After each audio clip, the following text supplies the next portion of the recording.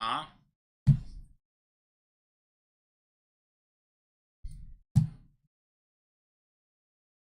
Forever? Summer is officially here, folks. It's time for fun. Hey, Dark. Mr. Breed. Not Miss. You know what? Mr. Breast. Fuck it. Who cares anymore?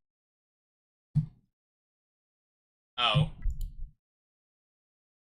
Type of gay motherfucker gets Discord notifications for his stream. You gay as hell. That's a problem on you, bud. You a batty boy.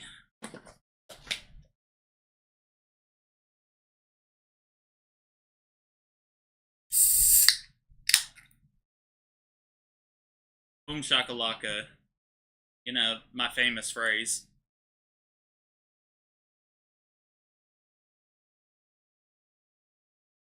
Mr. Beast just proved South Carolina is better than North Carolina. Because with his case going on, he hired South Carolina lawyers and not North Carolina lawyers. Y'all must suck up there.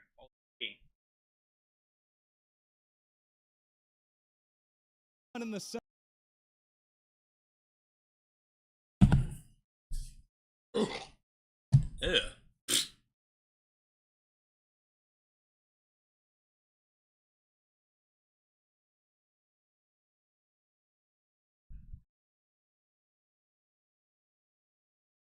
Just because you had to go to jail don't mean that they lame. Got arrested, fuck Lois.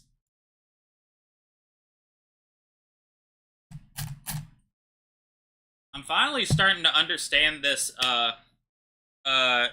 icy hot. Finally starting to understand it. I've been having a little bit of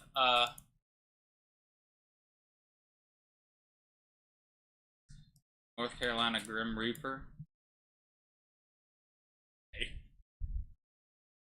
I'm gonna contact the baby and say you said that. By the way, is that cool? Go ahead and contact him and tell him that you said you the boss. He ain't shit. Cool with that? I'll also tell him you said, bet you won't come find me at Walmart, though. You cool with that? That good? Cool with that? Just make sure.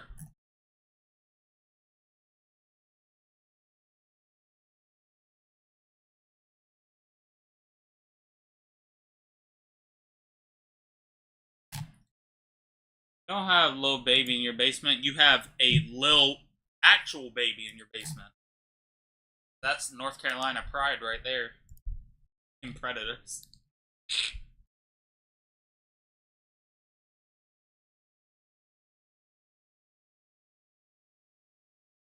How the fuck do I have 15 in this?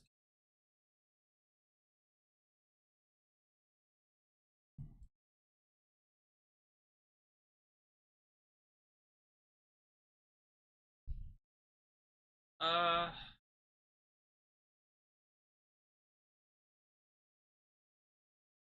I do need.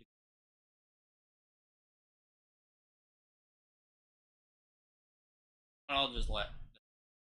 Fuck it. Or actually, not. Eh. Nah. Actually, yeah.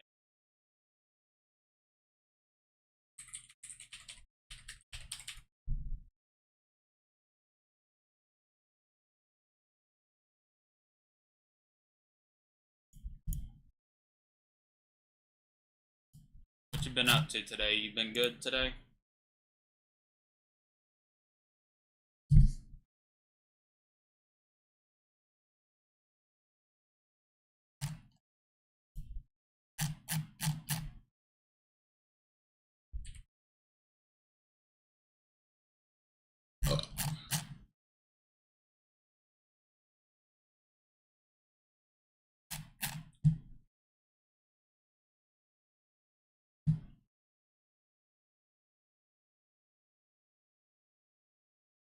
Oh yeah, nobody wants to talk to you. That is true.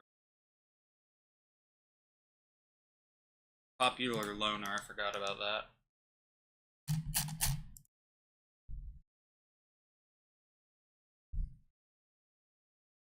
I think the funniest thing is, even though that is a meme, that people say, I actually kind of was.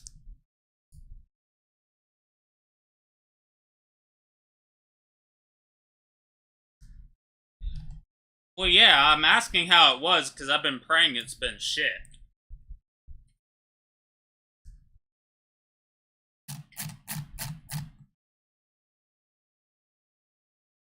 So I'm just trying to get a confirmation it is shit so I can be happier.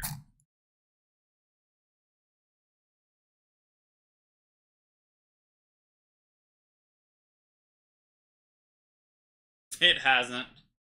You're watching a 4chan stream. And you've been up the whole night.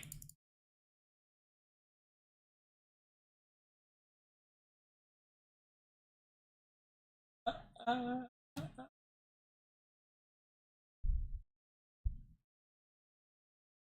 just put icy hot on my neck and that shit immediately started burning my neck.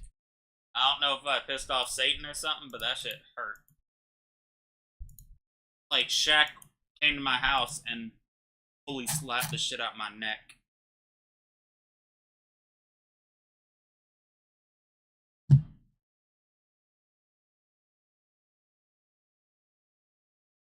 Then 11-year-olds? Why do you have that?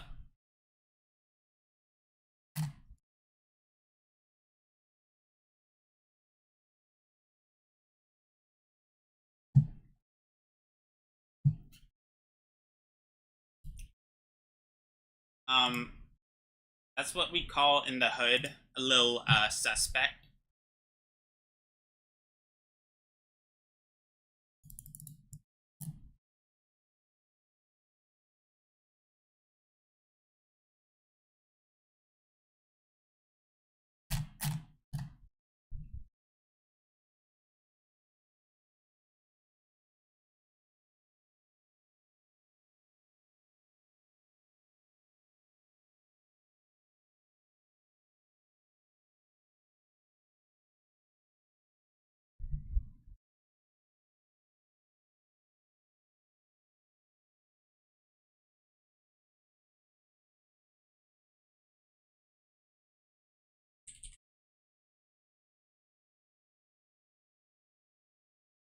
I would say no because I know the women that you find attractive are underage, so I'm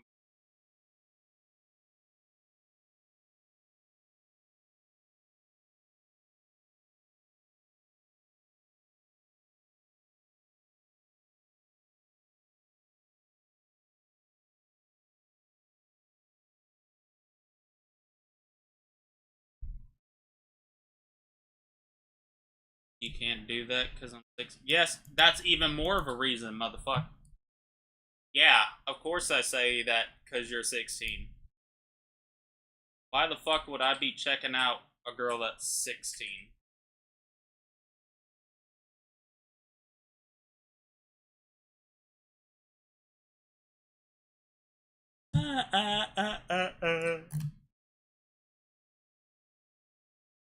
That's what I'm trying to ask you, because I know you ain't talking to me.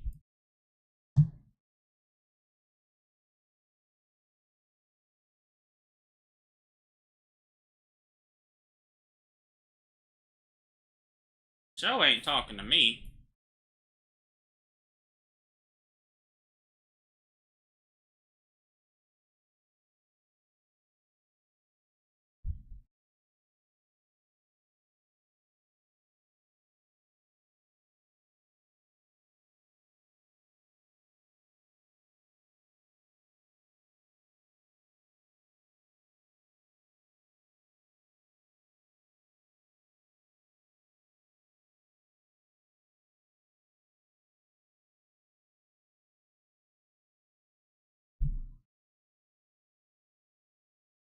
Dang, a dude just got arrested because he lured people to a field.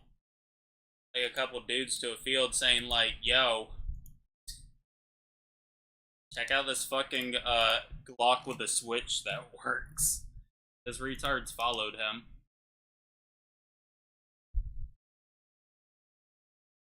I don't know. I think personally, me, if somebody was going to try to show me a Glock with a switch, I wouldn't go with them. Excuse me? The guy on TikTok who does what? No, I don't watch Predator, so I did not know. What are you on about?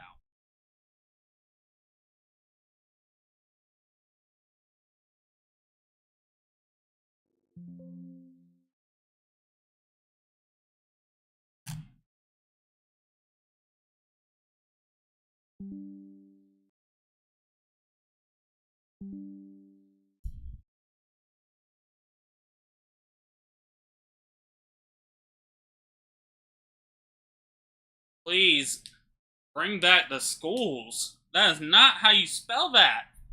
You're talking about food with your big ass.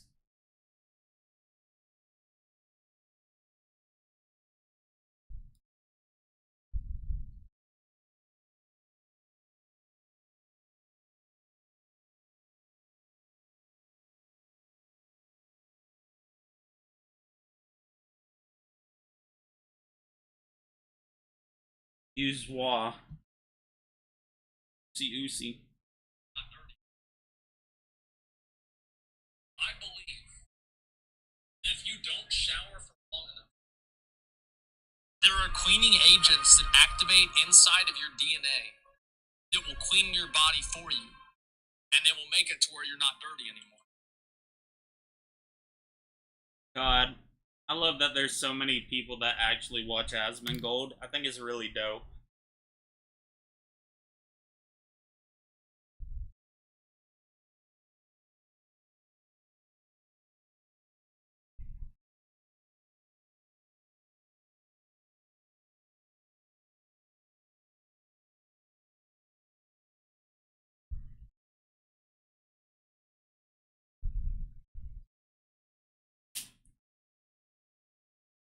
I'm surprised he isn't dead, I'm gonna be real.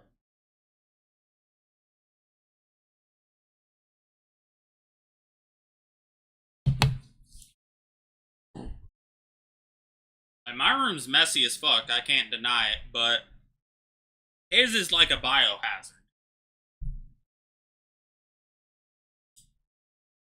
Ron James, boom shakalaka.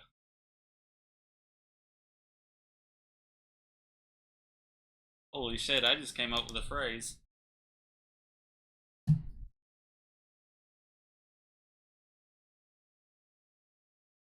I don't even like thinking about that anymore because I keep thinking of that AI version. I don't like that AI version. Freaked the fuck out of me.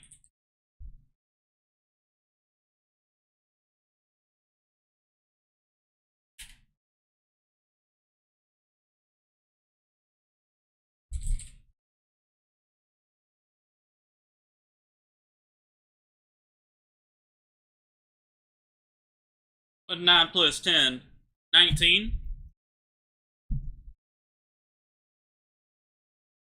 This is the alternate universe where the kid wasn't wrong. Why would you insert that?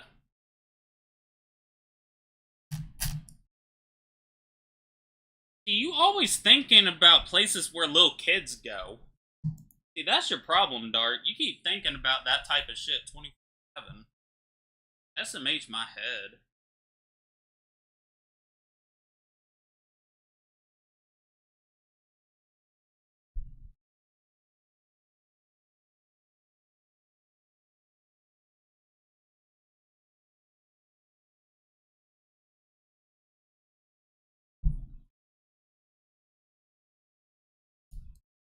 Well, yeah, when I watched that video initially, it freaked me out.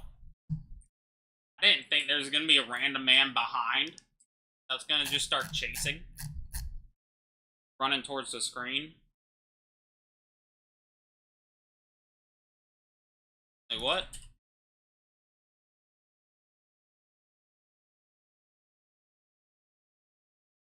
See, You can say that for me. You watch the SpongeBob roller coaster gif and say, man, I should bring my girlfriend here.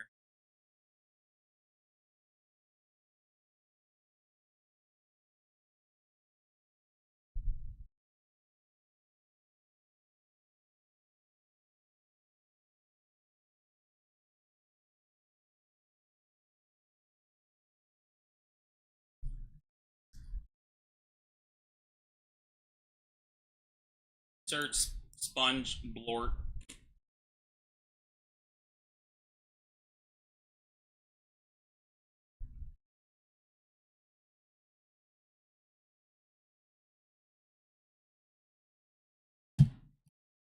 I still love my character. I can't lie.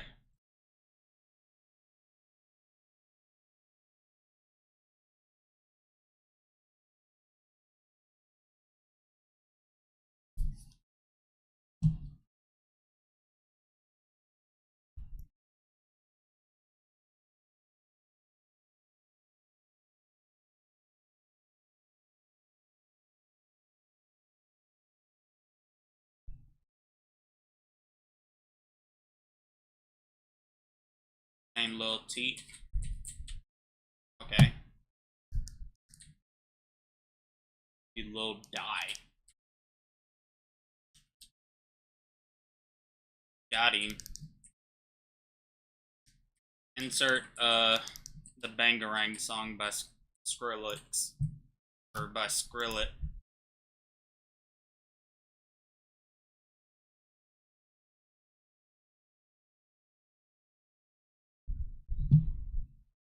No, I've not seen a video. See, you always watching videos with people little in it. Like, something wrong with you, man.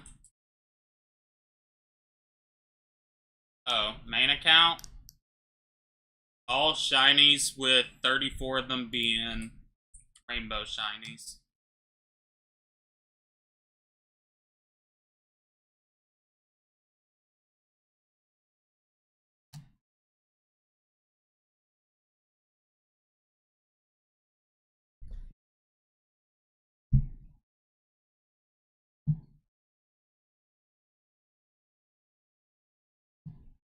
Great to. Yo, Jack. Glad you're here, Jack. Play my avatar. Got Galaxy.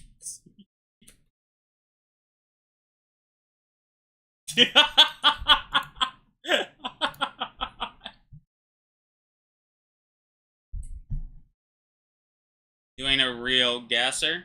Man, I have 15 computers right now with 15 displays of what is that shit called? Incredible Gassy playing right now. Dog, I entered the lobby and immediately.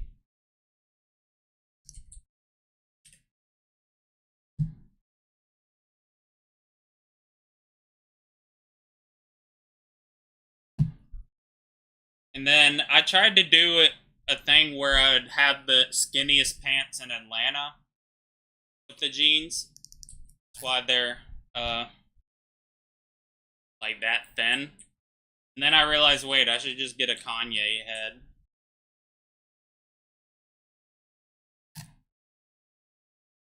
You're from North Carolina. You're just gonna clap back with, well, I like Hitler. And then just to win the ultimate guess. I'm sorry, I didn't mean to say that. But nah, Galaxy Gas is dope, and I hope the youth keep using it. Please. Like, you retards ain't even get to lean. Like, you ain't do lean yet?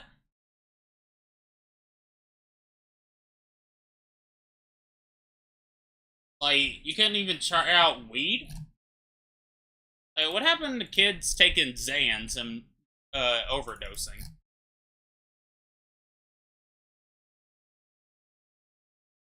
What happened to that first?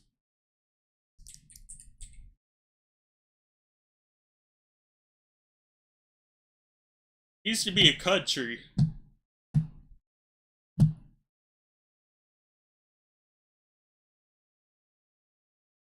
Funniest thing, the Coke is uh a lean with Coke.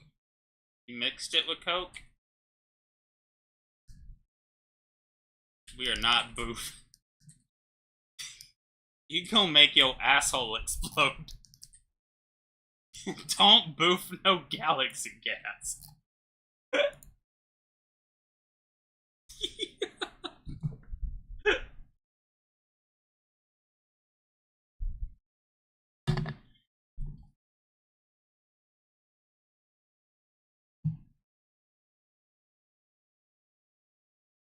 You know what I'm doing? For my homeboy in jail, I'm gonna boof it. I'm be like, I gotta go to the restroom real quick. But yeah, I gotta go too. Just sucks my. I ain't mean it. Wait, hold on. I know that ain't the price. What? Man, I ought to kill myself.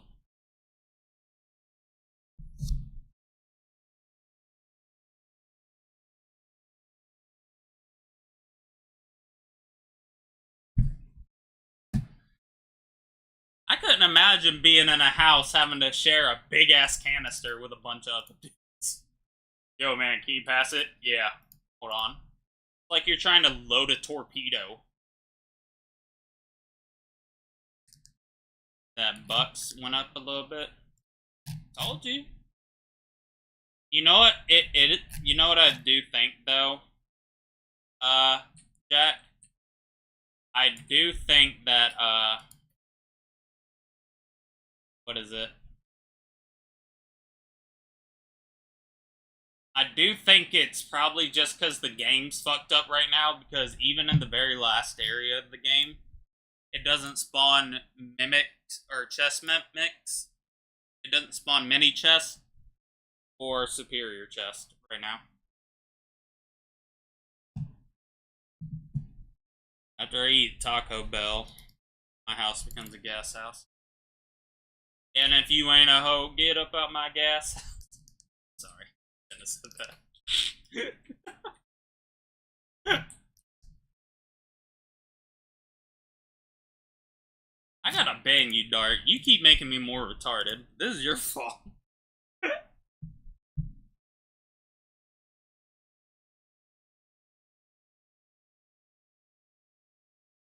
Holy shit.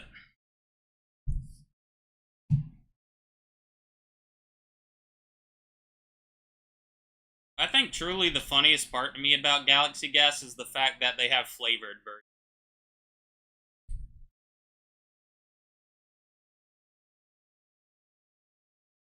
Yo, at NSA, he's sending me a gas pipe bomb. Yo, at Coca-Cola, at LeBron.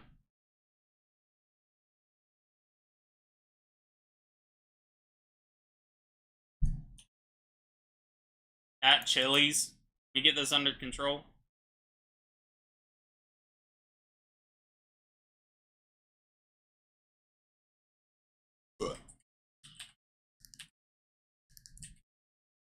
Dang, I really can't find motherfuckers that are, How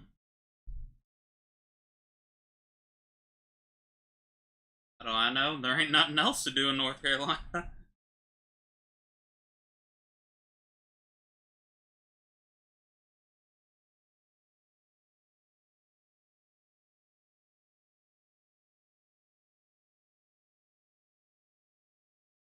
You are not Schoolboy Q.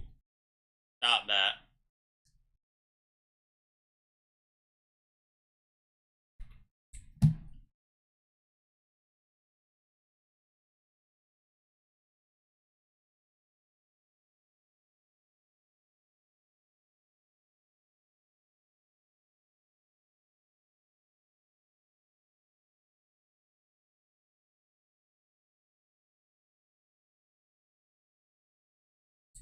Wait, he already got a rainbow shiny up? Oh wait, no, that's...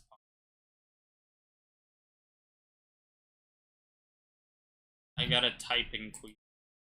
Chief queen.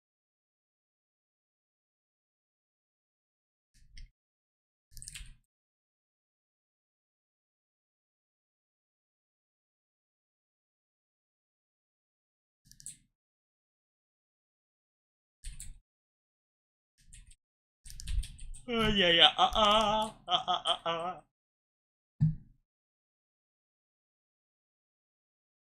I got everything. Oh, by the way, the reason the shit looks blurry is because I changed the setting in block strap. I don't know what I did, but now the pets are blurry.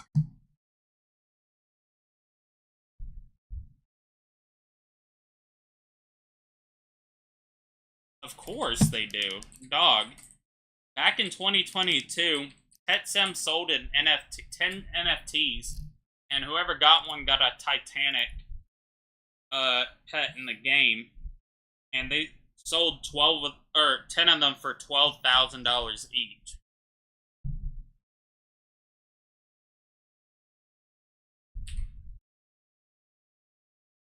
There are people with their booty hole pressed on the screen waiting for Titanics to drop.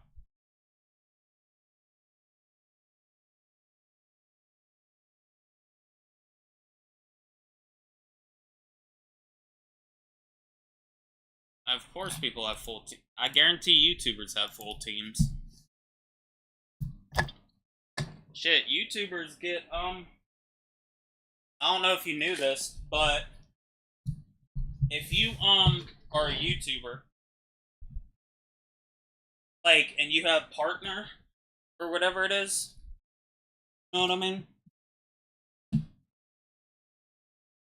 You're a YouTuber and you have partner, and you, and an update comes out, any update, I'm talking about the weekly update, and they give out a new hue, or have a new egg, you get 100 of them shipped to you, or sent to you in the, or just added to your account in general.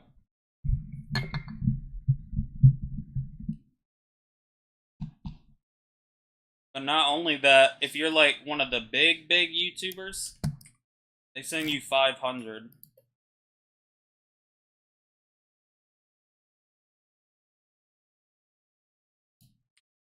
Yeah.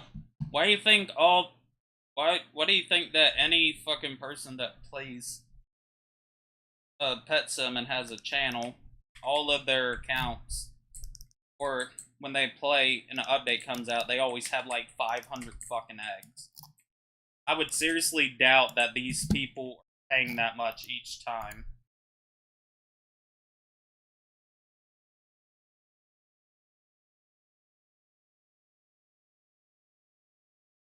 So,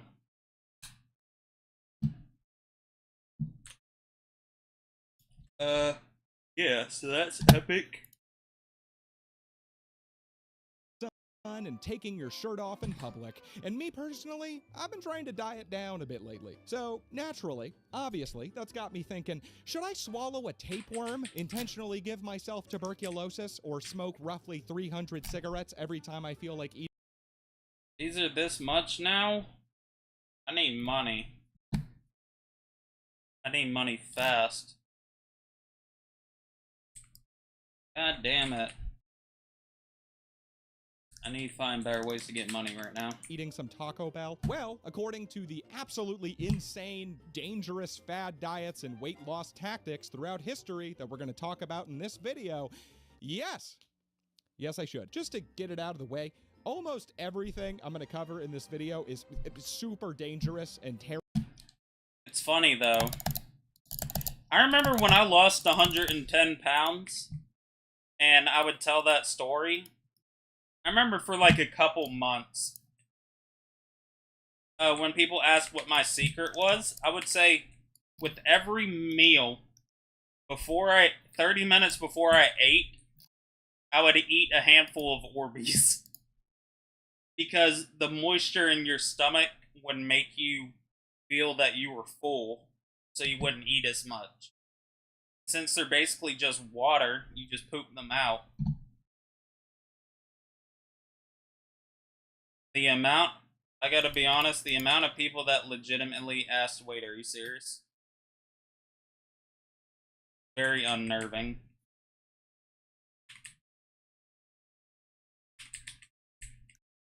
We're talking about my alt account, pussy.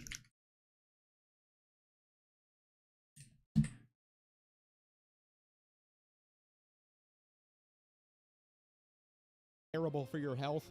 Absolutely do not try any of this stuff at home, okay? If you want to lose weight and be healthy, just stick to sensible, smart, and tasty options. The activated charcoal diet, also known as the charcoal cleanse or charcoal deep. Oh, I think Dark went on the charcoal diet too, but he said it was absorbed through the skin, so he kept going around in blackface all the time. Yeah, I know. You put it on your face instead. Talks. This diet instructs its followers to ingest charcoal throughout the day, in addition to just whatever the hell else you might already be eating. Now, before you go kick over the grill at your creepy uncle's barbecue and just start. See, videos like this is funny because, like, out of every place you could have, like, accidentally run into, you run into the fucking barbecue. Everybody's day. Downing flaming hot charcoal pellets faster than you can say, ow, ow. This isn't any regular old charcoal we're talking about here, okay? This charcoal is activated. Regular charcoal is typically made from a whole bunch of nonsense that often includes straight up petroleum.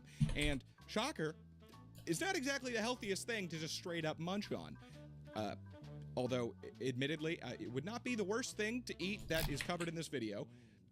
So, there's that. Literal petroleum. Not the worst. Activated charcoal, on the other hand, is typically wood, bamboo, or coconut shells that have been superheated by steam for a period of time, eventually turning it into a loose pile of carbon, or charcoal, that now has some special little corked up properties. Now, if you've ever partied with Charlie Sheen or myself... Some are saying that you're bipolar. Wow, what does that mean? I'm bi-winning. My God, I remember when that... Oh, I hated that.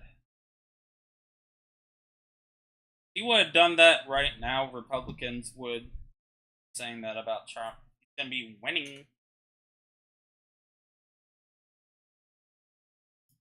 Yeah, super reaction. Super hate you. Super retarded. Super gonna die alone. I win here and I win there. Last time I took drugs, I probably took more than anybody could survive. You're clean right now. Sure. You see how I partied, man? It was epic. The run I was on made Sinatra, Flynn, Jagger, Richards, all of them just look like, you know, droopy-eyed, armless children. You may already be personally familiar with activated charcoal, as hospitals use it when you need to get your stuff.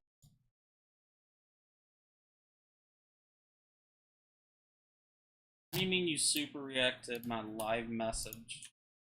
What does that even mean?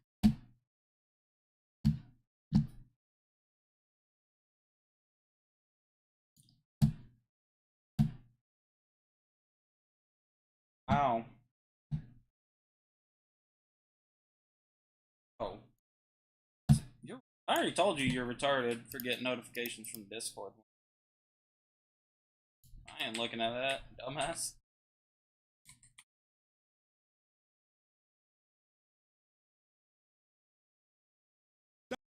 Stomach pumps due to what I like to call a good time, but is typically referred to by the medical community as a potentially lethal alcohol overdose. Whatever that means. This is because activated charcoal can suck better than Nancy Reagan. Not quite as good as your mother, though, of course. This isn't science fiction. With its surface area being covered in teeny-weeny whittle pores that suck up everything in its path, absorbing all those sinful alcohol toxins in your tum-tum and using their pores to restore your state before you tore through 44 Four Locos on the floor of a store like a common whore. We've all been there, at least once. It was Mother's Day. Damn, the fruit economy got fucked over. Damn. 2012 for me personally. And 2016. And 08, actually. Mother's Day is a tough time for me. So the thinking here with this charcoal diet is that if activated charcoal can zuck up all those Four Loko-based tummy toxins, it can also soak up all those other toxins that people like Gwyneth Paltrow claim we absorb every day by eating a Pop-Tart or thinking about a cigarette. And speaking of Gwyneth Paltrow, her, health company, appetizingly named Goop, Psychic vampire repellent. Guess who made? Oh, you had to type that though. So you did say something. Idiot.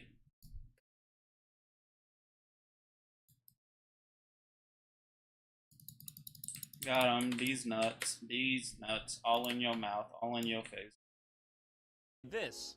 If you guessed famous actress Gwyneth Paltrow from such movies as Iron Man and Shallow Hal, you'd be right. Gwyneth Paltrow, who I'm sure you know who that is, has essentially been running a snake oil racket with her new age health and wellness company, Goop.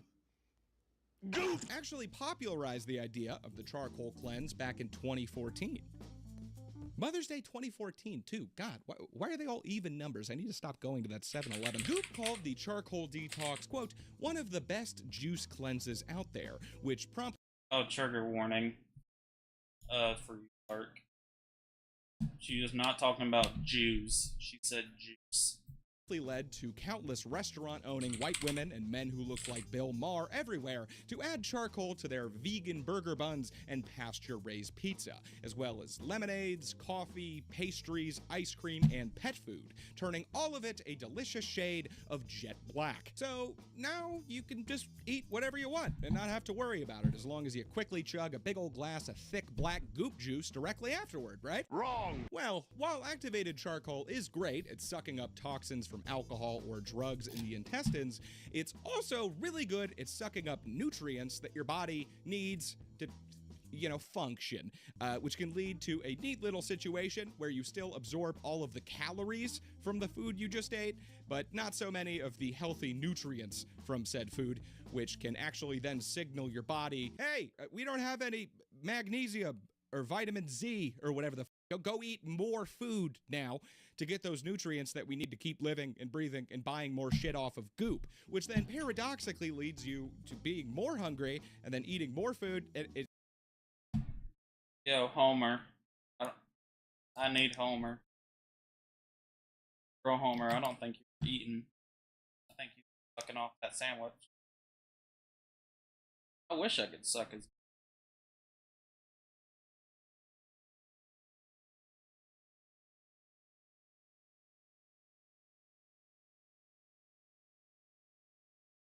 Oh. Forget.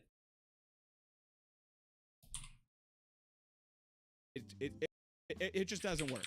Okay, surprise, surprise, Gwyneth lies, Iron Man dies, and drinking superheated wood ain't gonna do shit about those Burger King fries. Sarah, please, just let me see the kids again. Overall, dumb, doesn't work, is unhealthy. These are all pretty good markers here. Overall, I'm thinking A tier. Yeah, sounds pretty good. Or pretty bad, which in this case means pretty good. It's a real reverse, opposite day type situation going on. The HCG diet. First promoted in the 1950s by Dr. Albert T. Simmons, a physician from the make-believe land formerly known as Great Britain. Walk on YouTube. Now, of course, simply called kind of okay if you like ketamine, Britain. Why are you disrespecting me, bro? My mistake, original gangster. No, this cannot be forgiven. Speaking of fucking British people, I was in the Pet Sim server earlier. Like the big game server, and all there was fucking British people. Felt disgusted. Now empty the compartments of your pantaloons. For what purpose? The HCG diet is a very simple meal plan that prescribes a 500-calorie a day diet made up of 2 separate meals, both consisting of 1 protein, 1 vegetable, 1 complex carbohydrate, 1 fruit, and of course injecting exogenous hormones directly into your soft bits. And not just any old hormones did this diet prescribe, like, I don't know, testosterone or leptin. No, that would make way too much sense. And we've got to keep the body fat confused, you see, so we can That's what I did to your mom, Dark. I made that whore.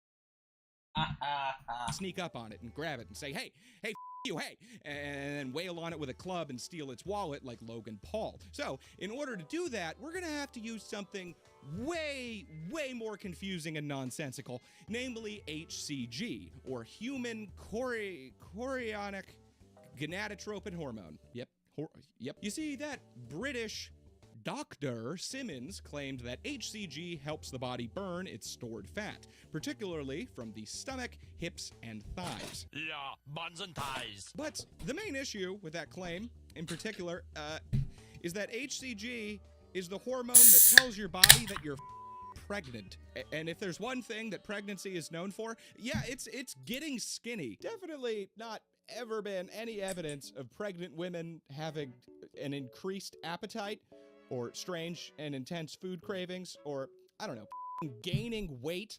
And it's incredibly well known that they all lose hella fat, especially in their hips, thighs, and stomachs. Yes, that's why all those celebrities keep getting pregnant in order to maintain their figure, right? Also, what even happens if you're a man and decide that this diet is the one for you? Like, what if, hold on, I gotta look this up. Okay, so apparently, when a man is injected with the hormone that tells women that they are pregnant, HCG, it, for some unholy reason, actually increases their testosterone and improves sperm production.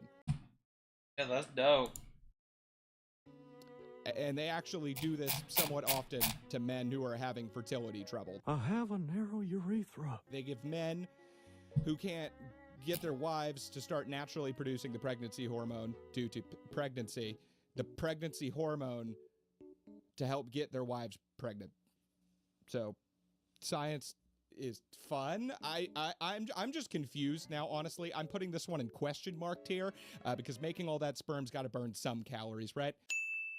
Tell St. Peter at the Golden Gate that you hates to make him wait, but you just got Smoking diet? Yeah, that is pretty good. Ah, yes, the 19...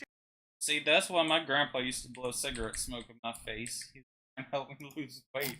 19 and 20s. Fat is out, thin is in. Flappers are flapping and fat cats are a-crapping their pants because the market is up and waistlines are down. I said weight loss is the new kid in town. A pretty face with a skinny waist and no more round thing in your face. I like my coffee scrambled, my eggs black, and my women flat as a pancake. And you can call that a balanced breakfast. That's what Mother always said.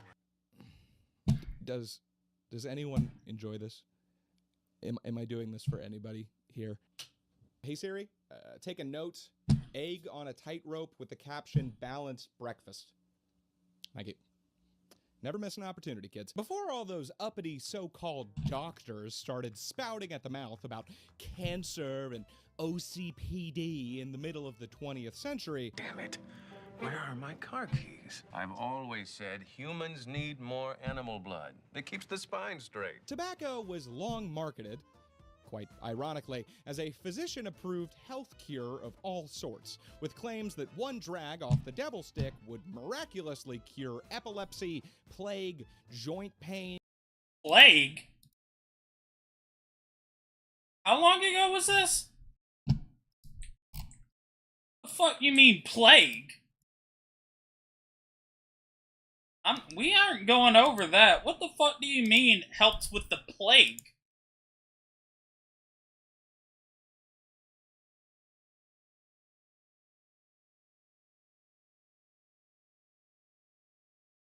The plague of 2000.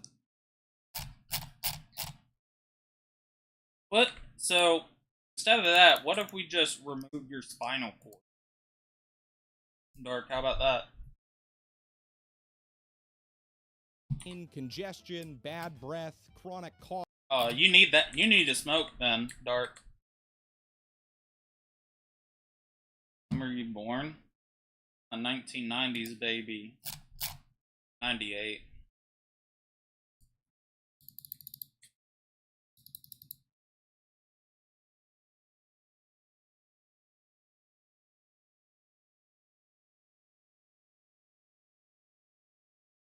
I'm not taking shit from somebody that was born after the iPhone came out. Okay? That's all I gotta say to you.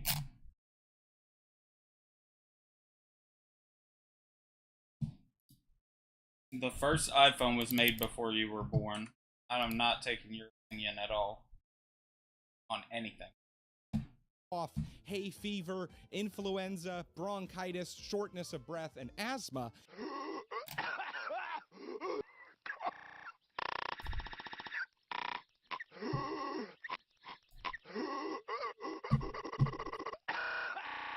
Stretching all the way back to the 1500s. Now, you may notice that at least a few of those, like asthma and shortness of breath, for example. I tell your mama that too. I'm like, damn, you got a lot of asthma.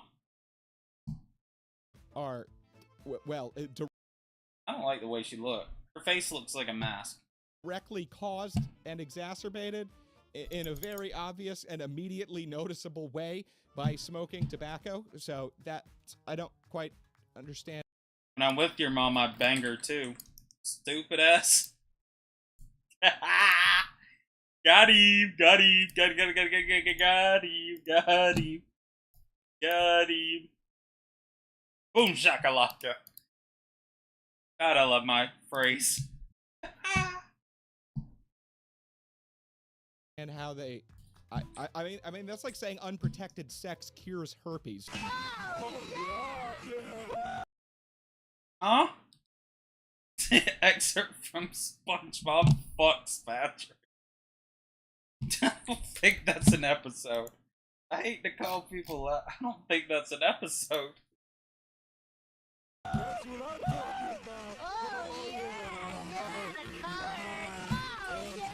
Some companies even sold what they marketed as medicinal cigarettes in the late 19th and early 20th centuries, with ads like this one for Dr. Blosser's medical cigarettes. Maybe that's why a lot of the very, very older people in our generation are retarded. Because I guarantee that like hospitals where parents get, like the doctors that help with like caring, like giving birth, the doctors that help with that, guarantee they were smoking. They're blowing smoke hole in the bitch's face. They're like, hold on, let me check your vagina. Going to hell. I'm sorry. Making such courageous, medically accurate claims as sudden, violent asthma attacks quickly relieved by warm medical vapors from Dr. Blosser's medical cigarettes, which penetrate clogged breathing passages, loosen phlegm, relieve congestion, and soothe irritated membranes. And this ad by Joyce Cigarettes going all the way back to 1884, which claimed they provide, quote, immediate relief in cases of asthma, wheezing, and winter cough, and a little perseverance will affect a permanent cure, which is, well, technically true. You can't really wheeze too much when you are dead and all. Our cigarettes are Must have been dope to have anger issues back in those days. You could literally kill your entire family and just move one state over, and you would never get caught. universally recommended by the most eminent physicians and medical authors. Agreeable to use, certain in their effects, and harmless in their action, they may safely be smoked by ladies and children. And of course, this ad with a giant doctor on it that starts with the very unprovocative phrase, "Give your throat a vacation," which is apparently marketed at Nancy Reagan and your mother. Famous mouthwash brand Listerine even tried their hand at a cigarette specifically made to treat bad breath in the 1930s with Listerine cigarettes. Now, my thing is, these company, like Camel, like the company Camel that does cigarettes. My question is, did they know these were bad? Or did they genuinely believe the shit too? They're like, these gotta help people. Look.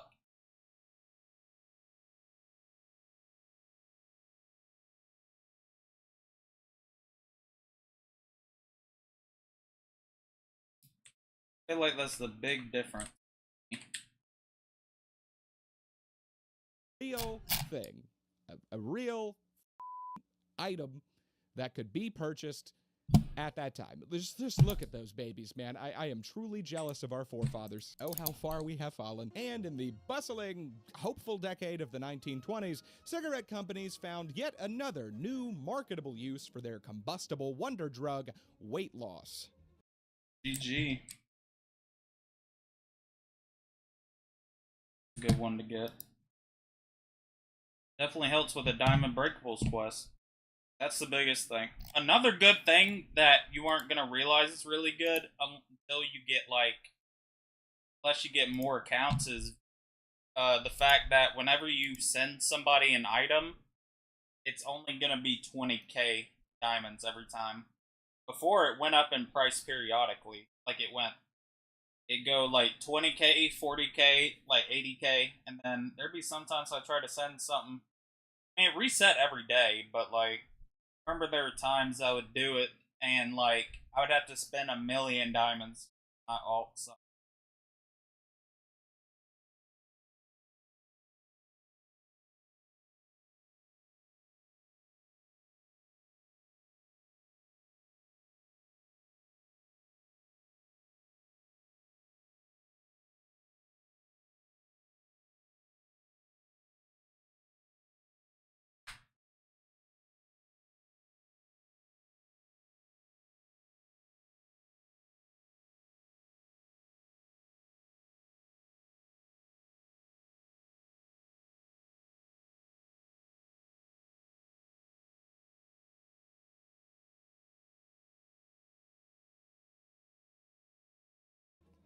Which, again, to be fair, is...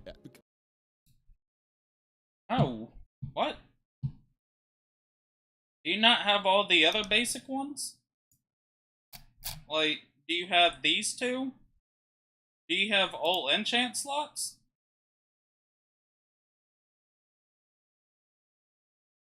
I'm gonna be real. Double stars should be the absolute very last one you buy. That is one you just buy because you're like, fuck it, why not? That is not one you get anytime soon. Like, that's one you get whenever you're just buying every Game Pass, no matter what it is.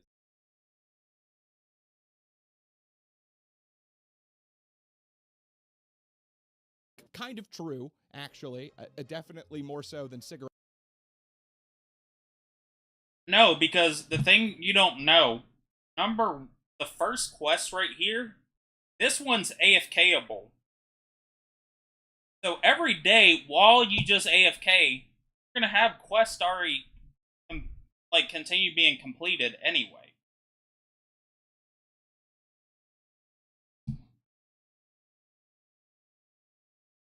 Know what I mean? Like, you're already gonna be getting shit. And doing that. It is good. I personally like it. I will say that. I personally like it. But before even having like 15 extra hatches, extra pets, and especially before having the 3 extra enchant slots, absolutely. No.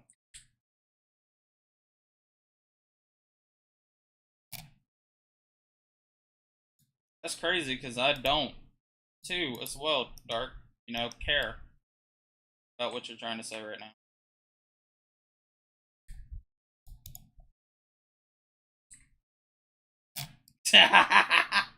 Let's see.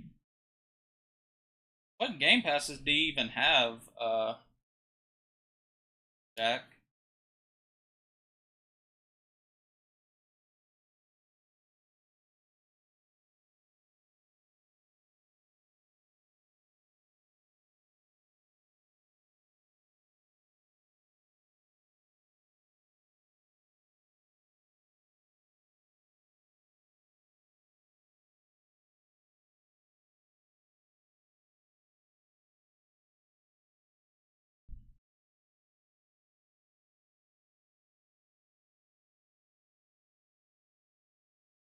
Just VIP? Alright, then absolutely. The next one, like, if you're thinking about any, make sure to get 15 pets and 15 hatches.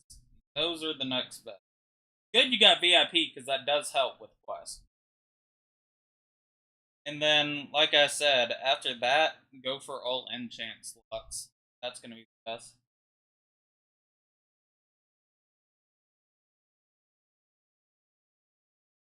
Wait, what'd you say, Dark? I muted your chats. I didn't see what you said.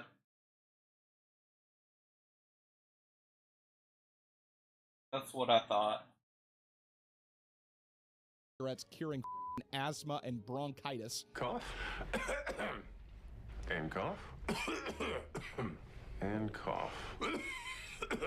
Okay, now let's start the examination. This is because, as every Skinty Queen high school jewel fiend veteran, such as myself, is well aware,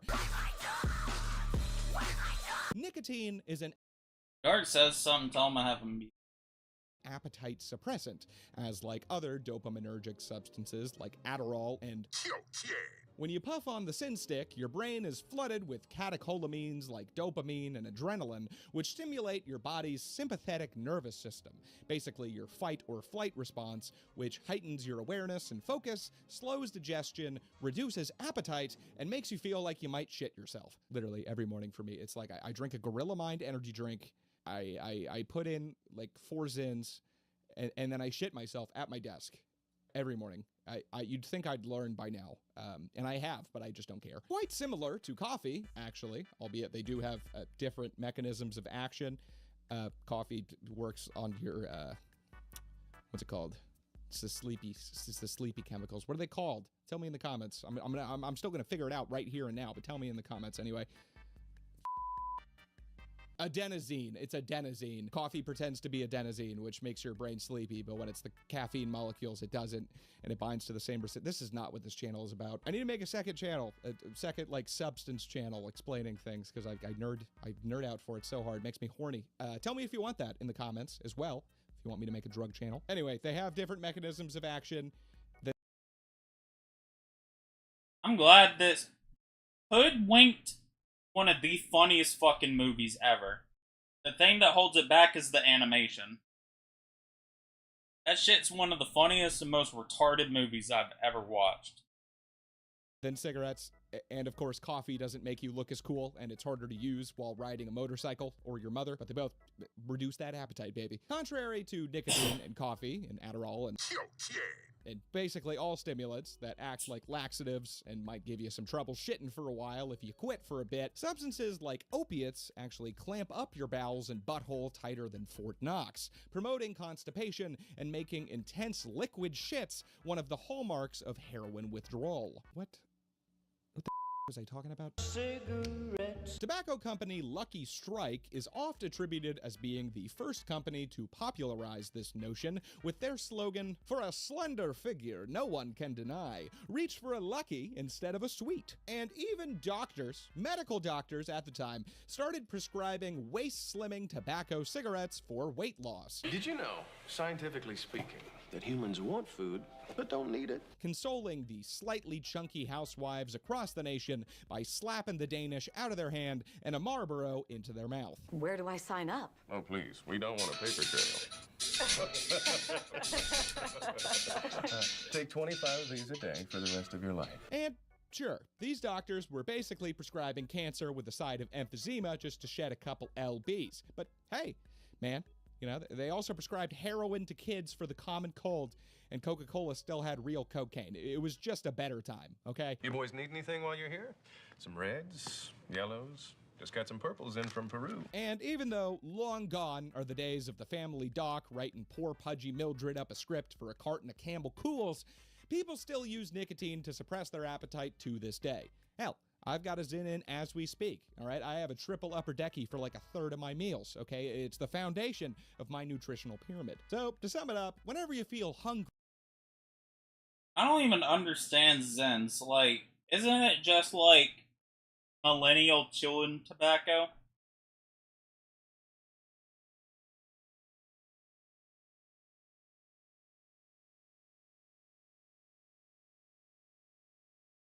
Or am I tripping? Don't do a stupid, silly thing like eat, stay skinny, and chain smoke, because nothing makes your face more gaunt and your teeth more yellow than a good old-fashioned stogie. Don't have that sandwich. Have a square, a dart, a puffer, a No, can't say that word on YouTube. Why do those silly, non-existent British hooligans have to ruin everything for everybody? S tier, obviously, for Smoke, smoke, smoke that cigarette. the cotton ball diet.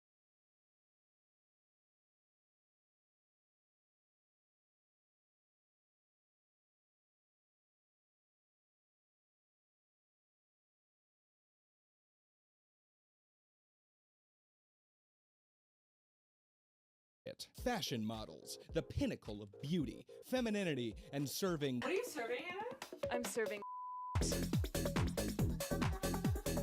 Several of the most insane diets on this list originate from the most insane genre of person, hot women. And who are the hottest women, according to magazines and society or whatever, I guess? Models. Katrina!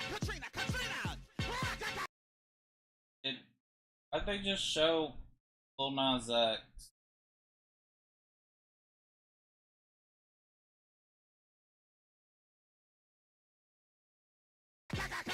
Which would stand to reason that they're also the most insane, given the transitive property and the fact that they started this diet. Definitely, it definitely puts some points toward that conclusion. Reportedly invented by, again, models in the late 2000s, the cotton ball diet is more of a Tide Pod challenge than a diet. Which, I mean, hey, you probably lose a good bit of weight only eating Tide Pods too, so you know what, S tier. The cotton ball diet, or CBD, as it is also referred to by me, and literally only me, because I think it is funny, involves literally eating balls of cotton. Who'd have figured, with the optional addition to spice things up a bit by dipping your balls in fruit juice or smoothies before placing them in your mouth and dropping them down the hatch. The idea here was to finally bring a valid answer to the eternal question, what if I could shove as much vaguely food-tasting stuff in my mouth as I want without actually gaining any weight? Could I just eat pounds upon pounds of iceberg lettuce? No, way too fattening. Wait, I got it. Brain blast. I'll just eat art supplies with a hint of lime. Brilliant. That's it, yeah. Great Scott. He done it! Now, we've all been in preschool before, okay? Long time. Alright, I got a new fat eating trend, Galaxy Guy. I'm fans of the show. If you go into too much of a high and you overdose, you won't eat. Should know how passionate I am about eating Play-Doh. It's just so nice and salty. It's literally got dough in the name. You make it into spaghetti and shit. They're really just begging for it. Honestly, I'm kind of surprised there's not a Play-Doh diet somewhere on this list, because I'd actually be so unironically down for that. I'm just going to go ahead and put that one in S tier too, actually. The point is, we were all 3-year-olds at one time or another. Okay, we've all swallowed a Mr. Potato Head arm or an old penny once or thrice. Take it away, Penny! All right, but once you get just a bit older, you know, after you hit like 17, that shit's got to stop. Okay, there's just no excuse for such behavior at that point. You have had more than long enough to learn what is and is not food, disregarding Play-Doh, because once again, they make that one really confusing. But if you want to act like a 3-year-old, getting the munchies during arts and crafts, all right, you know, go right ahead. But be prepared to receive the same comeuppance that sticky little youngin' is also going to receive. Because unlike that toddler's parents, when his insides turn into a shag carpet, you're gonna have nobody to sue but yourself, okay? Actually, well, then again, this is America. I forgot you can actually sue anybody for anything, but your insides are still not gonna be very happy, was the main point there. Yeah, just shockingly, eating cotton balls turns out may not be the super healing miracle cure-all that you might anticipate, as besides the usual malnutrition caused by cotton balls not being food, and therefore literally having less nutritional value than eating a leather boot. If you follow the CBD, you can also expect to experience digestive tract blockages, severe dehydration, damaged internal organs, bowel obstruction, which can lead to extreme pain, the death of parts of your intestinal tract, or the death of, well, yourself. And on top of that, if you're I can see it. You'll also be wary of taking in toxins from these sinister, squishy spheres, because cotton balls are typically dyed in bleach. So, what did I say? Tide Pod Challenge. Full circle, baby. In short, more than even almost all the other insane, harebrained weight loss schemes in this video, do not try this. Seriously. And with that being said, S tier. The Sleeping Beauty diet. In stark contrast to her cousin, Restless Ugly, Sleeping Beauty is, well, beautiful.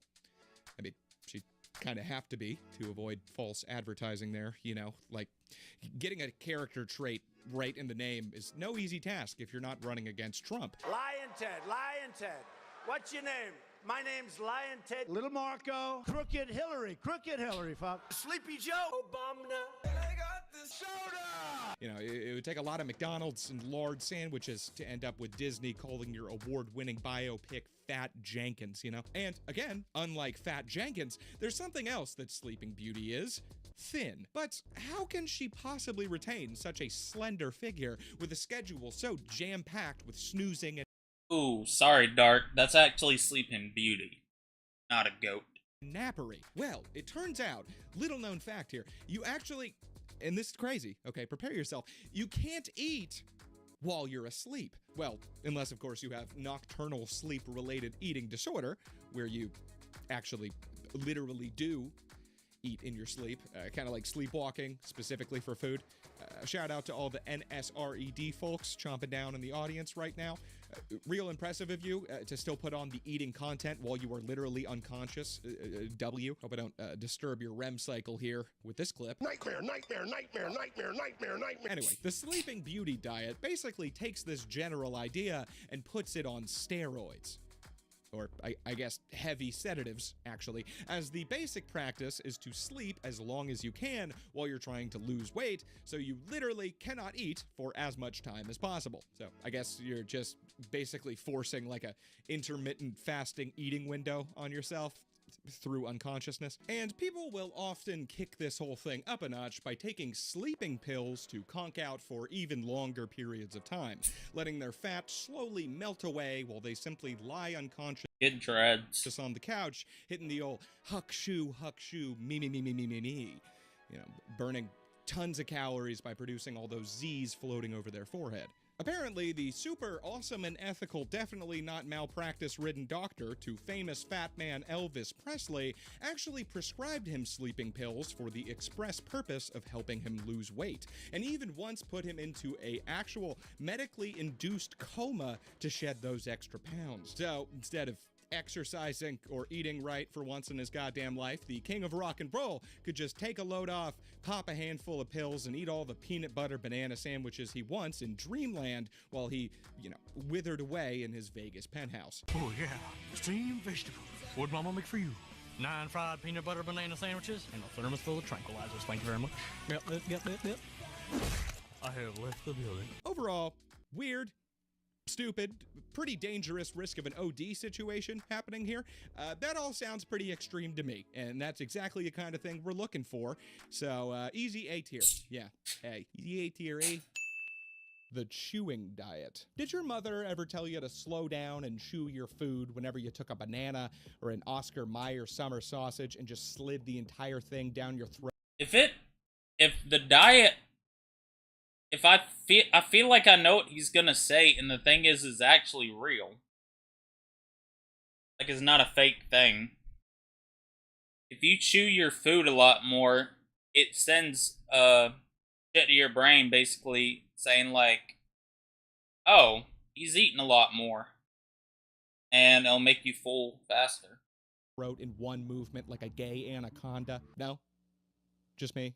I'm the only one that enjoyed playing homosexual Cobra at the dinner table. Stop lying, guys. Come on, guys. You know what I'm talking about here. We've all pulled a little fruity viper at least once in our lives. A little bisexual black mamba. Stop lying. Well, there's no room for a little queen snake with this one, okay? Because the chewing diet is all about, that's right, you guessed it, hardcore street drugs. Peter, what are you doing? Crack? What the fuck? No, that's a different one later. This one's about chewing, I guess.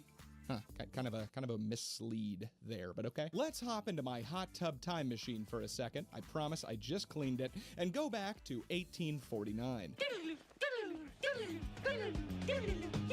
This is the fine year of our Lord that one Horace Fletcher, a man who would come to be known as, I swear to God, I'm not kidding, the Great Masticator, was wrought upon this world the way that we all were, screaming and covered in viscera. And even though he didn't even have any teeth yet, this baby was about to change the way people chew forever. The wee baby Fletchy grew older, eventually leaving home at 16, and as he aged, he developed all kinds of tummy trouble, indigestion, acid reflux, constipation, you name it. And he got fat, very fat, just obese, rotund, a real big, thick boy. And Fletcher, one day, you know, he took a good look in the mirror and said, dang, fat as I guess I need to chew more or some shit. And that, my friends, is exactly what he did. He chewed a lot more, a whole lot more. And I don't mean Grizzly or Copenhagen. Okay, regular chewing your food. Fletcher started chewing, and he did not stop. He chopped and chewed each and every bite of food until it was literally, in his words, a liquid before swallowing. A process that he said usually took between 32 and 100 bites per mouthful. I would just say 25. Doing 100, you were Mouthful of food, not meal. And through this incredibly thorough mastication method, he eventually managed to go from fat to fit hunk. But he didn't stop there. Fletcher truly believed that most modern medical maladies were brought about because people did not chew their food enough. I mean, this is a man who apparently once chewed a green onion 722 times before swallowing. I don't think you have to chew your refried beans that many times. It doesn't really make sense. It's unnecessary additional work for your jaws. Think of your poor TMJ muscle. Okay, go ahead. Chew like that. Chew like that all day. And he felt he had to get this miraculous message out to the rest of the world. Beginning in 1886, Fletcher began publishing a series of books on the practice of chewing one's food until it was liquid before swallowing, as well as other various nutritional novelties, with titles like The New Glutton, Epiculture, the A, B to Z of our own nutrition, and my personal favorite, Happiness as found in Forethought minus Fear Thought. I fear the thoughts myself. Within these holy tomes, Fletcher laid bare his nutritional dogma, which he preached to an almost religious level. And reflecting this religious sentiment, he humbly called this ideology Fletcherism. And again, this is just chewing your food a lot. And he called it Fletcherism, like it's not just chewing your food a lot. And Fletcher soon gained a very large following of Fletchenites. Fletchians? I don't know what they're called. I don't think they had a name, but they really like this guy and his teachings. The admiration these people had for Fletcher and his chewing-based ideas was so intense, in fact, that it led to some publications labeling Fletcherism as a, quote, chew cult, which personally sounds to me like some sort of Scientology-esque practice run by Thomas the Train, but I digress. It was then that the public bestowed upon Fletcher the title of the Great Masticator, and in his sermon-like preachings of his bite-based message, Fletcher would often proclaim, "Nature will castigate those who don't masticate." Bars. Fletcher had bars. Fletcher and his followers took this technique of chewing every bite of food 32 to 100 times until liquid before swallowing, and once again, very humbly dubbed it Fletcherizing. And they even claimed that liquids that are already liquid, not food, like, you know, like chocolate milk and shit, must also be chewed in order to properly mix with saliva. For some reason. And Fletcher also made some pretty bold claims about the health benefits that this technique would endow. Fletcher claimed that his mastication methods would increase the physical strength that a man had while decreasing the amount of food needed to sustain said strength, and could, quote, turn a pitiable glutton into an intelligent Epicurean. And other than basically saying chewing your food good was gonna be the equivalent of going into that steroid machine in Captain America, Fletcher also claims that it would improve dental health, systemic health, prevent overeating, improve bowel movements, reduce constipation, indigestion, and GI trouble, and that it would even cure anemia, appendicitis, colitis, alcoholism, and insanity. And on that last one, you know, if I was walking like through the park or something and saw a mother chew an onion 722 times straight, my first thought probably, you know, would not be, wow, what a sane and well-adjusted individual. I'm going to let that guy babysit my kids and invest my 401k. No, you know, I'm probably going to think, wow, that guy's on meth. I'm going to let him babysit my kids and invest my 401k. But You know, that's just me. After raking in the cash on book sales and doing lucrative speeches on the lecture circuit for decades, Fletcher eventually became a millionaire off teaching people to chew their food. I am in the wrong industry, and quickly found himself in the upper echelon of wealthy, Gilded Age society, with people like Upton Sinclair, Henry James, John D. Rockefeller, and Mark Twain all lining up to try his newfangled mastication system. But these here fellas weren't just some lowly jug-blowing yokels trying to turn their food to pot roast flavored meat juice with 3 teeth and a bucket of hopes and dreams here. Okay, no, these were men of science, okay? And they demanded that Fletcher's theories be rigorously tested in the weirdest, most early 1900s way possible. Physiological chemist Russell Henry Chittenden invited the, at the time, 58-year-old Fletcher to Yale University to compete in vigorous tests of strength and endurance against Yale's college athletes in order to see if chewing his goddamn food had actually turned this 58-year-old man into the super soldier capable of besting fit, college-aged athletes in feats of athleticism like he claimed. Apparently, these vigorous tests of strength and endurance consisted of, quote, deep knee bending, holding one's arms out horizontally for a length of time, and calf raises. The real... Only the real, genuine tests of a man's raw strength and power here, folks. After these tests, the study claimed that Fletcher had lifted, quote, 300 pounds dead weight 350 times with his right calf. And that he had, I'm just not kidding, apparently beat every single one of these college athletes in every single one of their events at the age of 58. Which, how even 300 and... Alright, he's talking about college athletes. If they're athletes going to Harvard, that don't count. Those are fucking dorks. With his right calf?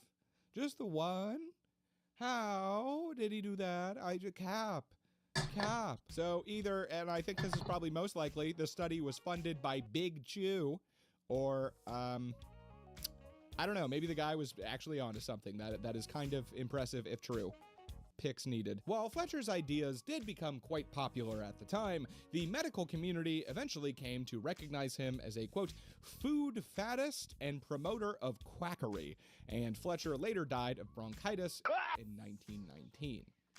So, sounds like you should have smoked more medicinal cigarettes there, bud.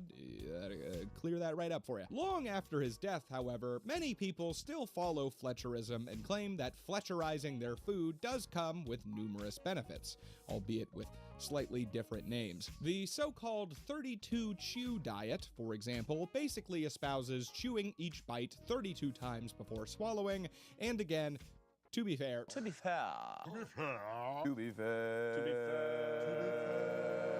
grain of truth. Eating your food incredibly slowly in this way is probably going to make you eat less. It's kind of gross, kind of unappetizing.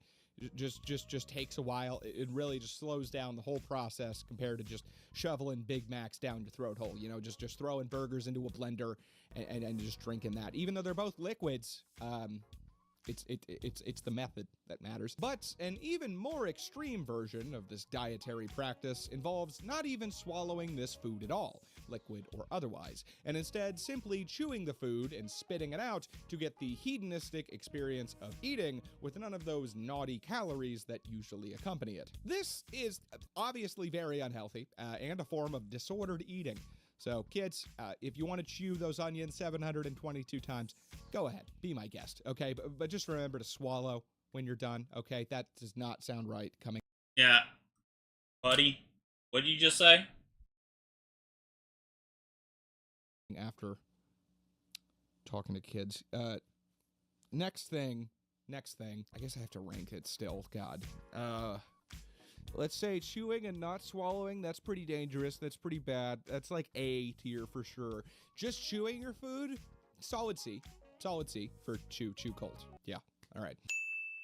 the vision diet. Seeing is believing. Santa Claus, the Tooth Fairy, Jesus Christ, I've seen them all in person with my own eyes, and that's why I believe. Vision is one of the most primal senses we humans possess. Our brains are hardwired to perceive color as emotion. Red means blood, aggression, fire, destruction. Yellow means taxis and weird-looking frogs and shit. You know what?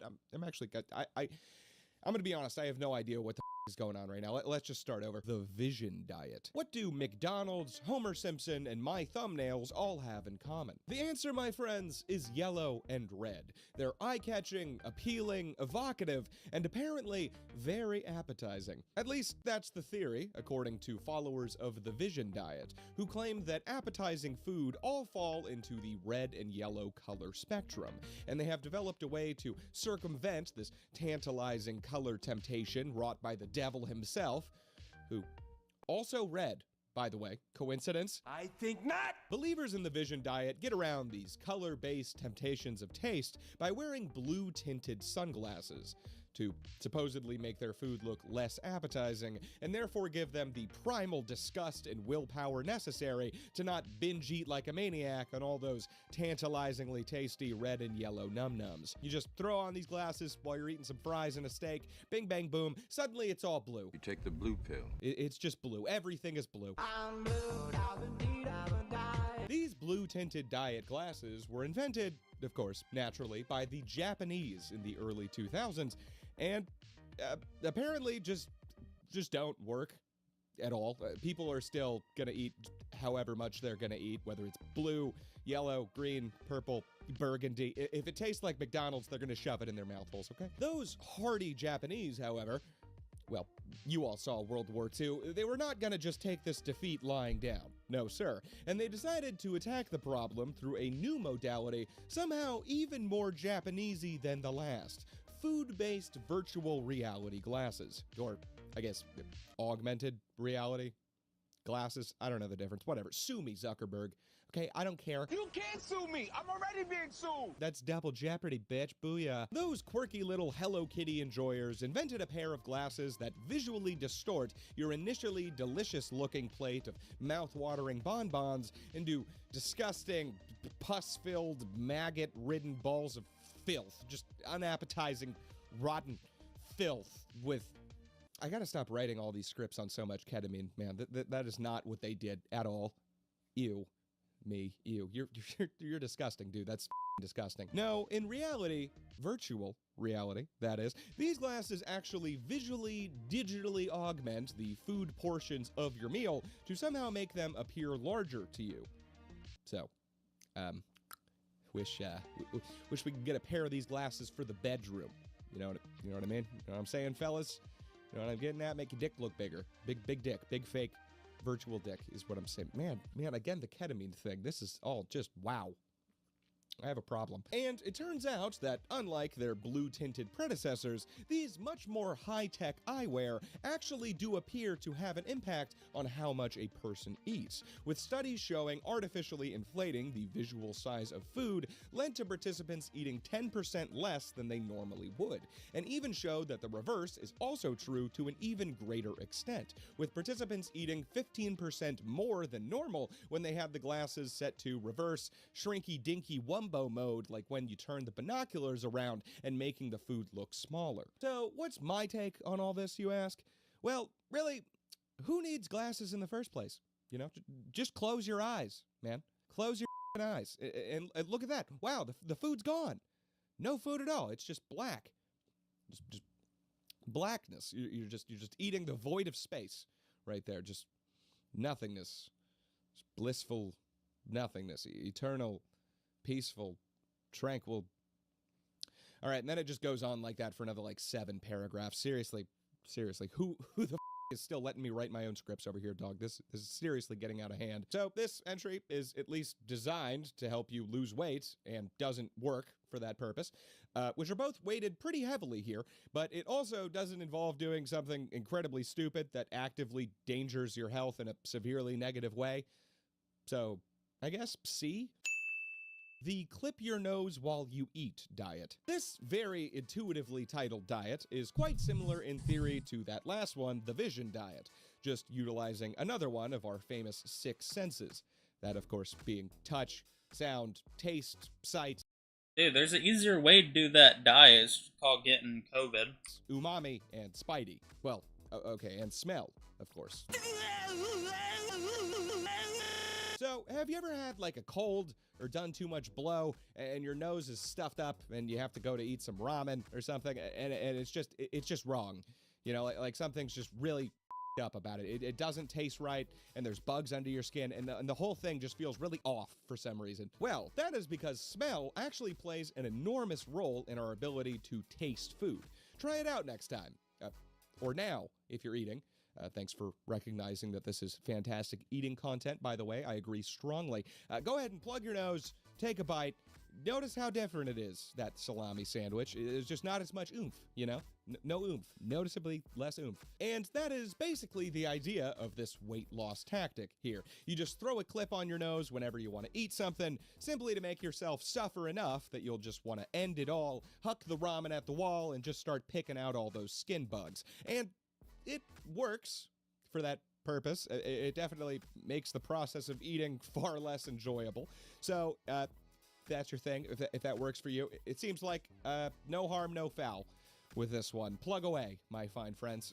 And hey, while you're at it, why not just double up? You know, just put on some of those virtual reality big dick glasses, throw that clip on your nose, and just really live the authentic Japanese culinary experience. I mean, they're thin.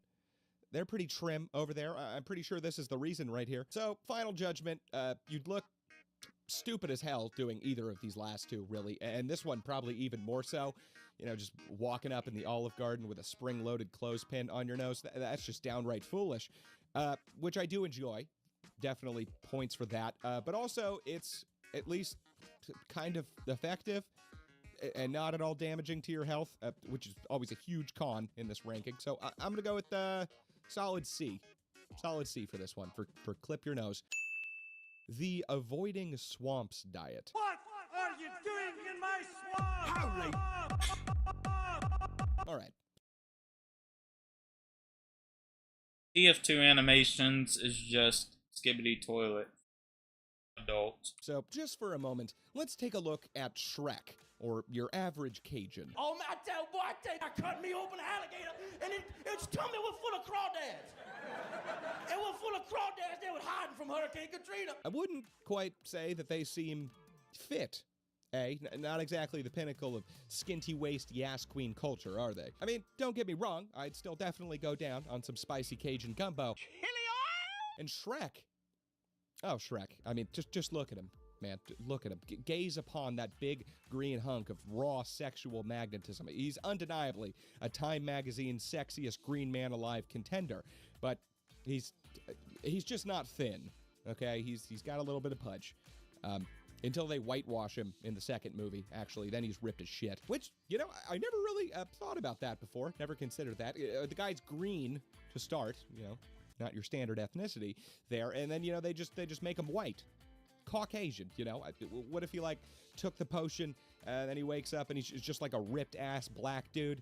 Or like a sexy Asian guy or something, you know, that seems woke. I mean, I guess he is like Irish or Scottish, I guess, verbally at least, Mike Myers and all that. So it does kind of make sense that he'd be white on that account. But we don't know for sure. It's all just a little presumptuous, you know. I mean, the guy's just an ogre. Ogres have layers. Well, centuries before Shrek was both love and life, going all the way back to 1727, a doctor named Thomas Short released a book titled The Causes and Effects of Corpulence, in which he made the very astute observation that people that live in swamps are fat. And to remedy this, Thomas's recommendation to these big-boned bayou boys was to, get this, move away from the swamp so they wouldn't be fat anymore. Man, I love my job so much. And this was, you know, I mean, the man's kind of got a point there, you know? It's almost certainly like a correlation versus causation thing going on here, but I'll take any excuse to tell people to move out of Florida. So S tier for sure. S for Swamp Daddy Shrek. The tapeworm diet. Yep. Yeah, no, you heard that right. And yes, it is exactly what it sounds like. The Victorian era was a simpler, better time, full of children, chimney sweeps, and legally abusing your wife. And it is also the earliest time when so-called fad diets, as we know them, were brought into existence. And they did so in quite an extreme way. As you'll see in a minute, they really dove straight into the cuckoo diet deep end here. The reason for the emergence of such extreme weight loss tactics first popping up in this time period was because this was around the first point in human history where the common man or woman could reasonably, somewhat cheaply, get good and properly fat as Before this time, obesity was a luxury relegated to kings and tyrants, harem-havers and hungry Hungarian heads of state alike. But now, with the Industrial Revolution creating the widespread commodification of food and leading to more consistent, unhealthy food choices becoming, well, possible to do, along with the erosion of balanced, culturally based regional diets due to the growth of global trade, people were getting kind of thick. Okay, long before Twinkies and McDonald's came into existence. As contemporary author Matt Fitzgerald described it, this modern cult of healthy eating is made up of innumerable subcults that are constantly vying for superiority. Like consumer products and commercial markets, each of these diets has a brand name and is advertised as being better than competing brands. The recruiting programs of the healthy diet cults consist almost entirely of efforts to convince prospective followers that their diet is the one true way to eat for maximum physical health. The specific cult whose science-backed shtick a person finds most convincing usually depends on his or her identity biases. Fad diets during the 19th century were apparently called foodie, which, God, I'm going to talk about the British again, aren't I? Lord, take me now. So, we all know that modern British slang is just the worst, just unbearable. Ting, rare tear tear. In it. It's obvious. In it. Benning. I'm bending over. I saw my guy the other day. Yo, he had me benning. Chirpsing. When you talk to a bird, you chirp. Adam. I don't Adam believe. Yeah. I don't Adam ya. I think that's how I could use it. Mate, there's gonna be some Barney when he comes. Apples and pears. Everyone knows this one. Even the Americans know what going up the apples and pears means. It basically means apples and pears, stairs. So I'm gonna go up the apples. Oh, Alan Wickers. Don't get your Alan in a twist. It's quite funny. She was lovely, but she had no Allens.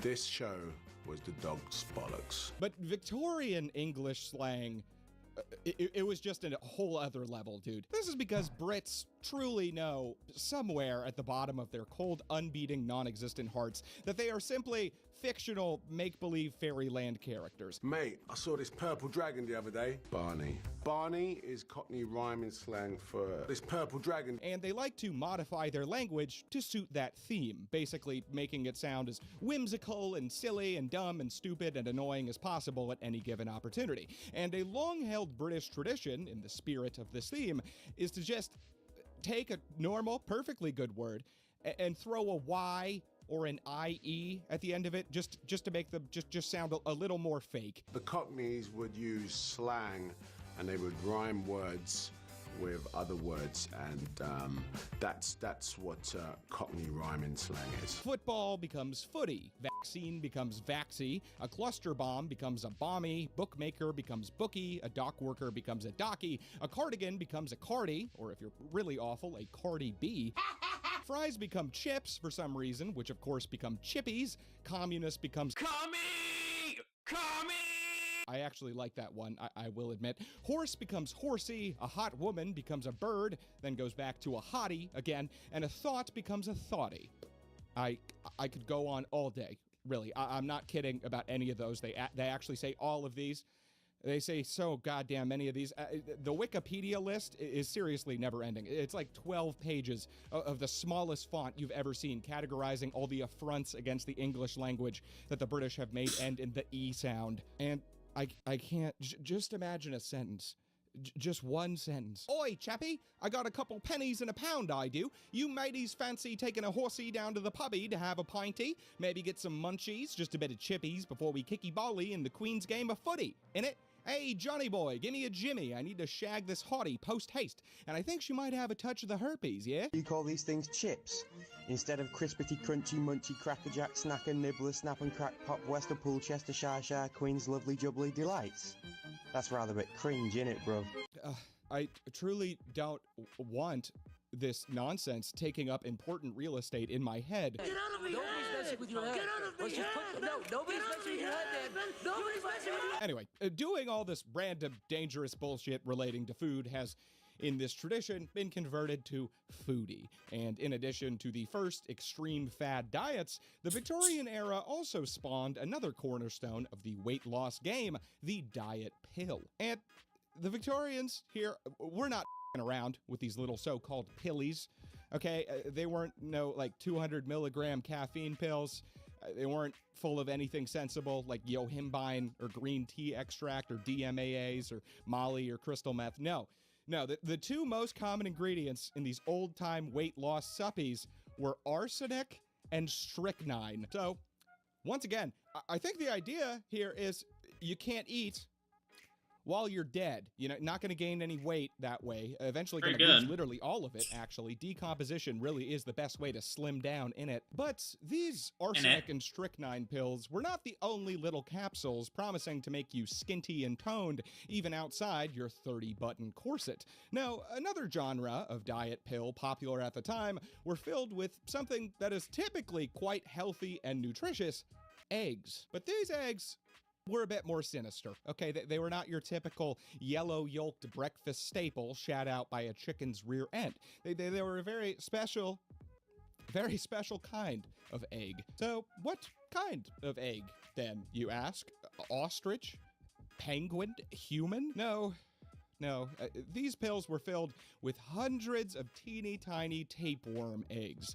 And these poor, pudgy Victorian-era maidens were so desperate to lose those extra pounds that they'd spend a very good chunk of their meager wages working as a seamstress and slowly losing fingers to the hemming machine to buy some of these pills and pop them down the hatch in the hope of growing a literal parasite in their large intestine. That was the goal.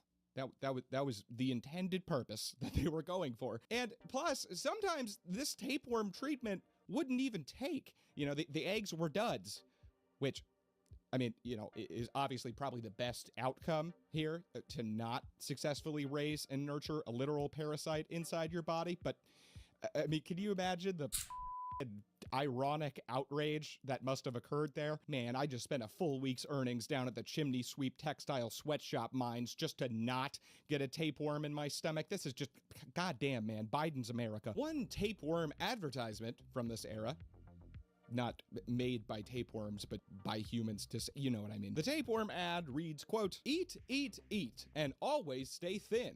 No diet, no baths, no exercise." No baths? What the I don't think tapeworms act as deodorant. Why the hell does it say no baths? Ah, yes, of course, because bathing in a shit ton of different substances, such as wine and vinegar, was also a particularly nonsensical weight loss method back then.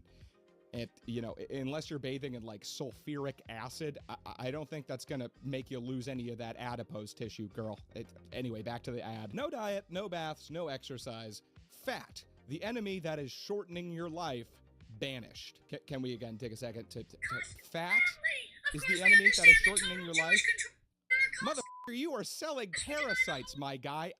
Okay, back to the ad. How? With sanitized tapeworms. Jar-packed, friends for a fair form, easy to swallow, no ill effects. So, I don't know. The way I'm interpreting this is that there are jars of...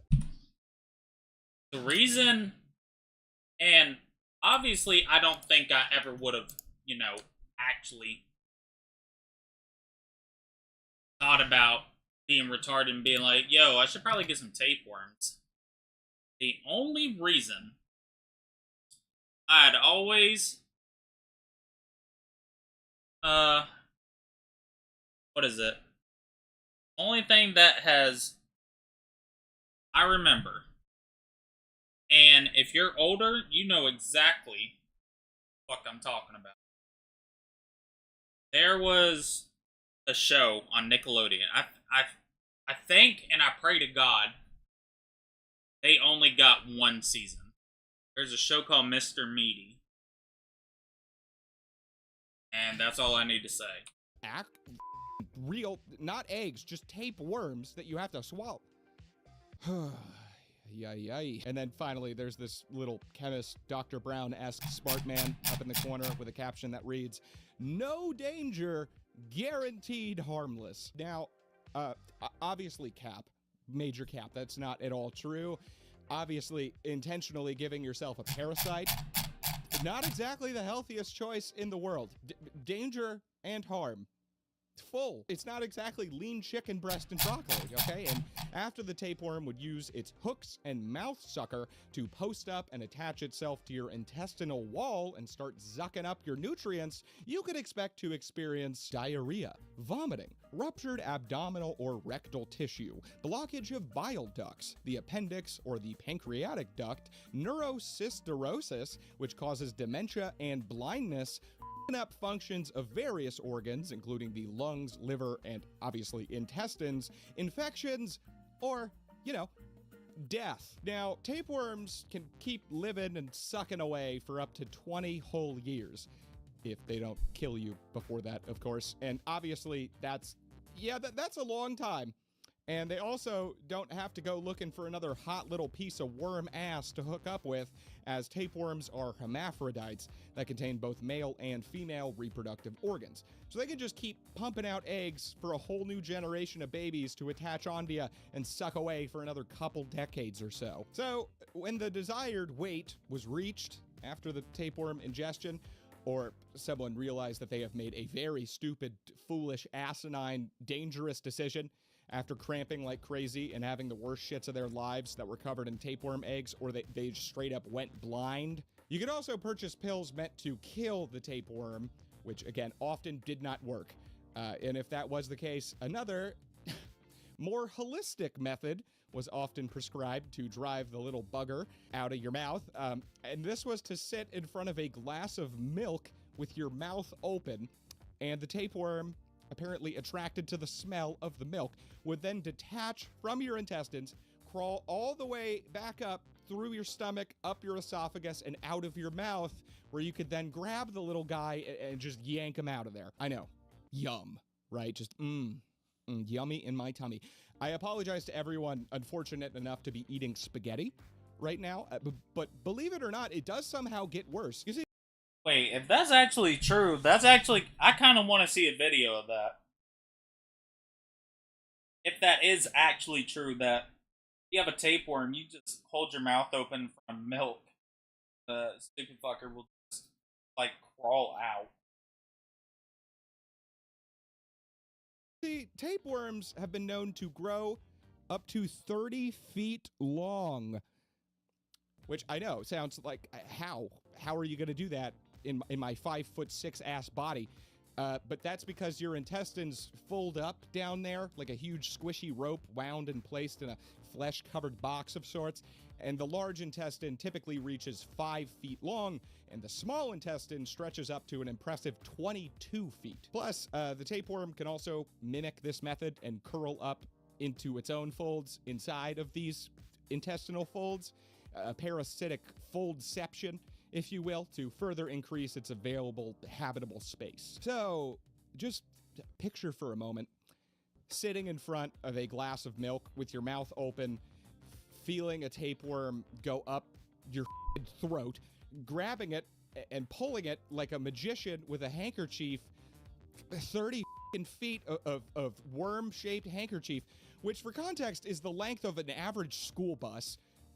Just pulling a school bus-sized, tape-shaped, wormy parasite out of your goddamn mouth. Just imagine how long that would take to do. And now, as delightfully disgusting as that image all sounds, it kind of appears to me like it wouldn't... It sounds fake to me, right? I mean, like, what? The tapeworm is just going to detach from its already sufficient, ready-to-use source of food just because it somehow smells some milk with no nose, and then it's going to go all the way up and out of your mouth. I don't think that it sounds like it. No, I don't think that's going to happen. But even if it's not coming out that way, It's still got to come out of one end or the other, you know. So now just shift to picturing shitting out a school bus-sized tapeworm.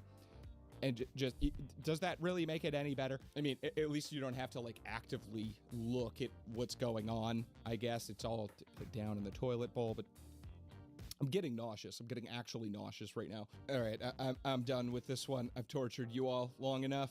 Intentionally growing a parasite inside your body just to get that summer look, toned abs and whatnot. Possibly the stupidest thing in this video and an obvious S tier.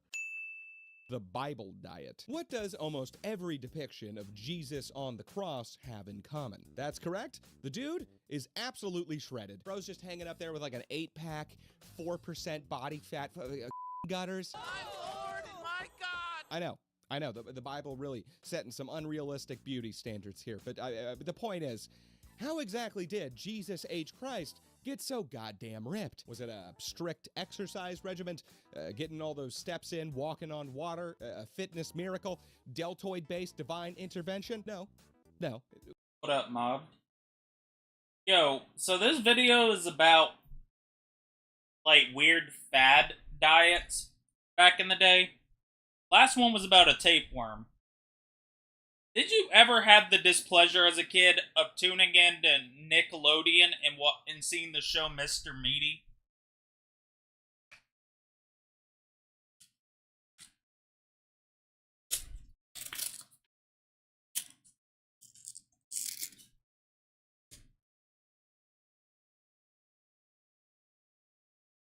Or no? So, alright, this can be very...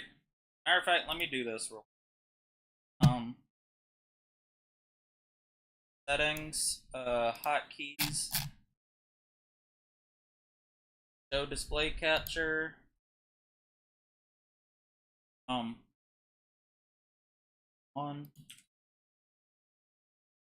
apply. Okay, so, okay, cool. Because I want to show it real quick, but I also don't want to have my screen open when I type in Mr. Meaty on fucking Google.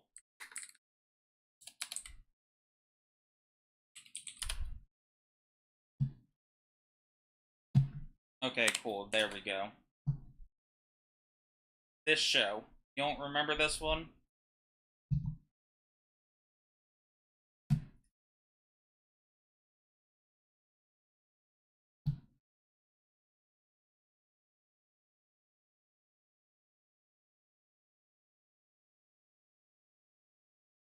So it's basically this. It was a sitcom, right? Where literally it was just two puppets that worked at you know, at the mall, right? Something was very dark about this show, and I remember. I'm gonna look it up now. Literally the first thing, tapeworm. They had an episode where one of the guys got a tapeworm, right? Look at this. She's a fighter. Oh, I'm real in your hand. Oh, yeah. Come on, baby. Oh, she'll get tired. Don't worry, Parker. Yeah.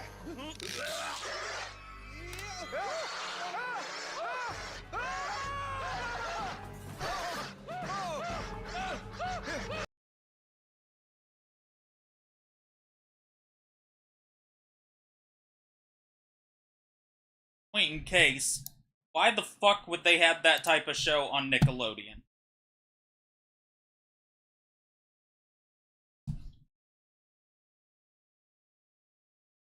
That show petrified me of being scared of ever getting a tapeworm. Because I legit thought they were that, like,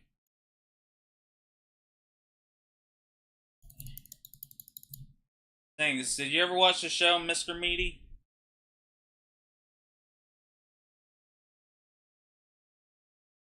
none of those silly, ineffectual methods. No, Jesus. Good. I'm glad you didn't. Just like Adam and Eve, simply ate. Crazy how the very first sin was a woman who ate. Oh, Zanks, I'm glad you're here. Eat my avatar. Let me know how I can improve, right? So we got the galaxy gas in the back, right? Got the skinniest pants, or the baggiest pants in Atlanta. And then, what we feeling? Feel about the avatar?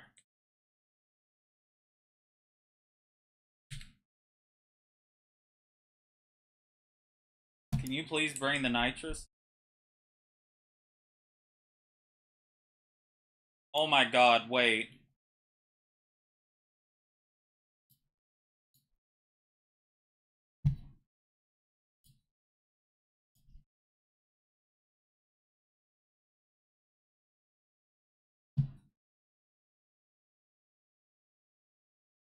Gib Diddy toilet?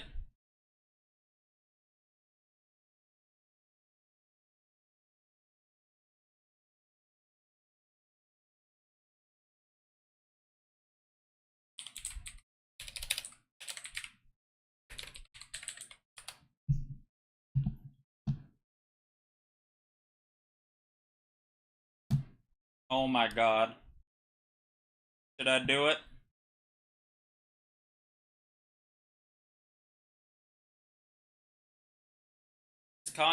Is the Kanye or the Golden Freddy better?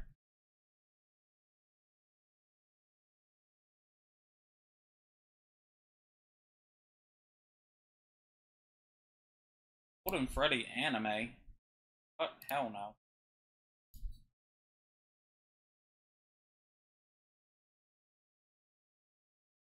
One Zinks, what you think?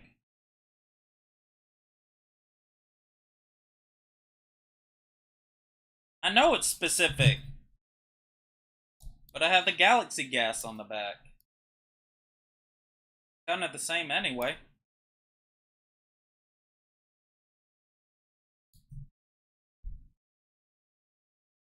Both are characters.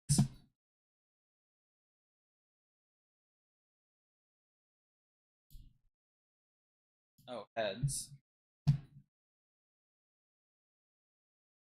Oh, that is true. Guess we'll just keep Kanye.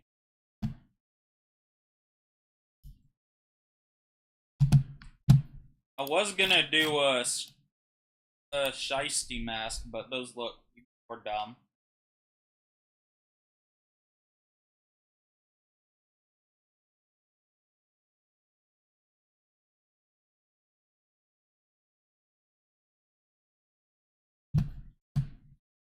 So fuck it, it don't even matter. They need to make it to where you can scale down the fucking, like, accessories you have anyway.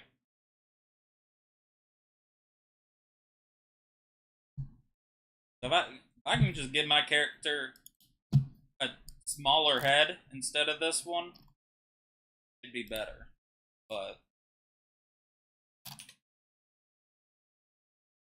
obviously, I don't think they like black people.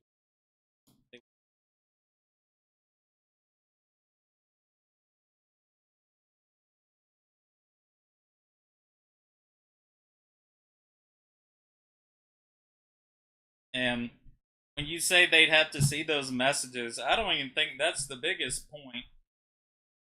Because I don't think most kids are going to get my outfit anyway.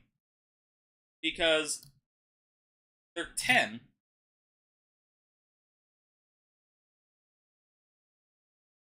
Which I'd be more worried if they understood what galaxy gas is, but no, then again, I expect nothing less. Your people.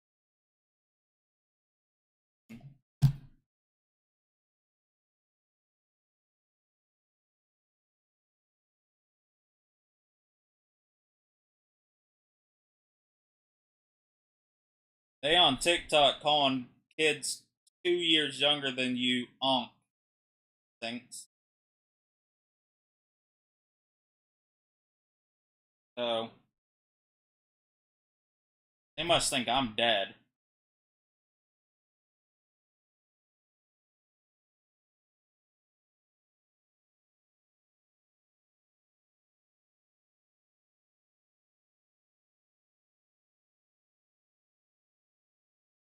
I think they said something like, I was born in 2000. Being born in 2007 was incredible, or was awesome for like entertainment. I know, that's what I'm saying. Some guy on TikTok said that in the comments, and the entire comment section is like, "Damn, did you have a colored TV back then, Unc? You old as hell, Unc. Do you still walk, Unc?" I'm like, oh Lord, they're getting all these retards.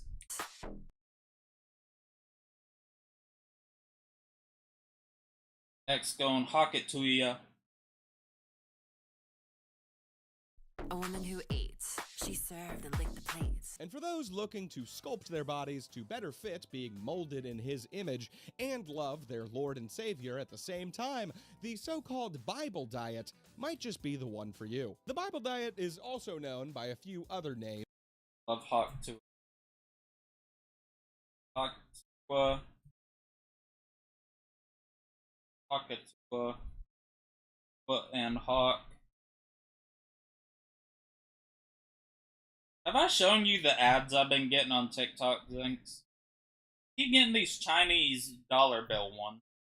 That are almost as funny as reading Leviticus, the Hallelujah diet, the David diet, and my personal favorite, the What Would Jesus Eat diet. Now, just like the actual Bible, the Bible diet is somewhat up for interpretation, with some followers taking the What Would Jesus Eat moniker literally, only eating what Jesus was shown to eat in the Bible, a real Last Supper-esque nutrition plan, which included bread, dried dates, fish with scales and fins, lamb, and raw vegetables. Others expand the doctrine to foods. Yeah, bet I was 10 years old back in 20. Just mentioned in the Bible, like olive oil, grains, mostly unprocessed shit. So if you want a little sweetness, you know, you gotta reach for some heavenly honey instead of that refined satanic sugar, or, God forbid, literally, that atheistic aspartame. Ken would certainly be displeased. I prefer sugar-free, artificial sweeteners made by man. I know it's got an aftertaste. I like it. And still others simply consume what they call God's food. God, hood ironing is awesome. Hood ironing is awesome. Dude, you like hood ironing? Let me show you some TF2 memes. Sorry. The raw, unprocessed holy shit that he himself put. Holy shit! You get what I'm getting at? All that holy, fresh-grown food that he himself. Dog, I saw a video on TikTok earlier where somebody was making a cake, and it was like, you don't have to use artificial colors on cake. You can have a naturally colored cake. That shit look like vomit. Set here for us in the Garden of Eden, which apparently did not, in fact, have a Pop-Tart tree or Red Bull rivers or like a Bud Light bush, a Bush Light bush.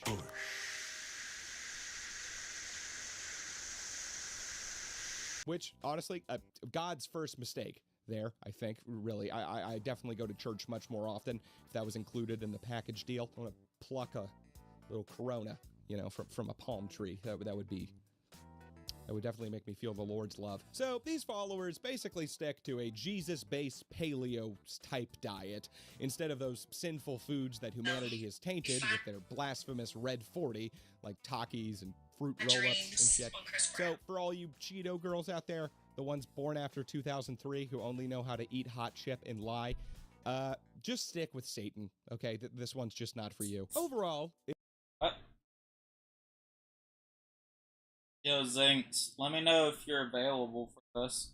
The Libs of TikTok lady said, I'm looking for parents anywhere in Ohio who have kids in public school. The eyes and ears on the ground. Your identity will remain anonymous and protected. Please DM if you hit this correct.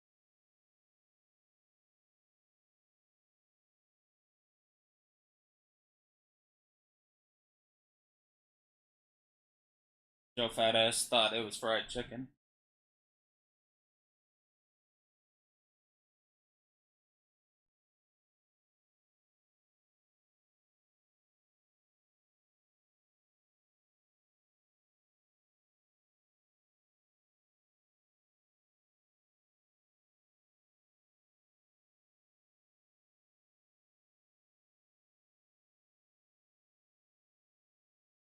I keep getting those type of ads, though.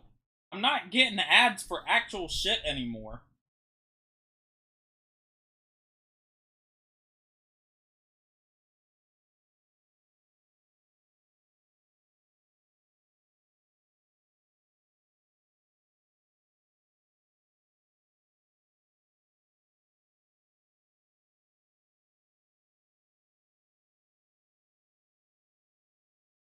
Their words.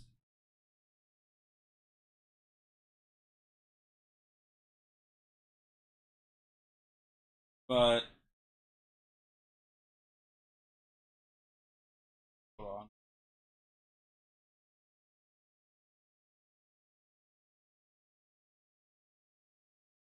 I raise you this.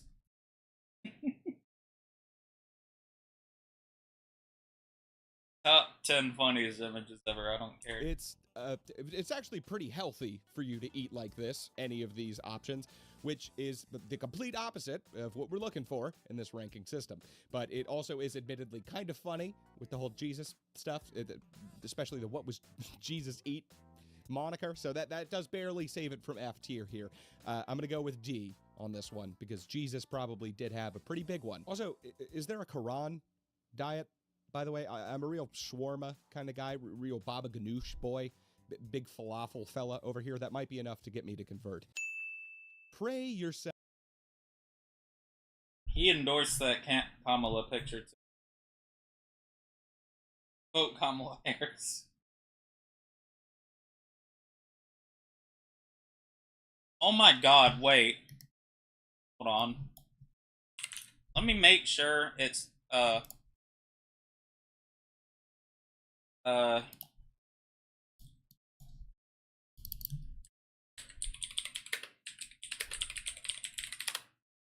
y'all seen the Xbox controller? The Deadpool one? Y'all seen the Deadpool, Xbox collab controller?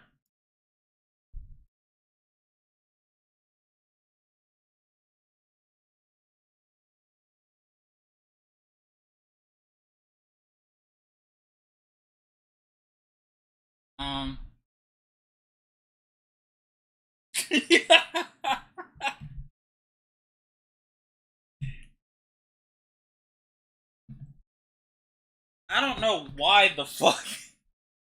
I mean, it's cute. Still not gonna make anybody buy an Xbox, that's for sure. I'm glad I have both my two retarded viewers from California same stream right now. Feels like family right now. Have an Xbox? Yeah, I can tell. Wait, why is there a yellow? Oh, there's a Wolverine cheeked up one too. Fuck. Why would they make that?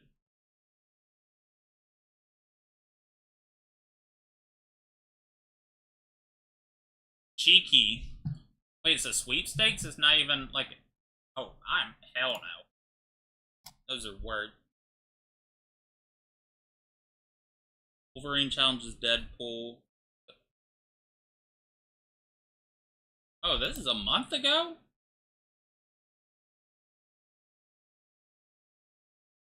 Oh, you can't even get it regularly? That's stupid. You gotta win a contest. Yeah. Same as right when I win the fucking... What was it called? The Danimals Zach and Cody fucking contest. Maybe once I win that one too, I'll get that control. Yourself thin. In a very similar train of thought to that last one, the pray yourself thin diet takes a much more straightforward approach to skintying yourself down. Rather than actually doing anything about your shit-filled diet or setting foot in an unholy satanic place like a Planet Fitness and lifting the devil's kettlebells, these fellas simply rely on divine intervention to get trim and sexy. In gratitude, I present you this offering of cookies and milk. If you want me to eat them for you, give me no sign. That will be done. Because we all know that God is f***ing yoked to the gills, okay? And if he really did create us in his image, it only makes... Also, yeah, why'd they all... He said it before in the episode. Why the fuck they always made Jesus ripped as fuck on the...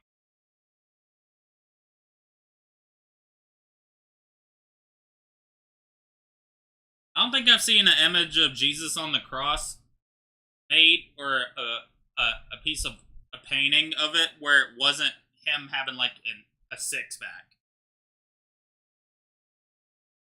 Ever.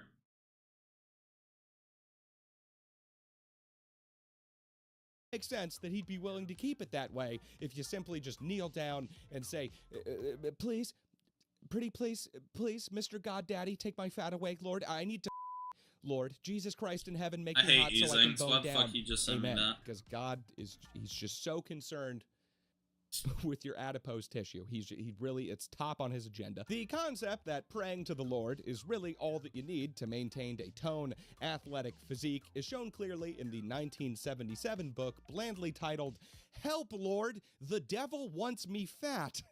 Exclamation. Hey, you know Vikings have brains first, right? Mark by C.S. Lovett. Cousin to Margaret Lovett, perhaps? Go watch my Dolphin LSD video to understand that reference, folks. Shameless self-plug right there, just like Jesus would want from me. Lovett's Holy Scripture, which is filled to the brim with illustrations of overweight women that the author reportedly included because... Wait, did that book say the devil wants women fat?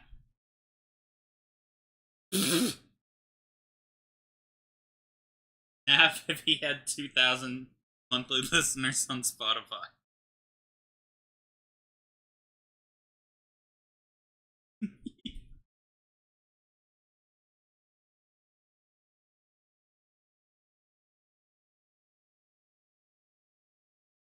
Also, I sent it to Mob, Dumma send it to you. Every single picture I see of Hillary Clinton, I keep getting more mad that Bill Clinton.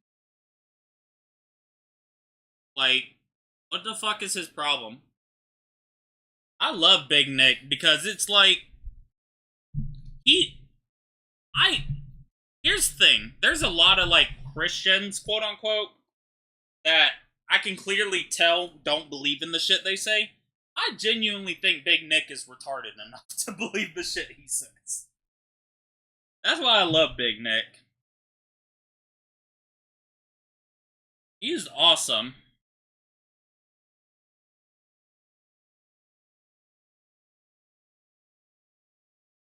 God made Big Nick short, so he's even closer to hell. Because he finds them amusing. Graciously informed its readers that we only get hungry because the devil puts what they call eat ideas into the back of our weak, mortal minds, just like he did to Eve in the form of a snake. Because clearly the top point, again, on Satan's agenda is to keep you overweight and pudgy. That's... He's very concerned with that. Nothing better to do. Lovett writes that these satanic messages telling you to, you know, eat food to survive can easily be combated. I just want to know what the fuck happened to Big Nick. Make him go that path. Like, when did he finally decide, alright, that's the final Like, obviously him falling off was probably a big reason, but like, what after that caused him to be like, you know what, I don't fuck with LA anymore.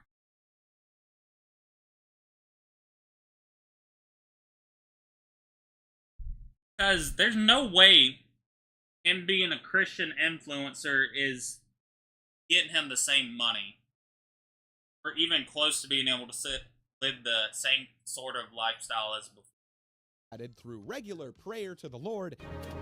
I accept Jesus as my Lord and Savior. Yes! As well as visualization of yourself as a slick, sexy, skinny little tennis player or a roided up Ronnie Coleman. I imagine in the future, like dead serious, there's gonna be some laws on YouTube and shit for people that featured in a like a vlog or a video or something get residuals. I could absolutely see them doing a stupid law like that. Esque muscle monster. The author also recommends to their chubby disciples to undertake a 10-day water fast and to simply read the Bible for dinner while the rest of your relatives succumb to the devil's desire to eat mashed potatoes and pot roast at the family supper table. Now, this one, no actual diet advice at all other than not eating for 10 days. It tells you to basically fill your stomach up with scripture and teaches that the devil is whispering directly into your brain, directly leading to you shoveling Big Macs down your pie hole. So that is what I'm talking about, fellas. Those are some pretty good criteria there. Easy A tier. The just straight up taking a bunch of meth diet. You ever seen Breaking Bad? What is wrong with you? Why are you blue? Well, if you have seen the show or ever been to Tallahassee, Florida, you may notice that meth heads, they're not typically on the heavier side. You know, it's kind of hard to get fat when you're up for 6 days straight not eating and just gooning away 25/8. You know, you lose a lot of calories that way. Well, back in the day, doctors didn't just prescribe cowboy killers to housewives looking to lose a couple pounds. They also prescribed hillbilly killers, amphetamines, particularly methamphetamines, just to shed a couple of pounds of fat. But the thing is, it worked, though.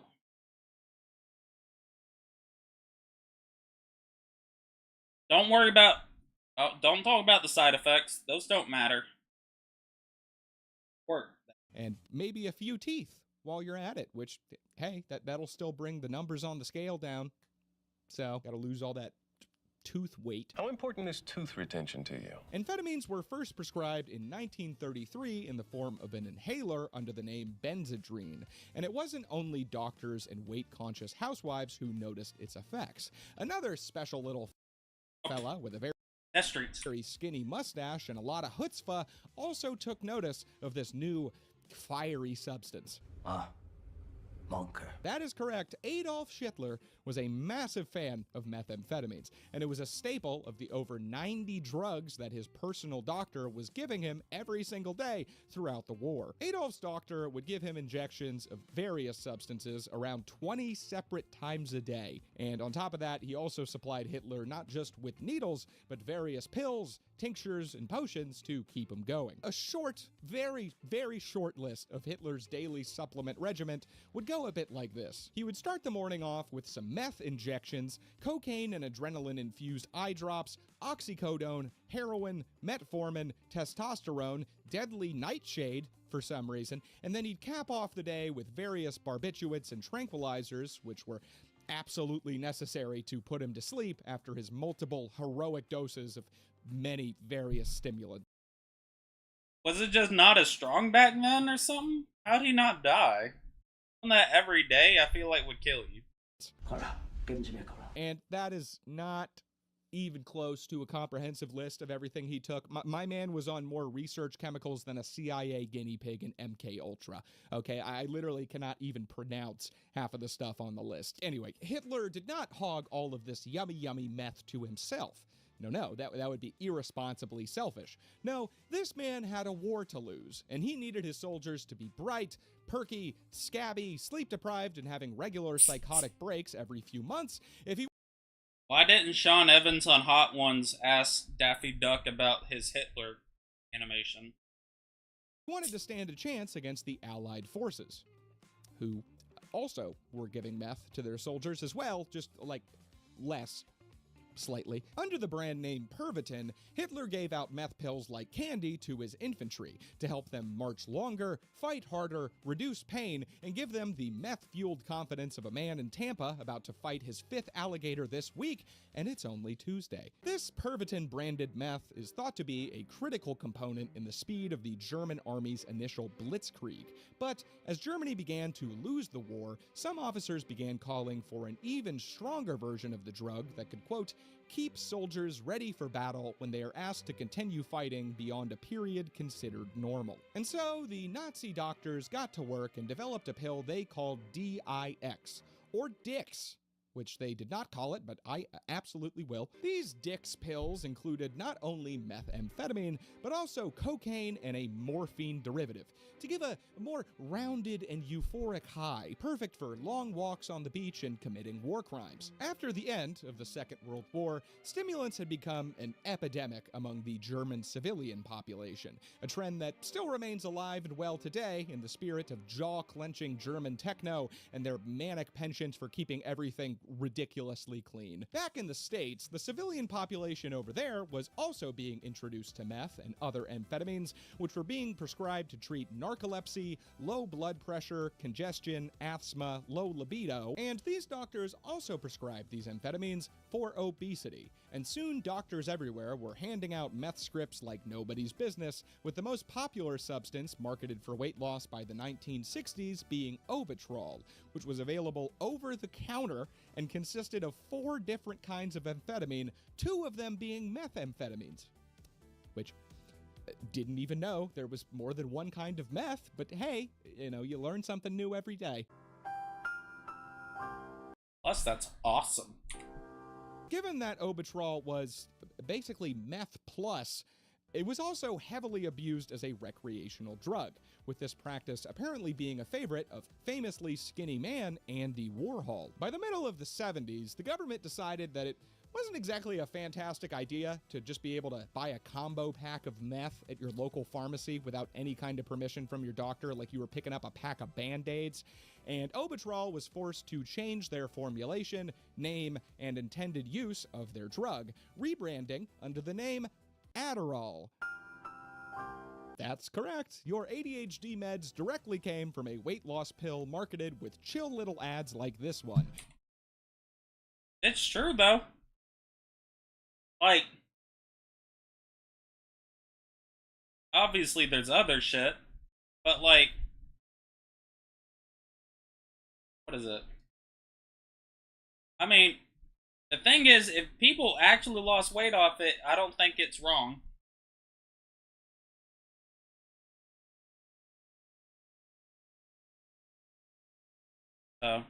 Which features an illustration of 2 skiers, one fit and the other comically overweight and literally sinking into the snow on his skis, with a caption from the fit guy reading, "Either lose 45 pounds or wait for 6 more inches of snow." So, that's brutal. People still use various stimulants to suppress their appetite to this day. That's why I now use e-meth. Nicotine, like we covered, caffeine, ADHD meds, and meth.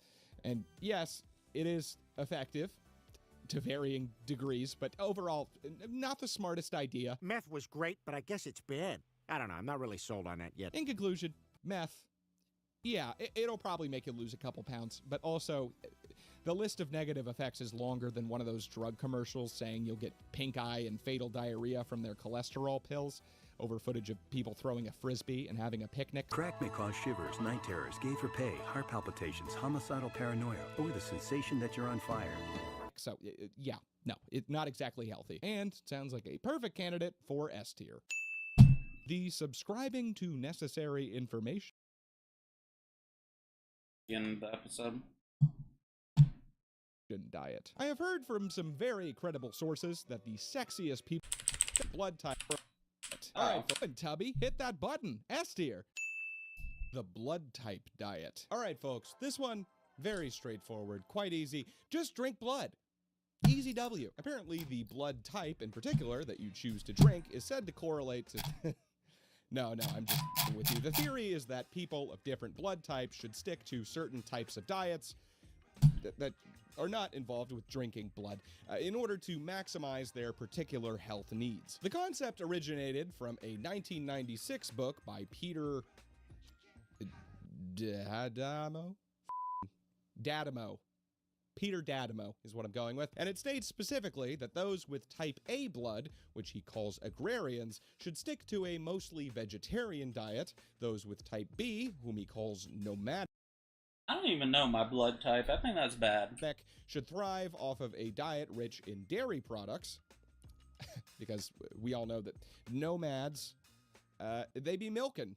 Yeah, definitely. They just find cows out there in their nomadic travels, domesticated cows, just out there hanging out, and just get to squeezing. That makes perfect sense there, Peter Dadamo. Peter Pumpkin eater also states that those with type AB blood, which he calls Enigma, do best with a mix of the two previous types, since they're both of the previous types, A and B. And he also claims that those with type O blood, which he calls hunters, should thrive off of a high animal protein-based diet. Now, I will say that I looked at the list of foods that he recommends for each blood type, and as a member of the type O mafia myself, the oligarchs, as we call ourselves, they were all, like, literally, all of them were my favorite foods, man. I love meat and eggs and cheese and shit. Oh boy, howdy do I love putting meat in my mouth, boys. I've done like a lax keto before,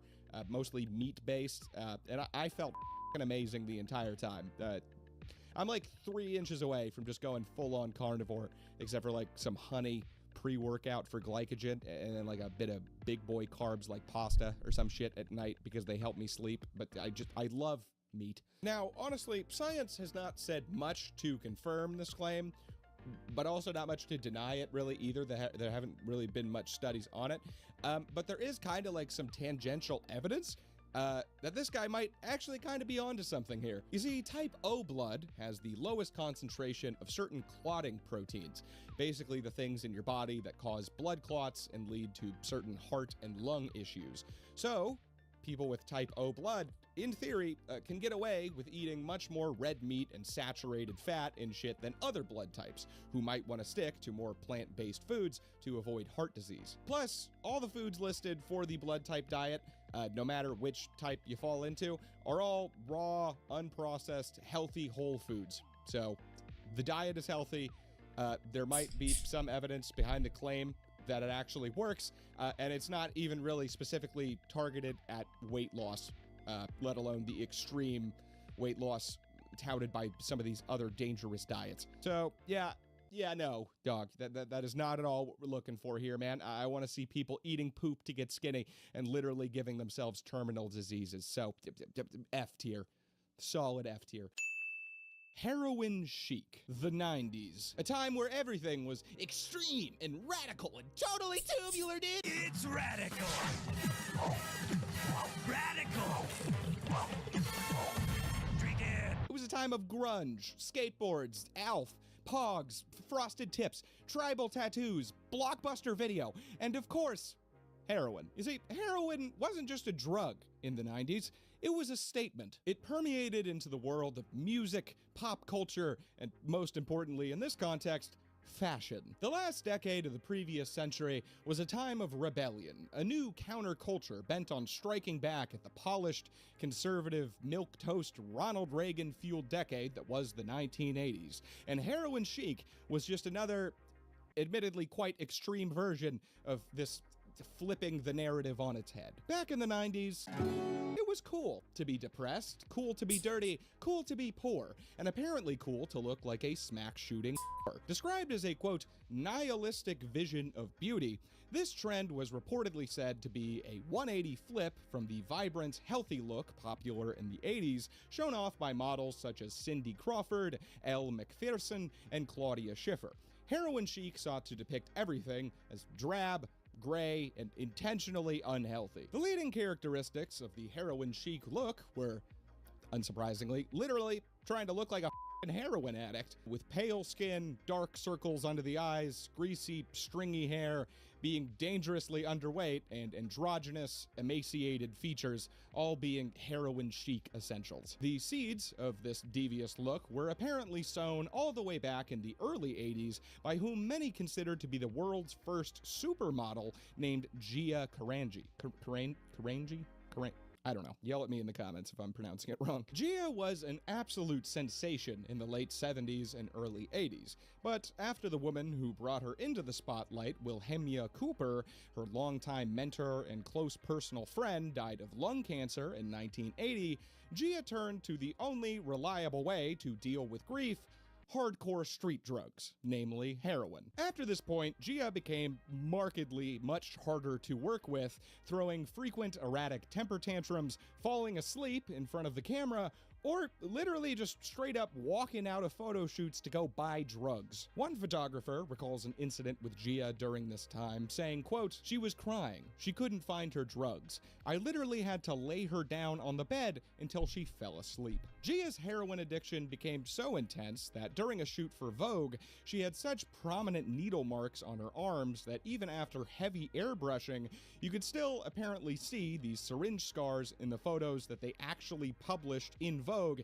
in one of their issues in 1980. And again, this is the 80s. Still, that shit was not in any way cool yet at all. Within a year of the start of her addiction, Gia had left her agency and joined Ford Models before being dropped within weeks of signing. You're fired. Her offers had stopped coming in, her friends in the industry cut her out and refused to speak with her for fear it would hurt their own reputation, and her career was basically falling apart. In 1981, she was arrested for driving while drunk and high, crashing into a fence in a suburban neighborhood.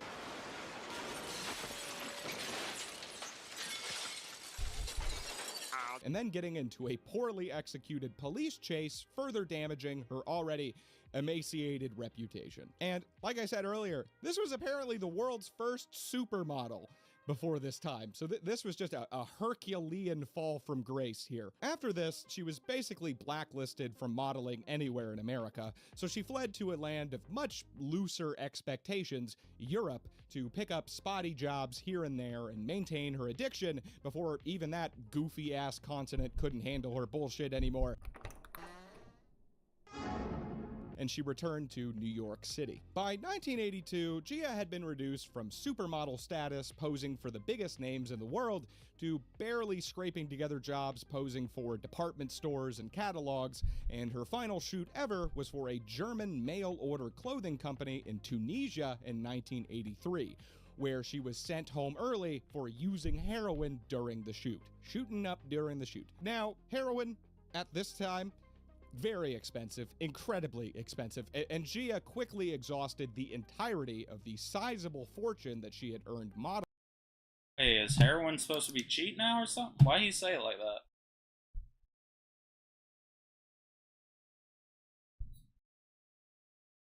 I am never gonna financially recover from this. And left New York to bounce around the couches of various lovers, friends, and family members in Philadelphia, Atlantic City, and wow, oh my god, this is dark. Holy shit. New Jersey. By 1985... You know what I found out? I didn't realize New Jersey is the only state in the United States where you are legally not allowed to pump your own gas. Like, you have to let an attendant come pump your gas.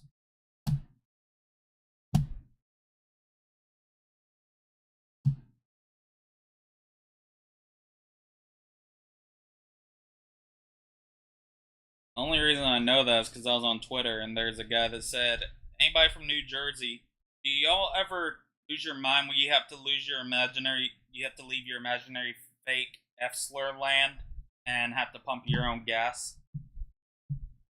Like, oh, New Jersey can't pump their own gas. That's cool. Gia was working at an entry-level job in a clothing store before losing that, becoming a grocery store clerk, losing that, and eventually taking work in the cafeteria of a nursing home, the only place where you can find a clientele somehow even more tired and out of it than she was. And imagine, like, going into a grocery store and then getting your bananas bagged up by a literal supermodel who was on the cover of Vogue and Cosmopolitan. That is just depressing, man. Eventually, even nursing home lunch lady became too high a position for Gia, and by the end of 1985, Gia was working the streets as a lady of the night in Atlantic City, which, once again, imagine now driving through the sketchy neighborhoods of 1980s Atlantic City, trying to buy sex, and picking up, again, a literal supermodel who was on the cover of Vogue and Cosmopolitan. Do not do heroin, kids. This is literally the saddest thing. says sad, but that sounds like the dopest thing. No pun intended. I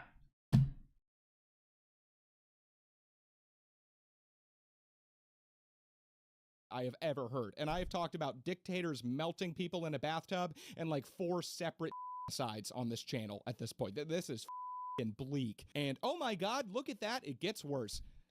Man, I just wanted to talk about tapeworms and funny little blue glasses and eating like Jesus in this video, man. I did not sign up for this shit. Why does this information gotta be so necessary? Roll credits. By 1986, Gia was admitted to a Philadelphia hospital after being found in the street, brutally beaten.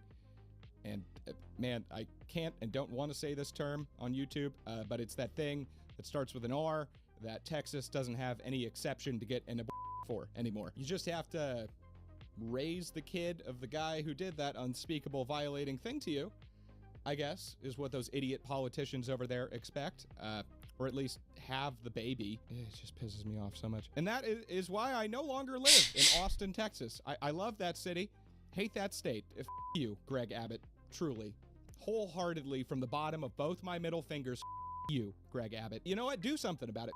Stand up, walk over here and fight me, you little weasel-faced, draconian, weed-hating, backward-ass bitch. You made me drive a U-Haul through Los Angeles in rush hour, you asshole. I will never forgive you for that. That, standing up bit might have been a little much. Ah, fuck him. Greg Abbott is a paraplegic, or he got paralyzed from the waist down for a tree falling on him in his neighbor's yard. Then when he became governor, he put in a law to make it where you can't sue a neighbor like that anymore. Like, he made it illegal for you to be able to get money because negligence, the same way he was able to get money and start his politician career. Fuck him. For those who don't know, Greg Abbott is permanently in a wheelchair. And although we are progressive and care deeply for disabled people who aren't stupid monsters like he is, me and everyone else who did comedy in Austin would say just the worst things imaginable about that while doing stand-up. Something that Greg Abbott could never participate in. Because he can't tell good jokes, is why, you perverts. And because it's not called sit-down comedy. All right, I am so sorry. I don't hate him for being disabled. Okay, I hate him because he's Greg Abbott. All right, please don't cancel me. Anyway, this is going to be a long entry, huh? By the mid-'80s, AIDS was now a thing.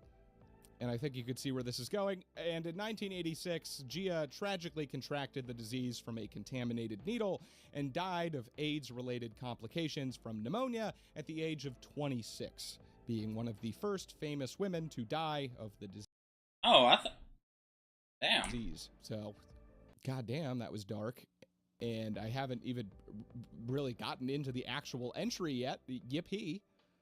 Woo. Woohoo. Now, while Gia is credited as being the originator of the look, the proto-paleo heroin chic trailblazer, I suppose, with later models in the actual heroin chic era who embodied the trend, often being called Gia's girls, the look would not come into the mainstream until a few changes happened with the drug and with the culture. Going into the 90s, heroin was no longer spend the entirety of your supermodel fortune tier expensive. I am gonna financially recover from this. The price of dope had dropped dramatically by orders of magnitude from the previous decade, opening the door for the drug to become an epidemic among the lower class. And on the other side of the socioeconomic spectrum, the previously mentioned AIDS epidemic had made injecting the drug even more taboo and much more dangerous in the 1980s. But the price of heroin had not only heavily dropped, but the average purity of the substance had also risen even more dramatically,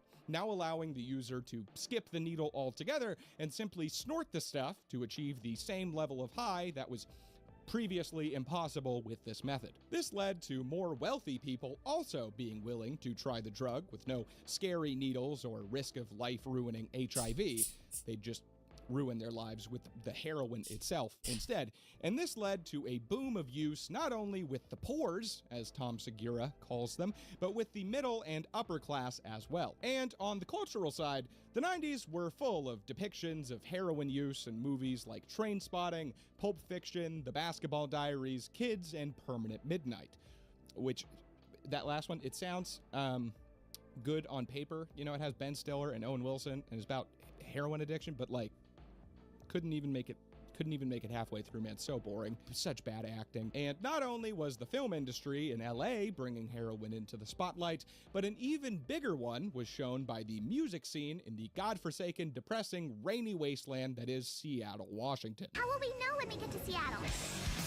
I went to Seattle a few times during COVID, and I have never wanted to end my own life more. I don't know what it is about that city, but it just makes me sad, man. I mean, it's beautiful to look at. The architecture is amazing. I could walk around that city for days in awe, jaw dropped, and still just absolutely crave the sweet release of death at the same time. And the locals all seem to be on the exact same page right there, especially in this time period, as we'll get into, which, like, it doesn't help. There's this thing called the Seattle Freeze, where people just don't talk to you.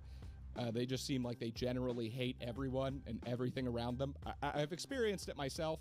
I'm a very social fella. You know, I talk to strangers.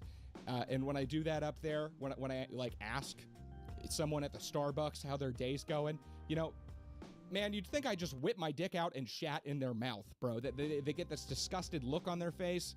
Like, ew, someone is speaking to me and making eye contact instead of just showing me a photo of a coffee on their phone and shuffling away crying. This is gross. Anyway, a lot of tangents in this one. To my few remaining viewers still here, Seattle in the 90s was the home of Nirvana, the Melvins, Pearl Jam, Soundgarden, Temple of the Dog, and it just makes sense. It really does. It's just wailing about things sucking, and everyone in Seattle would just be like, bro, he's literally me, for real. And one thing that went along with the grunge scene as much as ripped jeans, greasy hair, and depression was our good old buddy heroin. The New York Times reported in 1992 that Seattle's, quote, 3 principal drugs are espresso, beer, and heroin. And in a 1996 article, they wrote that Seattle's grunge scene was the, quote, subculture that has most strongly embraced heroin. And as a Guardian article from the same time put it, the involvement of heroin in grunge mirrors the self-hating, nihilistic aspect to the music. And just like the fashion trend it spawned, heroin itself was, in a way, a 180 reaction to the hip in-drug of the 80s, the thing that made Bill Murray make such films as Stripes and Scrooged, cocaine. I said, goddamn. You can seriously just feel the cocaine just oozing out of those films. I can literally taste the drip just watching them. That isn't good enough! They have got to be so scared! The 80s was a time of financial success, good times, celebration, and nothing pairs better with a shit ton of money and optimism than cocaine. The 90s, on the other hand, were not that at all. And one 2014 book puts it pretty well, basically making the point, in the 80s, people used the stimulant cocaine to socialize and celebrate good times. And in the bleak 90s grunge scene, the depressant heroin was used to retreat into a cocoon and be sheltered from a harsh and unforgiving world which offered few prospects for change or hope. All of this together led to heroin being cheap, pure, available, and cool. And the heroin chic look, embodied by models such as Kate Moss, Jamie King, and Jodie Kidd, led women to try and replicate this rail-thin look, often by actually doing heroin, but also more often by borrowing other staples of terrible diet trends like smoking cigarettes instead of eating tissue paper instead of eating, or simply not eating instead of eating. All in all, this was a bad thing. A really bad thing that I'm surprised permeated so highly into the upper echelons of fashion and music culture at the time. I mean, it's heroin, dude. The 90s were weird. But again, we're not ranking these on how good they are for you or how boring they are. We're doing the exact opposite. So heroin? Yeah, it's going in the S tier. The consumption diet. So the name of this weight loss tactic is actually so misleading. Like what? You consume to lose weight? What? Get out of town, man. Stop pulling my leg. Get out of my head. But no, this Victorian-era trend was not, in fact, telling you to consume, but to get consumption, what they at the time called tuberculosis, as it consumes your body, making you look thin, yes, but also like f***ing ill and emaciated and terrible and like you have f***ing tuberculosis, dude. That is not hot. It's not a good look. I truly struggle to believe that people could actually be so vain and stupid to intentionally get TB to look thin.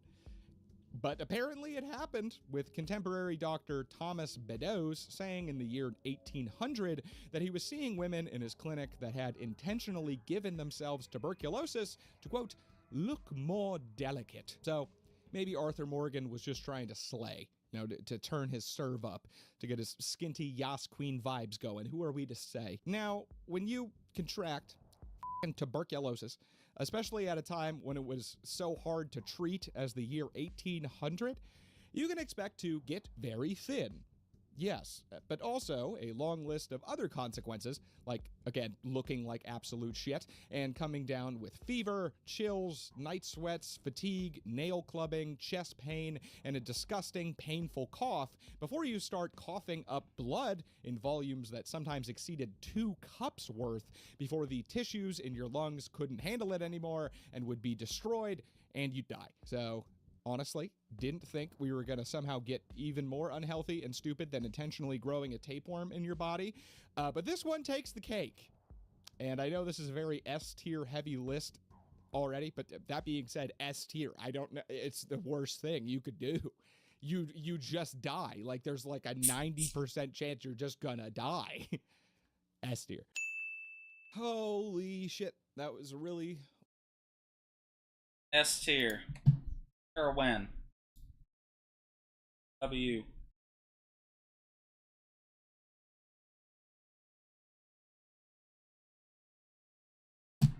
Breakouts. They're every greasy teenager's worst nightmare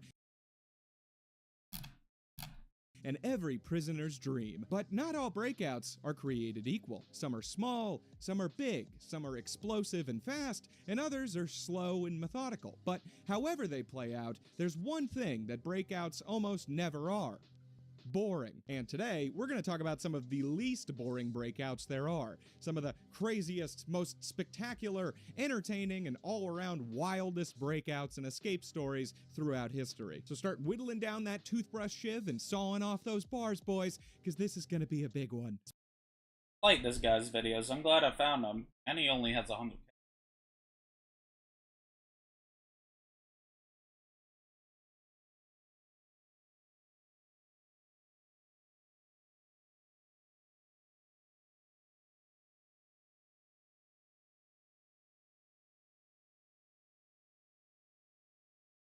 Speaking of which, you may have noticed that the runtime on this video is longer than a U.S. prison sentence for a small non-violent drug offense. And that's because 2 of the insane escapees we're going to talk about were just...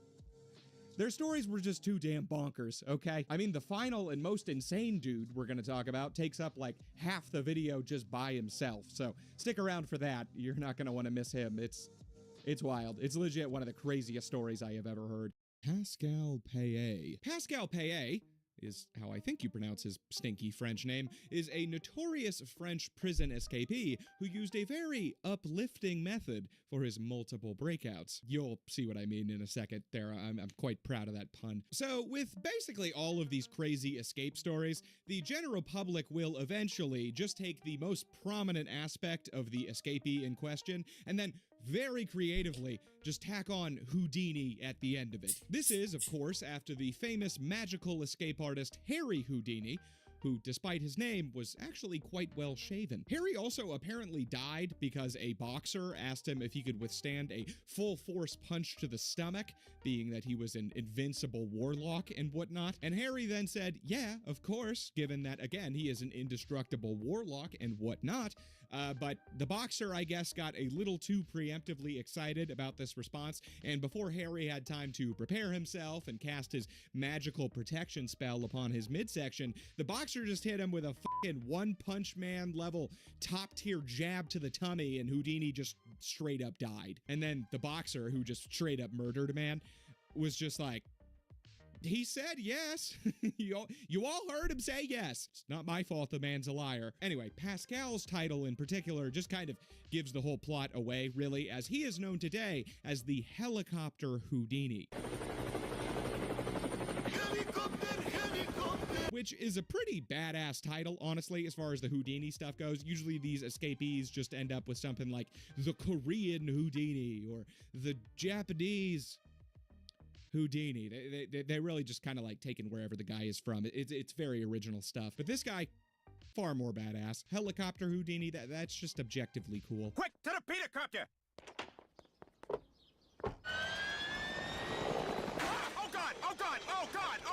But how exactly did Pascal earn this admittedly badass title? Well, Pascal, born in the French city of Lyon in 1963, eventually fell into the fast-paced, wine and cheese-filled underworld of French crime and was eventually arrested in 1988 for aggravated assault and then again in 1993 for conspiracy. I'm not sure what kind of conspiracy exactly. Maybe France just got tired of him calling their queen a lizard person. I don't know.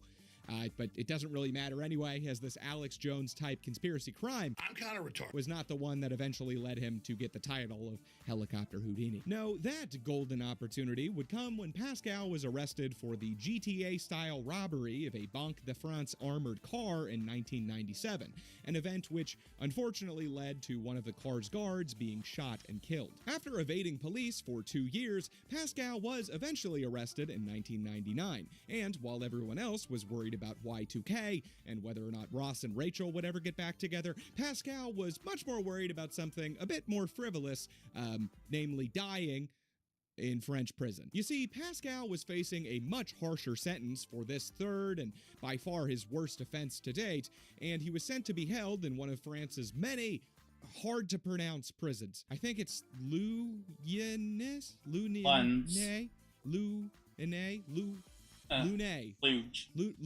feels right. I'm just gonna call it Lune prison. Shit was fucking Lune Tunes up in this prison. But despite Pascal's lengthy sentence, just like when you get to experience a rare sexual encounter with a non-pillow woman, it did not last as long as expected. In October 2001, after only spending 2 years behind bars, Pascal somehow coordinated with an outside hijacker in order to bust him out of the clink. The guy he wanted to bust out of the clink. He loves busting out of the clink. He wants to bust out of jail. He needed another man to help him bust out of jail.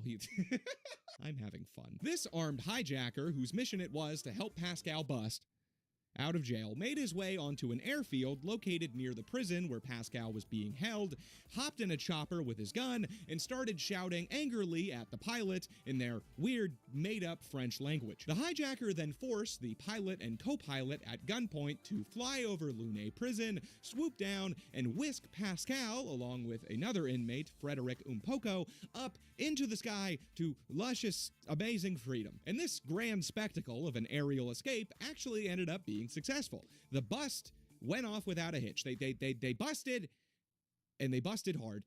None of this busting stuff is in the script at all. I'm having a silly little day today. This made Pascal and Fred the very first prisoners ever to break out of Lune prison, which was quite the impressive feat, as the prison had been operational for more than 200 years at that point, and these guys just flew out of it and broke the record in a matter of literal seconds. Like a bird. They just hovered off like a bird from jail, like a jail bird. These guys were literal jail birds. I mean, they really flew the coop here. And the boldest part of this whole thing was that Pascal, despite having already broken out of jail, still was not finished, as 2 years later, in 2003, he pulled off another prison break while he himself wasn't even in prison. Pascal organized a second helicopter hijacking, once again flew the bird over Lune prison, which really should have had like a giant net over it at this point, or like a laser defense system or something, and then just scooped up his 3 other remaining accomplices that were arrested with him for the 1997 armored car attack. Wow, a helicopter escape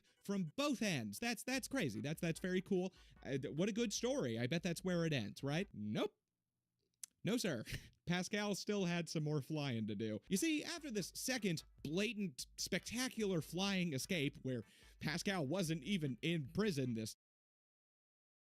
Like, at a certain point, how the fuck do you lose 2 prisoners with a guy just dropping the fuck out, like having a helicopter with a fucking rope? Honestly, they shouldn't have even done a rope. They should have had, like, a tarp. Or like one of those nets they have whenever they have to transport something like that.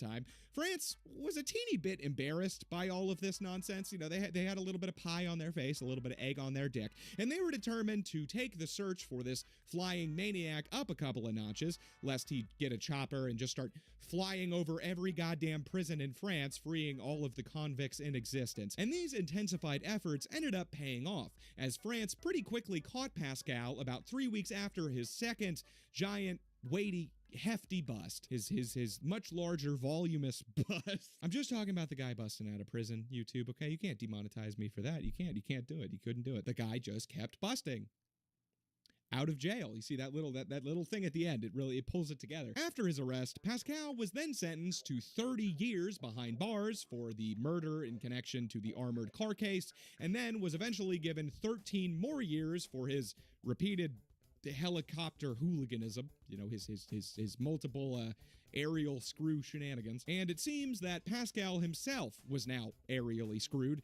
as it looked like he would not see the outside of a prison cell probably ever at this point. But just as a Redditor often finds out after taking a trap home from the bar, looks can be deceiving. That Redditor was me, by the way, but so was the trap, also me, so it kind of evened out in the end. I mean, traps bring a trap home every night, technically, you know, just like DJ Peach Cobbler brings home a Balkan war criminal every night, you know, as soon as he walks in the door, just like you bring home somebody with a 2-inch.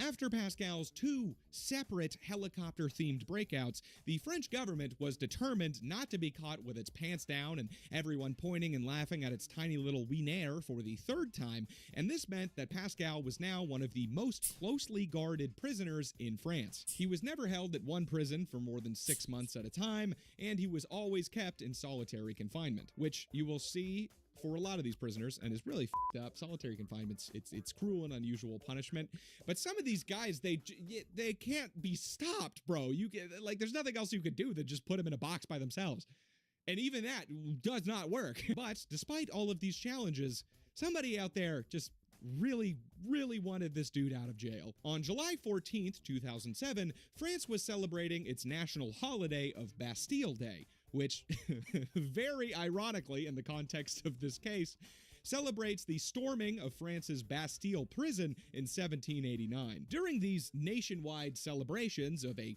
famous historical prison break, 4 masked hijackers stormed yet another airfield and hijacked yet another helicopter. I don't know if you could see where this is going. This time, however, things were a bit more complicated, as the hijackers couldn't simply swoop down and just pick up the heavily guarded Pascal, so instead, they had to land on the roof of the prison and then literally storm the place in order to orchestrate Pascal's busting out of prison. But remember, this is France we're talking about, not exactly a country known for not immediately surrendering in the face of danger. Bonjour, you cheese-eating surrender monkeys! And the hijackers were able to get in and out with Pascal in under 5 minutes. They then successfully dropped off the hijacked helicopter miles away and let the pilot go unharmed.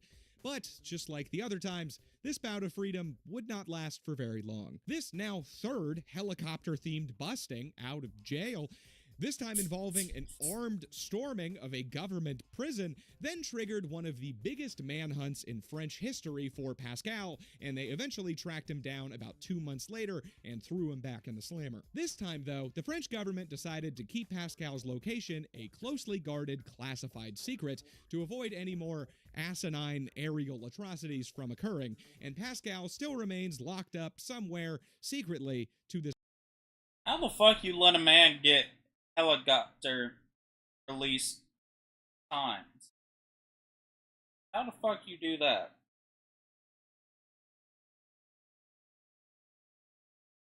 That's insane. This very day. These events also mean that Pascal holds a hilariously specific world record for orchestrating the most helicopter-based prison escapes out of any single person. And yes, several other persons have orchestrated their own helicopter prison escapes. The mustache obscures my view!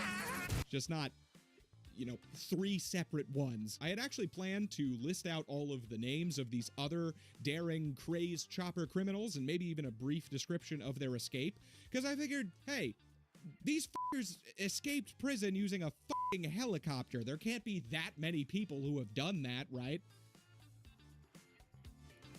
Right? Wikipedia lists 48 different times that somebody has attempted to escape prison using a fucking helicopter, okay? So we would be here all day if I went through all that myself, dude. I mean, just France alone.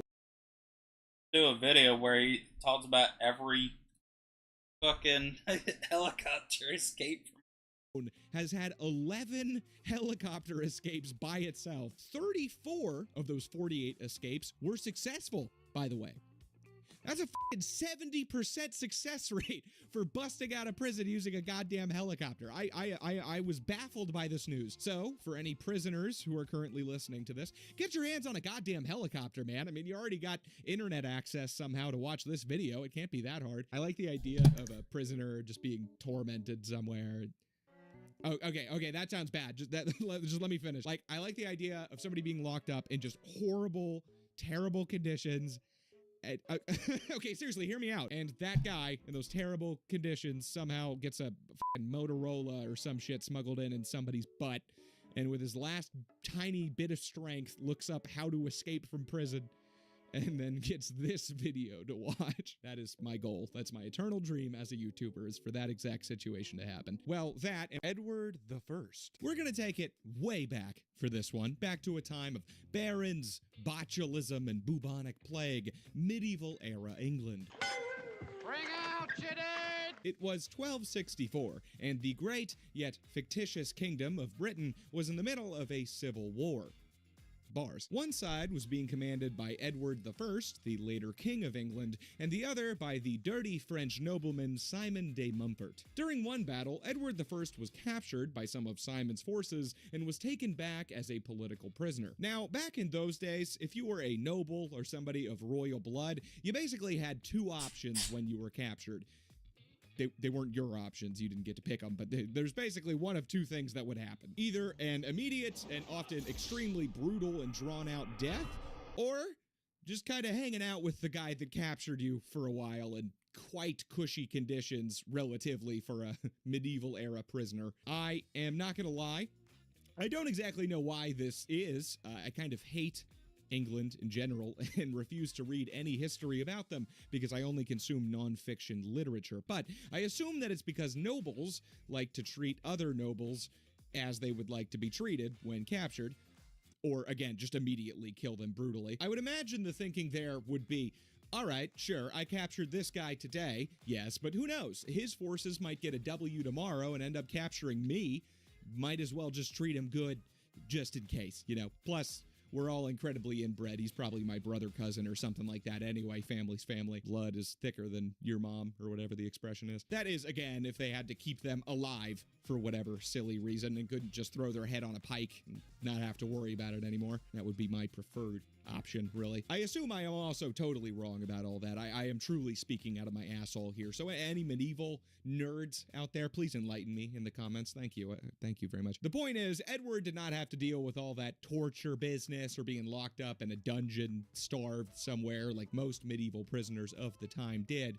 He was kind of just business as usual, other than, you know, not really having any self-agency or control over anything and being very closely supervised by Simon's forces at all times. He was treated so well, in fact, that he was even allowed to participate in common activities for royalty of the time, which included riding horses for sport. So one day, while again being very closely supervised, Edward went out with a company of Simon's knights to go horseback riding, and he asked one of them if he could trade horses with him to kind of, you know, like, compare and contrast. He just wanted to test the little guy out for a bit, you know? The knight, being a non-royal-blooded soy boy beta male cuck and refusing to say no to somebody of royalty, even if it is literally on the enemy side, was like, yeah, sure, Yeah, sure, why not? Tee-hee, go ahead. And just a stupid thing to do. Silly thing to do. So Edward then traded horses with the knight and rode around, prancing about, clipping and clopping, had a great old time with old Sugar Cube,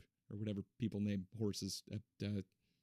Jenny, good old Jenny. He then asked another knight if he could try out his horse. That knight obliged. Edward clippity-clopped, asked another knight, and this cycle continued until Henry had hopped on every horse they had except one, apparently the fastest of the bunch. This political prisoner then asked the final knight if he could get on his horse, and he said, yeah, go for it, buddy. Edward then presumably said something along the lines of, screw you guys, I'm going home. And then just rode away into the sunset. The dude just straight up left. And all of the knight's remaining horses, first of all, were way slower than that sexy super stallion that Edward had just run off with. And second of all, Edward had just ridden all of them to the point of exhaustion in a fashion similar to Me and Your Mother. So they all had absolutely no chance of catching him. Yeah, they deserve that one. So the rest of the silly, stupid-ass knights just eventually cut their losses and headed home with their tail between their legs and their heads still connected to their bodies. Although I imagine that second one did not last for very long after they told the news to the big guy in charge. Mark de Vriest. Born on August 18th, 1960, Mark de Vriest was a prolific prison escapee and a genuine, certified Florida man. And brother, oh, brother, did he live up to that title. Made all the other Florida men proud. This guy's like the final boss of Florida men after you beat all of the gator punchers and meth boofers. Over the course of his career, I guess you could say, Mark has attempted to escape prison 13 separate times and actually been successful for 7 of those. Those are some good numbers in this industry. Those are the pretty high numbers. It's like more than a 50% success rate. So not as good as, you know, if he had a helicopter, but it's still quite impressive. I bring that up at the start here just to show you what a Floridian force of nature that we are dealing with here, first of all, and because I don't even think we're gonna get to discuss every single time this man has attempted to bust out of jail. 13 is that's a lot, okay? Because of these grand escapes, Mark would eventually earn himself the title of, can you guess? Go ahead and take a guess. The Houdini of Florida.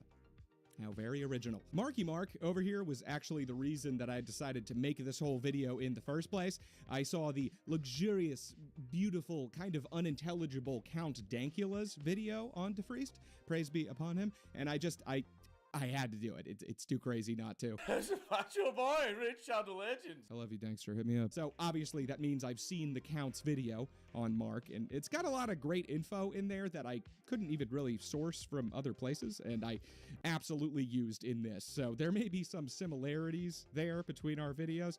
I just wanted to get that so clearly and cleanly out of the way to avoid ever ending up on an HH Bomber Guy video.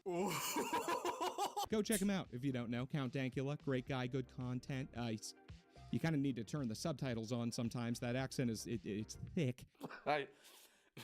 So once again, Mark was born in the swampy, sinful waste of a penis-shaped landmass known as Florida in 1960, and he grew up with his very interesting father, as we will get into, and his very bitchy, textbook evil stepmother. Really, like Disney tier evil stepmother. I mean, this woman was, she fucking sucked so many eggs, okay? Egg sucking machine, this lady was. Growing up, Mark had what some, including myself, would call an autistic fascination with anything mechanical, how it was made, how it worked, how to take it apart and put it back together again. You know, your standard pre-internet autistic fixations. You know, nowadays, somebody like Mark would probably just end up getting really into Redstone in Minecraft or discovering Discord and somehow grooming teenagers while he himself was the age of 10. But back in these days, his little brain quirks actually served a useful mechanical purpose to society. It's very unfortunate that Mark never really got to share that use with society for very long at all, but I'm getting ahead of myself there a little bit. Mark was so into this mechanical hobby of his that he turned the basement of his family house into a somehow even more Asperger's-y version of Dexter's laboratory, where he'd disassemble and inspect anything mechanical, as well as engage in quirky little experiments, and he called this autism dungeon the Radio Shack. Personally, I call my autism dungeon the fuck-around lounge. So that's That's just me. I'm in it right now. Where else would I record than the Autism Dungeon? So, like I mentioned before, when I kept calling his stepmom a bitch, Mark's dad was quite the interesting character. If you've ever seen and somehow actually paid attention to my videos on the CIA, you may know of this neat little agency called the OSS, which was basically the intelligence agency that was set up by the United States for covert wartime operations during WW-DOS. That's World War II. That's what I'm saying. I don't know why I can't just say that it's World War II. I've been spending too much time in the around lounge for my own good, I guess. My brain is deteriorating. This OSS, or Office of Strategic Services, pretty much directly transitioned to the CIA after World War II, so you can kind of think of them as like old-timey conniving war criminals as opposed to the more modern, coup-starting, commie-hating war criminals of the CIA today. Now, while most father-son duos like to do fun stuff like go outside and play catch in the yard or like collect stamps or something, I don't know what fathers and sons do. Mine never came back with the milk. I'm really just basing this all off of like 80s movies. Mark and his father engaged in some more unconventional father-son bonding activities. You see, Mark's dad loved to teach Mark all kinds of neat little things that he picked up during his time at the pre-CIA. You know, stuff like illegally spying on American citizens and selling crack cocaine to the inner cities. You know, fun, family-friendly stuff like that. No, that was a bit after his time. The OSS mostly got up to helping former Nazis get away with their atrocities against humanity and smuggling them to South America, but that is also not what Mark's dad taught him to do. The Nazi supply had run a little dry by that point. No, in reality, starting at just 6 years old, Mark's dad began educating him on things like guerrilla warfare, covert intelligence gathering, infiltration, and explosives, which is just such a fun thing to teach a 6-year-old. Some fun stuff to use on the playground, right? Dad, I just blew up the shed again. Good job, son. Now go find a Russian kid and put this bug on his dad's car for me. Maybe even spit on him a little bit. Yippee, my favorite! But just like Club Penguin and Adobe Flash, all good things must come to an end eventually. And in 1979, when Mark was 19, Mark's dad was forced to stop training him all kinds of militaristic ways to shit on the heads of communists for the silly little reason that he was no longer alive. He died. The dad died. That's what I'm getting at. Why can I never just say a normal sentence? Now, the death of a father is usually a terrible, traumatic, all-around no-good poo-poo pants event in most people's lives. But unlike in Mark's case, it typically does not indirectly lead to them ending up in jail. You see, Mark's dad hadn't just left him with a head full of knowledge on how to blow shit up and spy on people. Mark's father also had a large set of expensive tools that him and Mark would often use for projects that they worked on together. His dad also told Mark that he could have said tools after he died, and, as previously mentioned, Mark was a huge mechanical autist who just loved taking shit apart and putting it back together and whatnot, so these tools would obviously hold a practical value to him, but they also held an immense sentimental value, given that he and his dad used them during their papa-son bonding time and some of the happiest moments in Mark's childhood. Mark's dad had even left the tools to Mark formally in his will, in fact, so all was hunky-dory here, right? Mark should have the tools now. Yes, they are in his possession, legally speaking, correct? Well, that would be a logical conclusion to make based on the evidence I've given you, and that is certainly what Mark thought as well, as after his dad's death, he took the tools back to the trailer that he was currently living in to own them and such. But then his evil stepmom, who Mark once accurately, very correctly described as a, quote, cold bitch, had to go and literally just ruin his entire life over some wrenches and hammers and shit that his dad literally wrote in a legal document that Mark could have. I just want to make it as clear as Mark's dad did, that he wanted him to have these fucking tools, okay? However, even though Mark's dad had left him the tools in his will, Mark had actually taken them home before the will had been executed, which, I'll be honest, I don't really know what that means, other than the fact that Mark's stepmom now had an excuse to legally fuck with him like the evil shrew that she was. Mark's evil stepmom promptly called up the police and reported that Mark had actually stolen the tools, and when the police arrived at Mark's trailer to question him, Mark's sleeper cell pre-CIA, spy training powers activated, and he just ran away from the police before they even said a word to him, which you know, stupid decision to make and all, obviously, but, you know, I kind of respect it, you know, ACAP and whatnot. And apparently his dad had trained him pretty damn well as he got quite far from this escape attempt, but not quite well enough, as Mark made it all the way to Alabama before being captured, but was then captured and arrested for evading arrest. Now, this would have been like, you know, basically a non-issue, you know, the whole quote-unquote stealing of the tools. That probably would have been sorted out just fine real quick if Mark had not made the big brain decision that we've all made as a drunken 12-year-old to run from the cops. But Mark was never very good with people or social situations, or really anything that didn't involve mechanical nonsense, right? Like I said, he was almost certainly autistic, but unlike the modern day, where if a teenager spends more than 5 minutes on TikTok, at least 3 people will tell them they have full-blown Asperger's. What are you watching now? Let's see what's on YouTube, kids. What the fuck? Can you just watch something normal? Okay. This was a time where if you acted like that, people just thought you were weird, called you gay, and didn't think much else about it. But Mark's stepmom knew better than probably anyone that Mark was quirky in this way, however, and I think that she correctly assumed that there was quite a high likelihood of Mark just running from the cops as soon as he saw them instead of enduring the pain of a human interaction with them. So she just probably set this whole situation up purely to fuck him over. Like, obviously, I mean, she isn't gonna care about these tools. I mean, yeah, they're expensive and whatnot, but she doesn't, you know, she just hates this dude. Mark ended up receiving, for some ungodly reason, 4 whole years in prison for this entire shit show. That's the Florida legal system for you there, I guess. But as long as this sentence was for something that really didn't deserve it, Mark would end up spending just a bit more time behind bars than that when all was said and done. You see, I just told you that this was a guy who would literally rather run from the police than have a conversation with them, and the court had just put him in a big brick house full of a bunch of convicts that didn't really highly value respecting the personal space of others, particularly the personal space inside their butts. They didn't respect that very much at all, unfortunately. And after just 1 month behind bars, Mark decided that this whole being in prison thing was just not for him. Now, because this was Florida in the 80s, all the inmates were naturally in Bible study class, and as they were leaving, Mark saw 8 other inmates make a bum rush for the prison fence. Now, these 8 other guys had apparently all made a plan together to do this,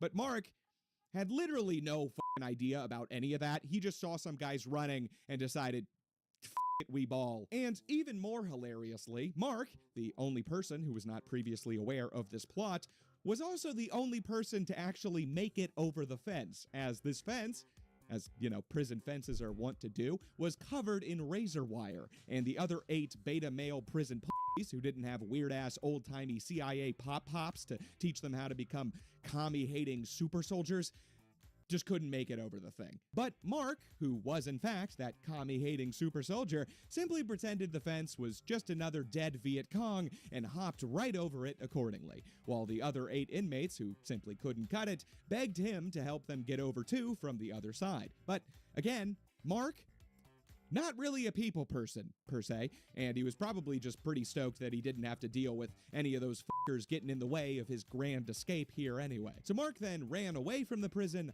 hotwired a car, which, frankly, I wouldn't be surprised if his dad had also taught him how to do. Just what a good father figure there, such useful skills.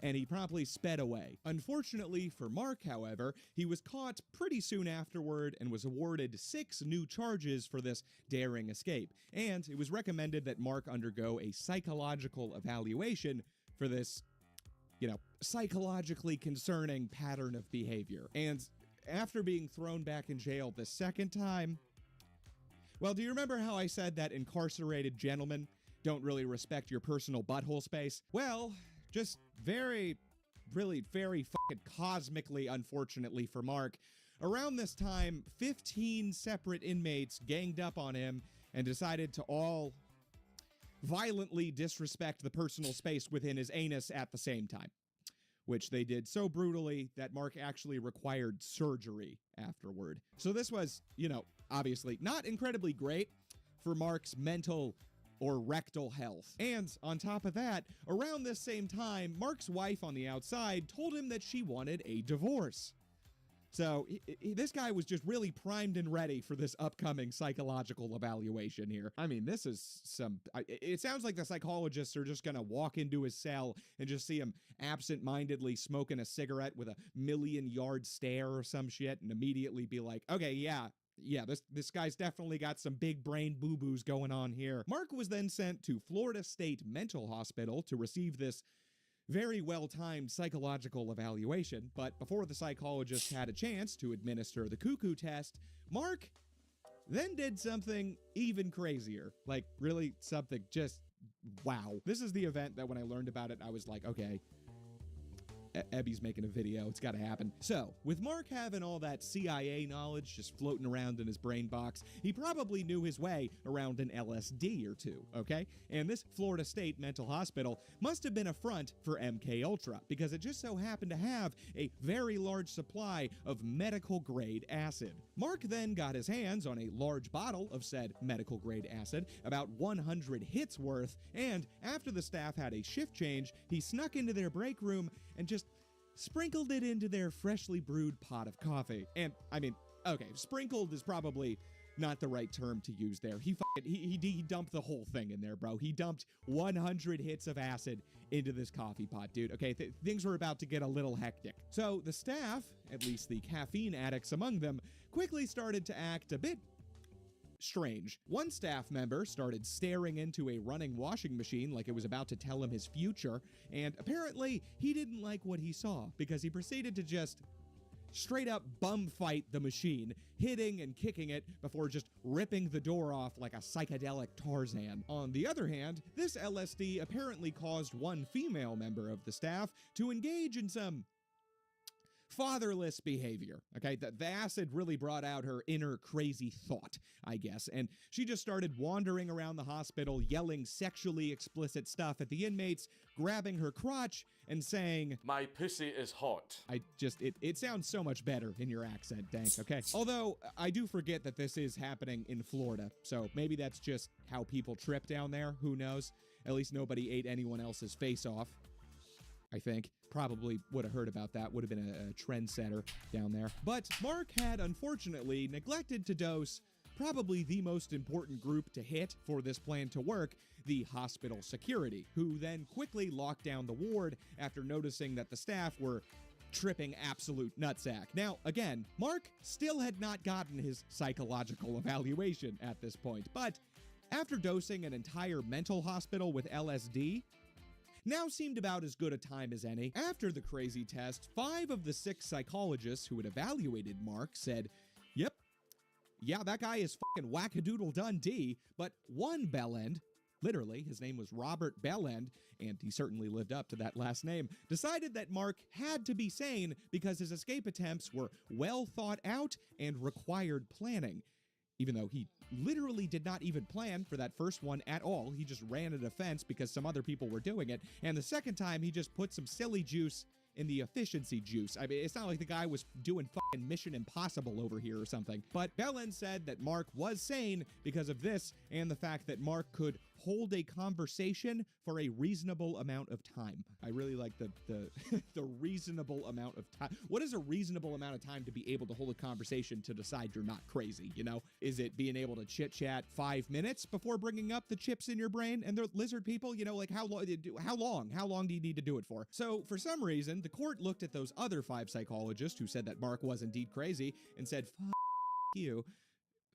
I'm not going to listen to you literally at all," and then decided to solely go off of this Bellend's evaluation and deem Mark mentally fit and send him back to real jail. Now, I don't know what the whoever in the prison that made this next decision was smoking. I don't know if Mark had kept some of that acid for himself and then dosed this dude with it or something, but some absolute schlemiel at Mark's prison had personally invited Mark to join a woodworking class at the prison, which sounds, prison woodworking class does not sound, that just does, something doesn't sound right about that, bro. That kind of seems like an oxymoron to me. I mean, today, they don't even let the prisoners have real fucking weights in their gym anymore, and these guys are given this basically CIA-trained 2-time prison escape attemptee access to a fucking buzzsaw, dude.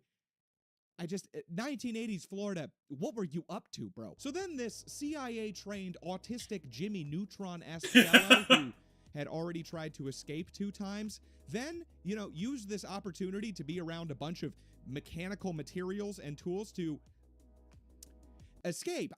Who would have guessed that this might have happened? Such a random turn of events, that is. Who could have seen this coming? Who could have? No one.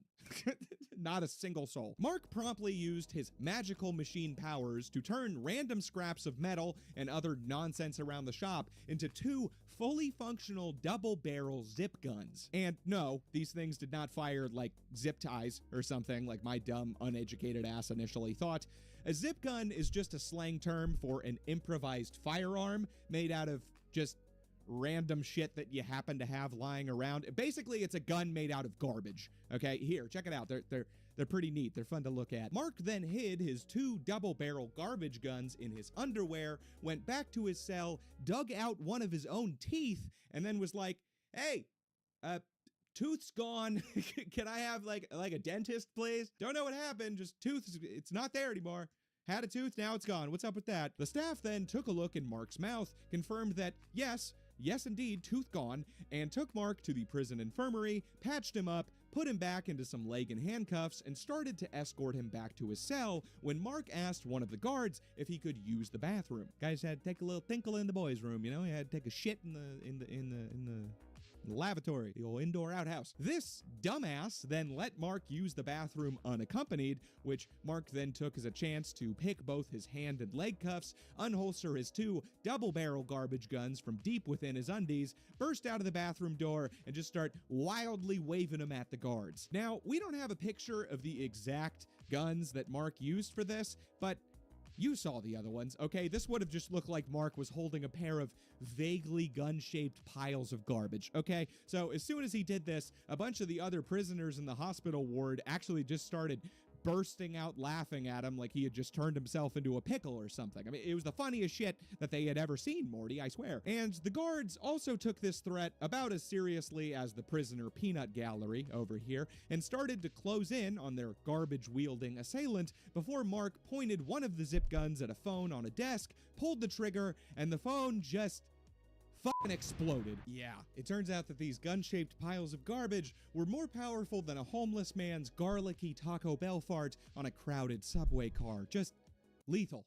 Like against the Geneva Convention, even. The guards, presumably looking at the phone and picturing their heads and crotch receiving the same explosive treatment, then changed their tune faster than Usain Bolt on his way to bone your mother, and quickly got out of the way of this terrifying, trash-toting terrorist. Mark then repeated this routine for every guard he saw on his way out of the prison until his funky firearms got him all the way out the front door. Mark, then remembering that this is Florida and he is in fact a man, naturally then enthusiastically ran into a swamp, presumably to befriend a local gator and ride it to safety. Now, we don't know for sure whether Mark ever did wrestle a rambunctious reptile and pilot it out of there, or if Shrek showed up and did something for him, but however he did end up getting out of that swamp, the police later caught him yet again in yet another stolen car with a real non-garbage based handgun this time. We don't know if Mark actually stole this gun from somewhere or if it just so happened to be in the car he stole. There's kind of a debate about that. I don't really, care, though, honestly, so let's go ahead and move on. At first, the authorities actually tried to send Mark back to that mental hospital that he had tried to make the LSD-based escape from, but surprisingly, the hospital they weren't very into that idea for some reason. It could be just just a theory here, that they did not want to see God and the devil at the same time again after getting their morning cup of joe, and could not afford any more of their washing machines getting curb stomped by an unwittingly tripping staff member. It simply wasn't in the budget. But on the other hand, the prison that Mark had just busted his way out of, garbage guns ablazing, also, again, for some strange, undeterminable reason, did not particularly want him back either. So, he's free to go then, right? I mean, no prison even fucking wants this maniac inside of its walls. So, you know, that's just a cheat code to freedom there, right? Wrong! No, in the end, the authorities did in fact send him back to the prison that he had just busted out of. But, you know, the prison, it kind of had a bit of a grudge after that event. Yeah, this time they were going to take some pretty extreme measures to avoid any more, shitty shotgun shenanigans from this fella. After being sent back, Mark was now forced to wear leg cuffs and a straitjacket 24/7 and was kept in solitary confinement in a padded cell. Well, actually, several different padded cells, because the guy just kept fucking completely destroying all of them like he was Keith Moon at a Holiday Inn. How exactly did Mark destroy a padded cell while in cuffs and a straitjacket, you ask? Well, good question. Gold star. I'm proud of you, buddy. Good job. High five. Let's get it.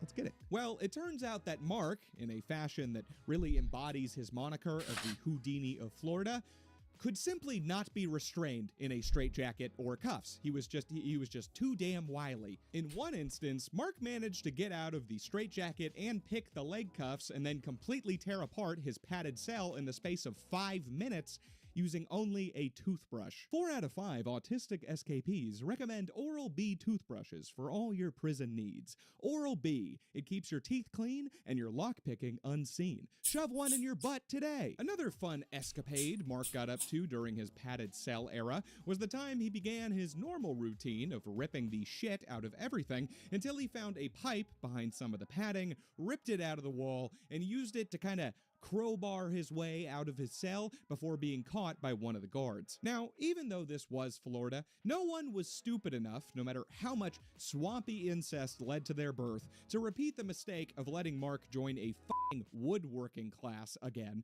And it's kind of hard to do that sort of activity when you're in a straitjacket at 24/7 anyway. But despite not having access to any of those woodworking resources, Mark referred to this period as his, quote, gunsmith phase, because he just can't be stopped, man. Dude is a menace. He's a force of nature. Mark would make guns out of anything and everything. He even, following his trend of trying to escape through oral hygiene-based methods, made a fully functional gun out of a toothpaste tube. And I don't even know how that would, I can't even picture that in my mind, how that would work. But Mark, he found a way. And this little hobby of his would eventually end up costing Mark dearly, as he later fired one of these homemade garbage guns at one of the prison guards. Mark claims that he didn't actually fire the gun at the guard, he was just test firing it, and the guard happened to be near said test firing area, which, yeah, that definitely makes it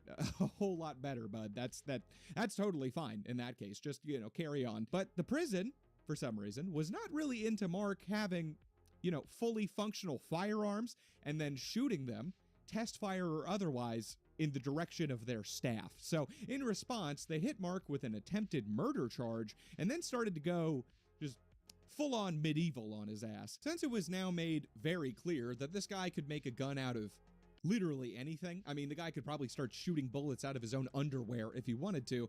They decided not to give him any underwear, or any clothes at all, for that matter, or even any light in his cell, since making a gun typically requires, you know, seeing things. They also cut off the plumbing to his toilet, so he just had to shit on the floor, I'm pretty sure. So now Mark's existence consisted of just lying naked and alone in solitary confinement in pitch black darkness 24/7, with his only real friend being the overpowering smell of his own shit. And as a little cherry on top, the guards would also routinely come in to hit him with a fire hose or mace him whenever he got comfortable enough to fall asleep. Now, obviously the guards were already pretty annoyed at this fucker before his most recent incident, and sure, or part of this fucking torturous treatment was just their own anger that they were getting out at Mark for what they perceived as him actually trying to shoot and kill one of them. But they were also doing all of this to try and make Mark's conditions so terrible that he would confess to actually trying to murder that guard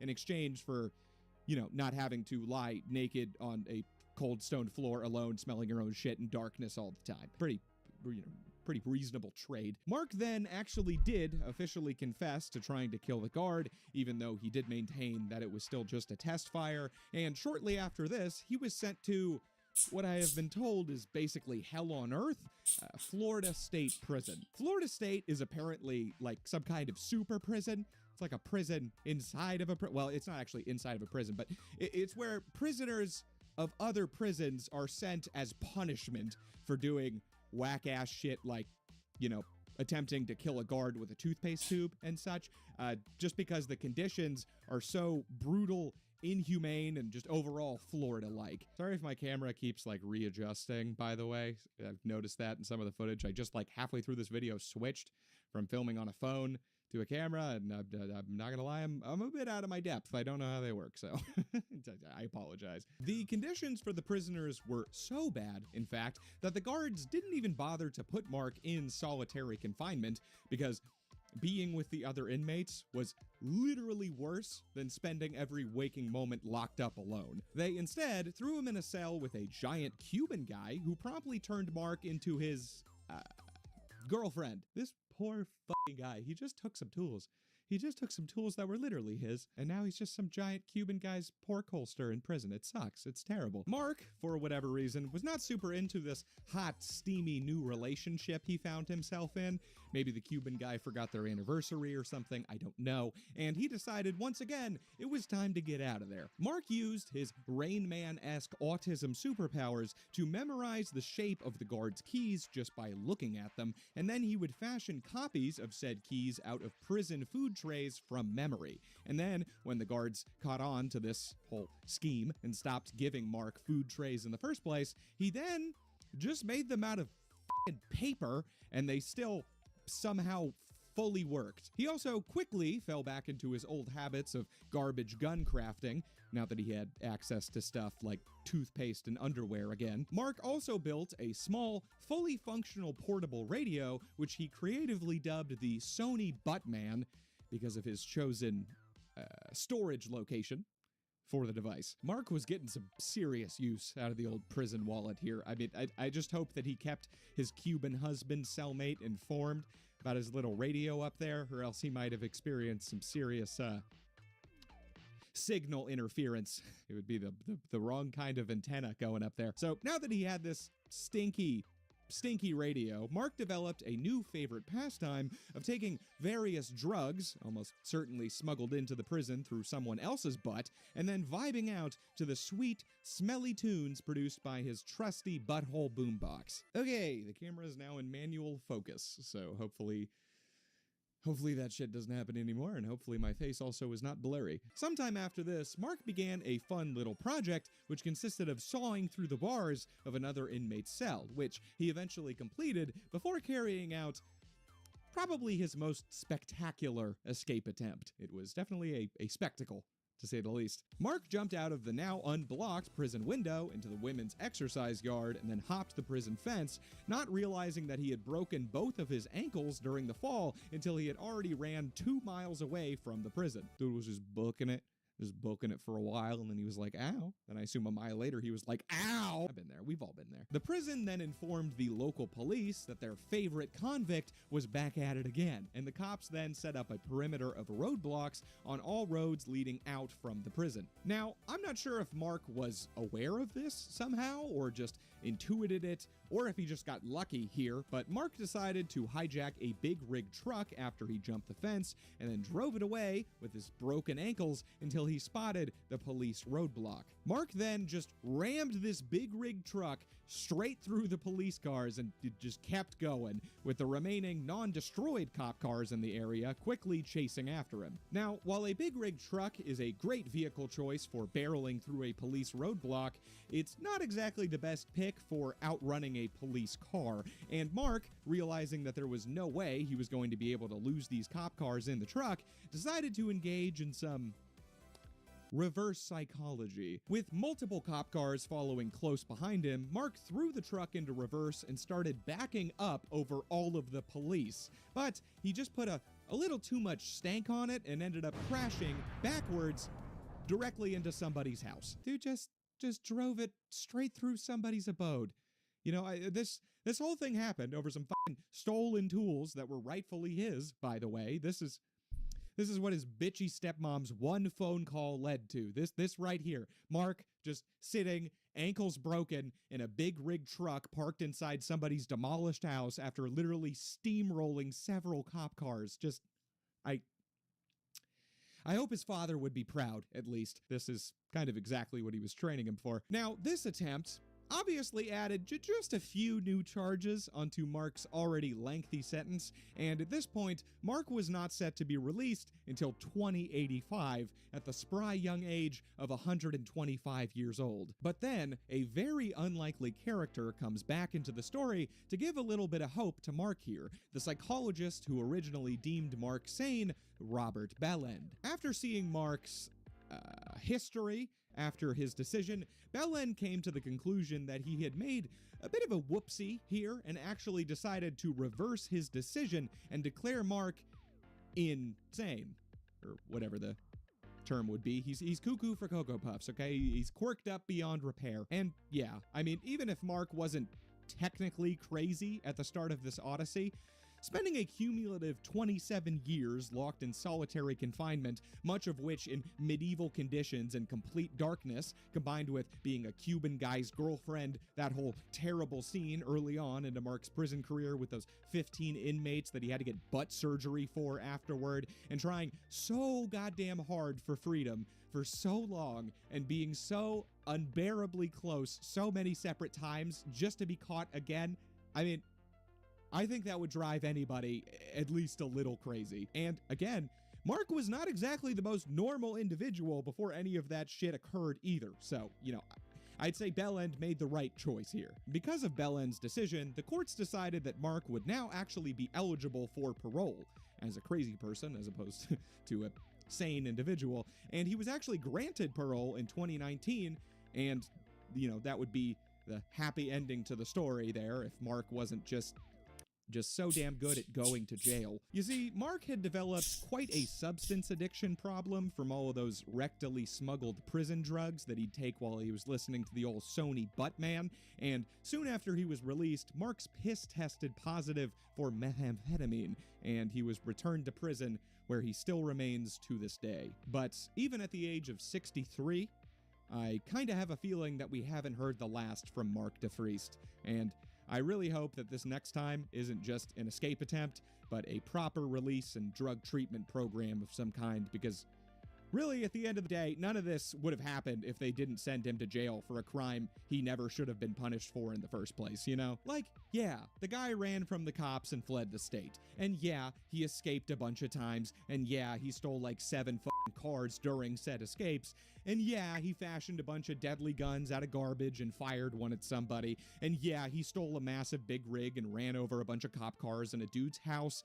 And yeah, the dude smokes meth. But still, it's just a shame, really. This guy, in the right context, you know, could have done some really great things, I feel like, and I think the world really missed out on Mark DeFriest. So, as a takeaway to all the kids out there, don't let your socially awkward autism and father's sleeper agent CIA training let you run from the cops, okay? It's simply not worth it. Kazimierz Pachowski. Born on October 19th, 1919, Kazimierz Pachowski, much like the famed stuntman Kik Butowski, was a Polish engineer who was eventually imprisoned in Nazi-controlled Auschwitz during the Second World War. By the time the Nazis had successfully invaded and occupied Poland in 1939, Kaz was a member of the Polish Boy Scouts, whose devilish knot-tying abilities and military-like ranks and badges on their cute little sachets had earned them the prestigious title of having the Nazi Germans classify them as a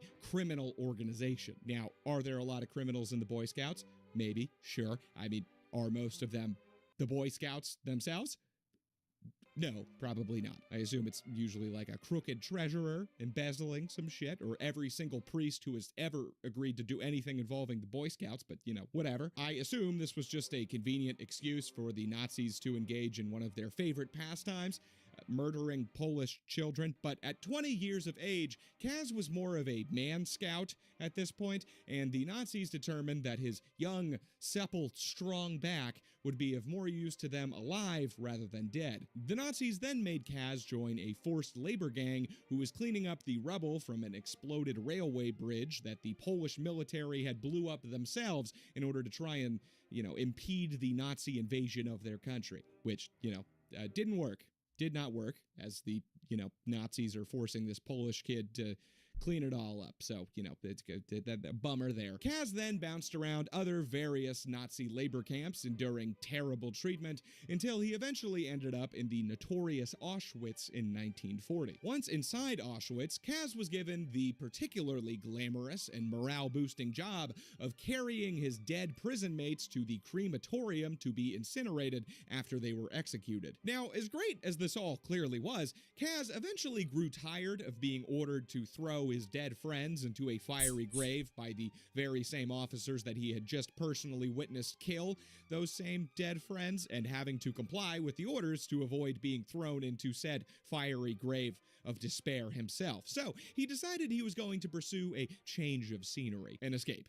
He wanted to escape, is what I'm saying. This desire to get out of concentration camp Dodge only intensified when Kaz came across the list of the Nazis' planned executions and saw that one of his closest friends, a man named Eugenius Bandera, was about to be killed. So Kaz and Benny started plotting their grand escape, but the stakes for breaking out of Auschwitz were quite a bit higher than most other localities. You see, you may be surprised to hear that most prisoners in Auschwitz actually did not want to be there either, in fact, and the Nazis had to deal with a lot of escape attempts pretty regularly. Because of this, combined with the fact that the Nazis were, well, Nazis, that is to say, crazy racists who kind of wanted to see everyone in the camp dead anyway, the Germans came up with a brutal, inhumane escape policy where for every prisoner who attempted to escape, 10 other prisoners would be starved to death in retribution. And even if you did decide that 10 of your fellow inmates' lives were a small price to pay,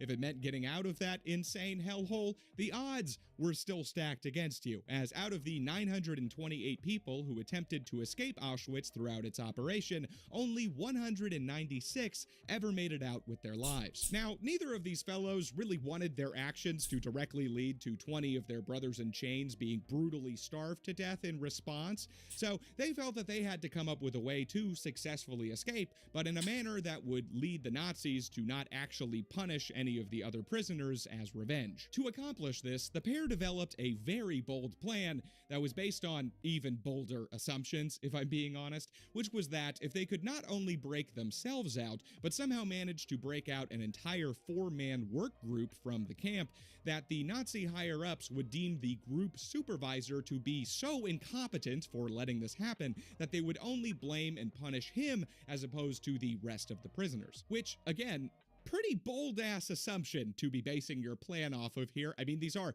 Nazis that we're dealing with, not exactly known as the most reasonable group of people. I mean, sure, yeah, they probably would definitely shoot that block supervisor in the head for being an idiot, but I don't think that them also starving 40 other prisoners in response as well would be out of the question in that scenario. Nonetheless, Kaz, Benny, and 2 other prisoners put their plan into motion on June 20th, 1942. At some point earlier in his imprisonment, Kaz had helped to build a coal bunker in Auschwitz that also held an entrance to one of the Nazi warehouses. And while building it, Kaz had intentionally removed a bolt from the top entrance to the bunker, which meant that it would not self-latch when closed, and could therefore be opened by anyone who knew that it was corked up in this special little way. After passing through the first of several gates leading out of Auschwitz pulling a work cart, Benny broke off from the rest of the group and headed toward the Nazis' motor pool, which held all of the officers' cars, while the rest of the gang headed toward that coal bunker to sneak into the Nazi warehouse. Apparently, Benny worked as an engineer for the Nazis,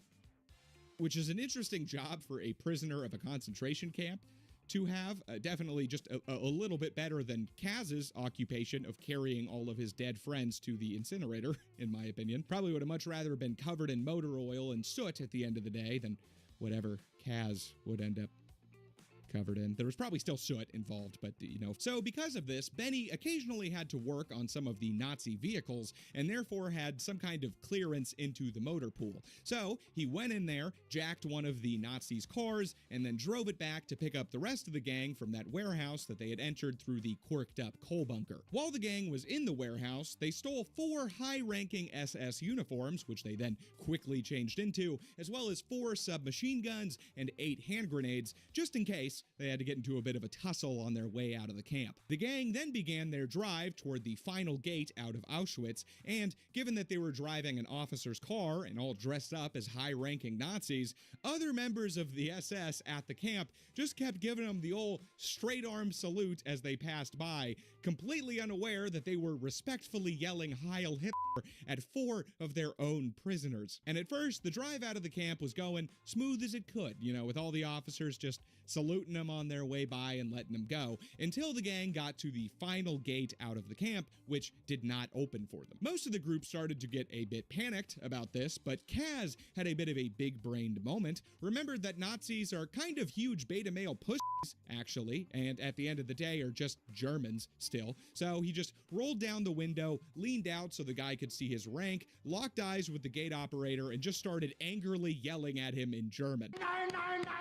So even though this was an unscheduled exit these guys were trying to make, so just a teeny bit sus there, all this gate operator saw was a group of much higher ranking Nazis, with one of them yelling whatever the German equivalent of "open this gate right the f*** now or I'll cut off your small shriveled penis and feed it back to you, you miserable waste of Aryan blood" is, and valuing his precious wiener schnitzel, the guard obliged and raised the gate for the 4 prisoners, who then just drove off into the sunset. This was one of the greatest escapes from Auschwitz throughout World War II, and allegedly directly led to the Nazis' practice of tattooing prisoners when they would enter the concentration camps to make sure that little oopsies like this wouldn't happen again. And just like the group had suspected, the Nazis indeed did not engage in their typical revenge tactic of starving 40 other prisoners, and did hold their block supervisor solely responsible for their escape. But very unfortunately for Kaz, these are still Nazis we're talking about, and they ended up rounding up Kaz's parents somehow and having them executed instead. So, just like when you get a call from your mom in the middle of a questionable Taiwanese massage, I am sorry to spoil the happy ending there. But, you know, don't blame me. How's that sad ending? He got out. Parents would be proud of him. Okay, blame the Nazis. Yoshi Shiratori. Born in 1907, Yoshi Shiratori, despite sharing a first name with the lovable green dinosaur of Mario Bros fame, Yohi! he could not zuck up bipedal turtles or small, brown, kind of ambiguous chode-like enemies with his Gene Simmons-like tongue. Really, what are those things, though, the Goombas? They really do just kind of look like an angry ethnic phallus with feet. All right, I looked it up. So I guess they're only called Goombas outside of Japan, which is apparently a slang term for an Italian-American man, Goomba is. So I guess Nintendo, or the American Mario branding team, is saying that these fellas are Italian-American men. So that's, you know, the most racist thing. I mean, I don't know how they got away with the common insidious stereotype of American Italians being 2 feet tall with no arms and hating plumbers. That's just not cool, guys. In Japan, these armless, vertically challenged Italian-American chode fellows are called kuribo, which loosely translates to chestnut person. They do still call Yoshi over there, though, which apparently means good luck in Japanese. This Yoshi, though, the one we were actually talking about before I had a little bout of Mario-based autism back there, definitely did not have the good luck that his name implied. Definitely not. Like the exact opposite of that. This guy was like the Nega Yoshi. The Nega-chin! Actually, well, I mean, I guess he was lucky with his escapes. Yes, escapes plural, spoiler, but saying that this man had good luck in literally any other aspect of his life other than breaking out of prison is like saying Anne Frank was lucky because she ended up being a best-selling author, you know? Yoshi began his lifelong streak of defying the meaning of his own first name when his father died when he was age 2 and his mother abandoned him shortly afterward. Strong start there, bud. Real good set of cards you were dealt. You just gotta pull yourself up by your bootstraps, you know, 2-year-old, figure it out. The next... Why would his mom abandon him? That's fucked up. Like, my husband's not here, fuck. event I know happened in Yoshi's life is that he began to work in a tofu shop. But, you know, I assume he did not just waddle in there at the parentless age of 2 with an immaculate resume and a very full diaper and just hop on a stack of books and start chopping up the tuna, you know? So, I assume he got taken in by someone else, or an orphanage, or a foster or something, or was raised by a small yet generous gang of Japanese wolves until he was tofu serving age. I don't know the specifics, but however you slice it, the guy did not have a great childhood is the point here. Just like him having parents, the tofu gig apparently also didn't work out for him, and after trying several more legitimate lines of work, including hunting and catching Russian crabs with just as much success, which is to say, not very much at all, Yoshi turned to the tried and true, most reliable and above-board career field out there, illegal gambling.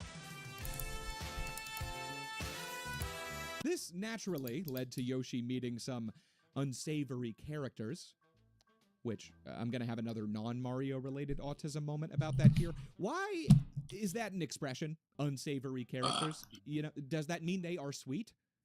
Because that would totally invalidate the whole point of the idiom, you know? I mean, you're just saying this guy is not salty, and somehow I'm supposed to interpret that to mean he's a sketchy guy, you know? I mean, personally, if I was walking down a dark, dank alleyway and some hobo jumped out at me slathered in ramen and McDonald's fries, I'd still think that that's pretty sketchy behavior right there, despite him being objectively the most savory man around, you know? Unsavory character. It makes no sense. So, yeah, Yoshi was gambling up a storm, and in the process met quite a few members of the Japanese crime world, which would eventually get him into some hot water, legally speaking, as associating with known criminals tends to do. Now, and I want to stress this heavily, according to Yoshi here, the story goes that one day in 1936, when Yoshi was 29 years old, a gang of hooligans that Yoshi just happened to be horsing around with were roughhousing with some knucklehead just a little too hard and straight up murdered a man,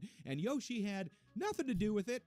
You know, not involved in any way, he just happened to be there when it occurred. But when brought in by the police, the other members of the gang apparently pinned the killing entirely on Yoshi, making the allegedly innocent man take the fall for their murder. Now, I'm always inclined to take the word of a professional illegal gambler who at the very least admits to just hanging out with a gang of thugs for no particular reason with a grain of salt.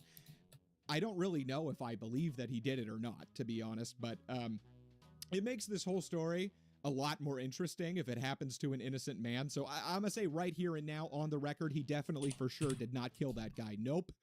No way. No doubt in my mind whatsoever. He's innocent. This is injustice, police brutality, free Yoshi 2012. So after having a murder that he definitely, totally for sure did not commit, pinned to his angelic, innocent shoulders, Yoshi was taken in by the police and told to confess, which went a little something like this. Confess. Confess? Confess to what? To that murder you did? What? I haven't done any murder. How about now? What? No! Ah, Jesus Christ. Or whatever Japanese people say instead of Jesus Christ. Oh my Buddha, bro. Can you stop? My Buddha.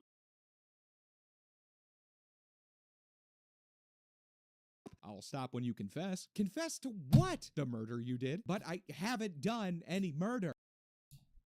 Okay, this is just getting ridiculous. After what I would estimate to be 12 or 13 more iterations of this cycle, Yoshi eventually did confess to this murder that he was very vocal that he did not commit, and as punishment for that crime he said he did, under totally standard, not at all torture-related circumstances, just like all those guys in Guantanamo Bay did, Yoshi was locked up in a Mori prison in northern Japan to await sentencing. And as the days went by, it looked like the sentence he was facing was going to be the death penalty. And Yoshi, wanting to clear his name, see his wife and daughter again, and not die and all for a crime he didn't commit, on top of all of that, as well as to get a break from what was apparently a nightly ritual of getting beaten and tortured by the prison guards, he decided to get a little creative on how to achieve these lofty goals. You see, Amori Prison had a bathhouse, not the Miami or San Francisco kind, although I imagine it did have roughly the same frequency of butt sex. And this is where the inmates would wash off all the prison stank from their sore rectums and hope they didn't drop the soap. Now, again, Yoshi is in this Japanese prison bathhouse in the mid-1930s, so this place was pretty low-tech and used buckets made out of wooden planks that were held together by metal wire, okay? Important context there. So one night, after studying the prison guards' movements and routine for months, Yoshi decided it was time to dip. At 5:30 a.m., the guards passed Yoshi's cell, and he knew from studying their patterns that he had at least 15 minutes before anyone would be back. So he quickly pulled the old Looney Tunes trick and threw some boards under his sheets that he had pulled up from the floor so the guards would still think he was asleep under there, whipped out a wire he had stolen from one of those bathhouse buckets, and frantically got to picking the lock on his prison cell. This impressively worked, but Yoshi was not quite in the clear yet, as he still had several more locked doors he needed to pick before he would be out of the prison, all while avoiding detection from the guards. And even more impressively, Yoshi actually pulled this off, picking his way through several more locked doors with his trusty bucket wire, jumping the final gate, and running away to freedom. 3 whole days of glorious freedom. Yeah, he was not out there very long at all. 3 days after his clever bust, Yoshi was caught trying to steal supplies from a local hospital and hauled back to the slammer. Not the best ROI on that particular escape attempt there, Yosh. For this escape, and the attempted theft from the hospital, the Japanese courts issued Yoshi a life sentence, and any hope of proving his innocence and seeing his family again faded away like the hopes and dreams Ted Cruz once had of turning into a real boy. Yoshi stayed in Amori Prison for 6 more years until he was transferred to Akita Prison, still in northern Japan, in 1942. 2 years after Japan had entered World War II, fighting on the side of the Nazis. Which, alright, third autistic sidetrack of this entry. What the fuck was up with that, by the way? Like, I've always just found it so strange that the closest ally to the profoundly racist, eugenics-spouting, Aryan race-loving, blue-eyed, blonde-hair fetishizing Nazi Germans was the fucking Japanese, you know? I mean, they're not exactly... You know, the Nazis hated the fucking Polacks more than they hated the Japanese. That just doesn't compute to me based on the whole, you know, worldview they had going on. Obviously, nothing wrong with the Japanese. They make amazing things. Hello Kitty, Nokia phones. I drive a Nissan, okay? I love the Japanese. It's just I wouldn't expect the Nazis to, you know? Anyway, Yoshi gets moved to Akita Prison, where his treatment somehow gets even worse than before, so now I guess he was looking at bi-nightly beating and torture sessions. He was also now made to engage in a lot of hard manual labor at the new prison, which I assume Japan was probably doing a lot to their prison population at the time to help out with the war effort, so, you know, I assume that he probably didn't enjoy that either very much. Plus, the guards all knew Yoshi as the guy who attempted to escape that other prison, and they were determined to, 1, make sure that he would never escape Akita Prison like he escaped Amori, and 2, just to be absolute assholes to him all the time, 24/7, even in addition to the beatings, forcing him to sleep on the bare stone floor in his poorly insulated cell during northern Japan's notoriously cold winters. That was all except for the head guard, Kobayashi, or Kobe, as no one referred to him except for me, because I think it's funny. Kobe was actually very nice to Yoshi, relatively, at least. I mean, the other guards weren't really setting the bar of niceness very high, you know, and he never harmed him in any way, like all the other guards did, and regularly checked up on him, even bringing him gifts during his quite frequent extended stays in solitary confinement. And the cell that Akita Prison would throw Yoshi into for his solitary confinement was actually specifically designed for previous known escapees, and had no windows, with only one small skylight at the top of the cell, and also had exceptionally tall walls that were made out of copper. And they had made the walls out of copper so that they could polish them down, get them looking as smooth as a baby's bottom. So much so, in fact, that they were supposedly impossible to grip. Impossible, that is, unless you're Yoshi Shiratori. Dude was like fucking Spider-Man in that one scene. You know the scene. Tobey Maguire shimmies up that wall. That's this dude. I love those movies, by the way, especially the third one. That's my favorite. Everyone says it sucks, and like, yeah, yes it does. That's the point. It's terrible. It's awful. It's great. On June 15th, a guard peered into Yoshi's special copper-lined solitary cell around midnight and saw only a pair of handcuffs lying on the floor, sans Yoshi. Oh yeah, that's right. They were so worried that this guy was going to escape again that in addition to throwing him in solitary in a special climb-proof cell, they also kept him there in handcuffs 24/7. And the guy still fucking got out of there. You see, as we will soon discover, Yoshi in handcuffs don't get along very well at all. They disagree quite a bit with each other, specifically in the them staying on his wrists department. Like, yeah, sure, Mark DeFries could get out of that straitjacket and leg cuffs with a toothbrush. He has nothing on this dude in the getting out of cuffs department, okay? Just wait, just wait. What Yoshi had noticed is that even though the walls of the cell were very high, they didn't really want to give the prisoners a lot of, roaming around room, so the cell was still quite small, and the walls were very close together. This allowed him to use some serious prison parkour to shimmy up the supposedly unshimmyable copper walls to the skylight, which was held in the ceiling by rotten wooden beams. So Yoshi would simply lockpick out of his handcuffs, maybe with something he had lifted off the guards, or more bucket wire, who knows, we're not entirely sure, and then he would shimmy up to the top of the skylight, use his newly freed hands to start tearing away at the frame, and then later in the night, he would shimmy back down and then literally lock himself back up in the handcuffs so that the guards wouldn't notice that anything was amiss. After, I assume, possibly intentionally getting himself sent to solitary confinement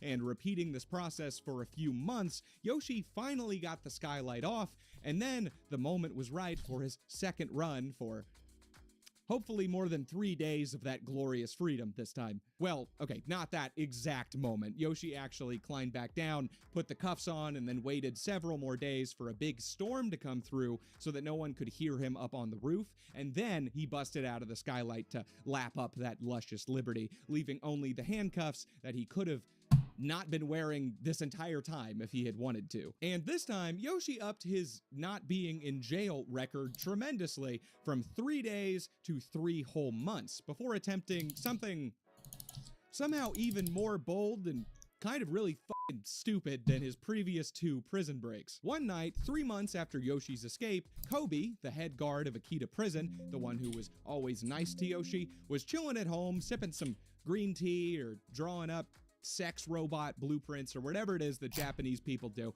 when he suddenly got a knock on the door. Kobe opened the door, and to his massive surprise, there was Yoshi. Dirty, disheveled Yoshi standing in front of him. And Yoshi was there to turn himself in. With some fucking conditions, okay? He didn't just say, wow, this whole not being in prison thing sure is fucking boring without TikTok, huh? And decided to go back, all right? He had something going on. You see, Yoshi was doing this clearly really fucking dumb act with a good intention.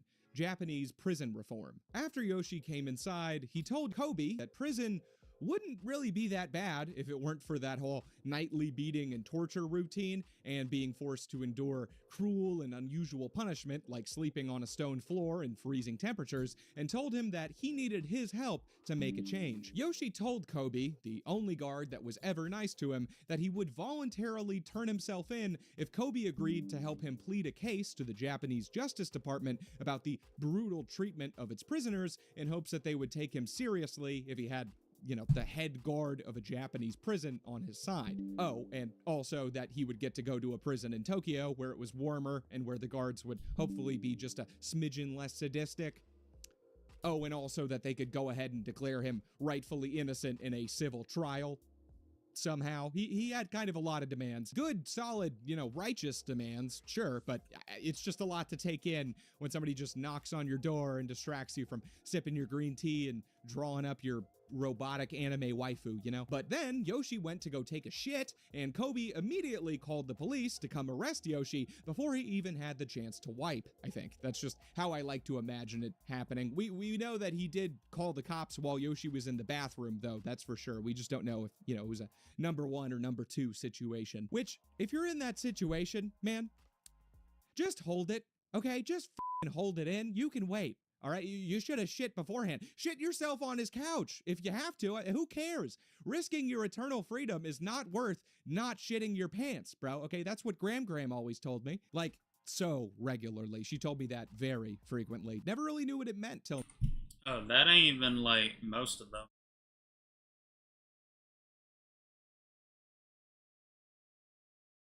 Is opening, the...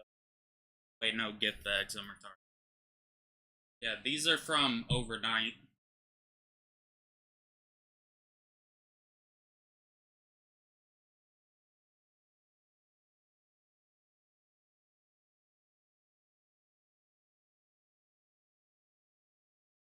Just wanted to get the money out of them quick. Now, thought she was just having a Biden moment every time, but no, I get it now, Gram. I get it. So the cops ripped Yoshi off the shitter with poop still in the chamber, groundhog popping out the burrow and everything, hauled him away for the 3rd time, and then added 3 more years to his life sentence for good measure. In response to Yoshi's request to be sent to a much safer, warmer Tokyo prison with less violent guards, the court decided to take that all into account and send Yoshi to basically the Japanese version of Siberia, the notorious Abashiri prison. Yeah, no, they really did the exact opposite of what he was asking for there. Abashiri prison was the northernmost and therefore coldest prison in all of Japan, located basically as high up as you can get on the island, sitting right on its frigid northern coast. The prison was also well known for its brutality and the fact that not a single man had ever escaped from within its walls. Yet. After entering the prison, Yoshi was then taken to his new cell, made specially for him, while the temperature was below freezing, and then he was thrown to the floor wearing only summer prison clothes. So basically just like a t-shirt and some shorts in below freezing weather. Presumably realizing that there was a very good chance he wouldn't make it through the night without turning into a frozen Yoshi pop, Shiratori then attempted to get up and desperately bum rush past the guards, which, surprisingly, for whatever reason, the guards being bum rushed did not enjoy very much. I don't know, maybe they thought it was a bit gay. It was a different time, after all, and they then proceeded to brutally beat Yoshi down and leave him to freeze. But not... That's not nice. Why would they do that? Before Yoshi continued his streak of absurdly bold yet equally stupid decisions by telling the guards that what they were doing was pointless, that he was going to escape this Japanese Siberia just like those other 2 prisons, and that no cuffs could ever hold his fucking Hulk-like superhuman prison-proof hands. I could break these cuffs. You can't break those cuffs. He then literally held up his cuffs and just fucking broke them in half like he was a 90s bodybuilder ripping up a phone book. The guy just fucking pulled his wrists apart and just snapped the handcuff chain like it was a piece of black licorice. This was clearly a very impressive, dramatic feat that probably did leave a few of the guards shitting in their britches a little bit, but all it really did was make his situation just so much worse. Just so exponential. Why would you do that, man? Now they gonna beat the shit out of you even harder. Like, they fighting with the Japanese army currently fighting and helping the Nazis, big dog. Why would you do that? Shittier. This is because, by performing this little stunt, Yoshi had just shown the guards that they were not only dealing with an expert in lockpicking, parkour, deception, and really fucking stupid life choices, they were also holding a literal X-Man or some shit that can rip through normal handcuffs like they were made out of paper mache and tears, and they were about to start acting accordingly. You see, the prison had already designed a an Arkham Asylum level top tier final boss and escapist foolproof prison cell for our humble hero here, a cell which was made completely out of Chad-like steel so there would be no shitty rotting beta male wood in there like last time for him to break through, and where all the openings were made smaller than Yoshi's body so he couldn't squizzle through even if he somehow managed to take out all of the steel bars. But after Yoshi's stunt on his first night, the guards apparently took that whole "no cuffs can hold the all-powerful Yoshi" comment as a bit of a challenge. You see, Yoshi breaking out of those first cuffs was impressive, definitely, but not impossible. Those were a pair of shitty, low-quality, standard-issue cuffs made of iron from the 1930s, a time when Japan mostly used something called iron sand for metalworking, which apparently leads to a lot of impurities, and made breaking through the weakest link of the chain much easier than it would be with modern cuffs, which are typically made out of solid steel. Much like Yoshi's prison cell. But after Yoshi ripped through those like they were a bag of Doritos and he was a gamer in 2013, the guards decided to come up with something that would make even modern handcuffs look like a moldy piece of jump rope with a bike lock on it. I don't know why this keeps happening on this the bottom right account. Every time I'm trying to join the server, it says it does this type of shit.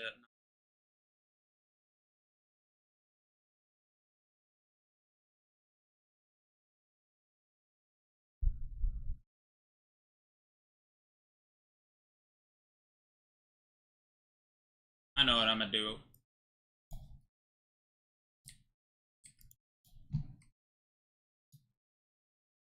Tech World. Tech World.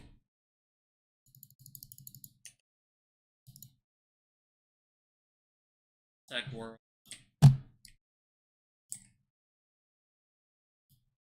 Tech World. Tech World.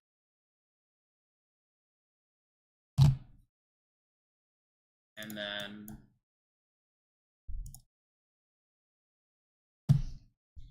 what I'm gonna do is after I get all these in Tech World, I'm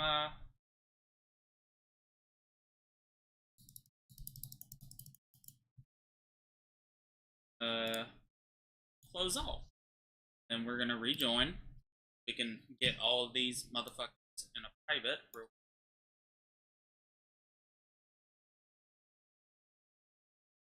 I realized it does affect what I'm about to do. Okay, bitch. You're about to piss me off.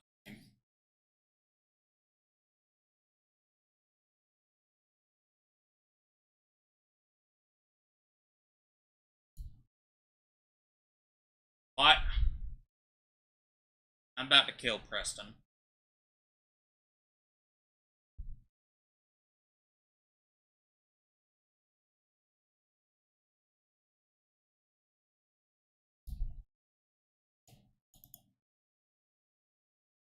My other one. See?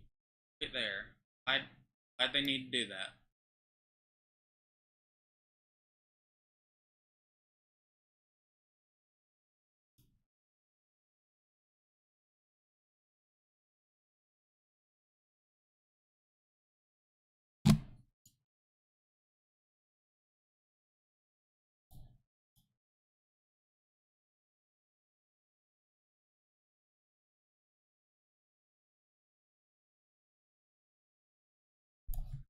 Wait up.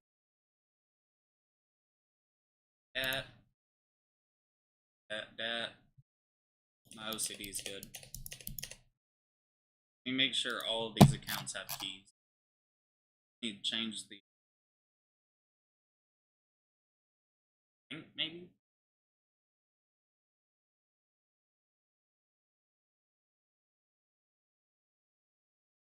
I have them all do the treasure hideout. Like, I want to see what I can get. I used to do this on all like on whenever I only used 2 accounts. But then I realized doing this with 4 accounts was atrocious. So with this,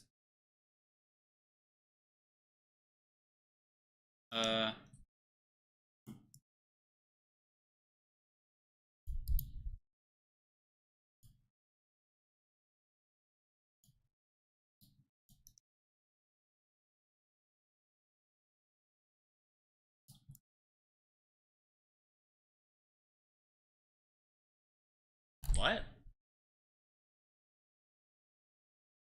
To go back through this area?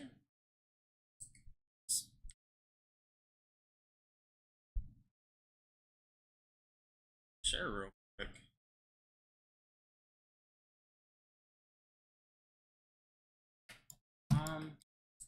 That. I'm just back then.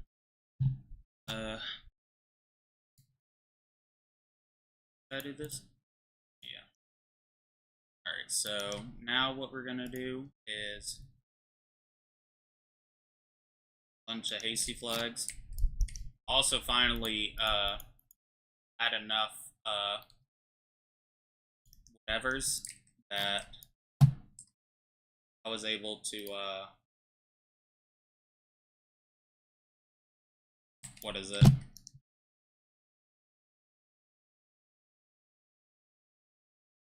I was able to finally get the account on the bottom right to what is it?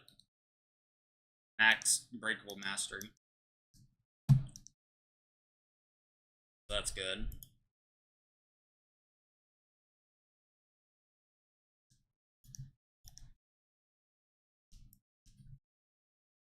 Alright, so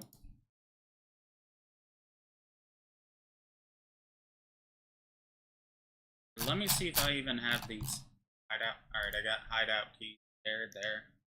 These accounts better have them.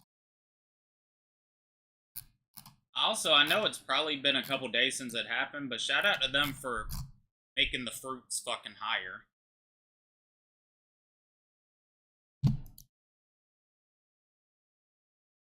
Okay, cool. So I do have treasure.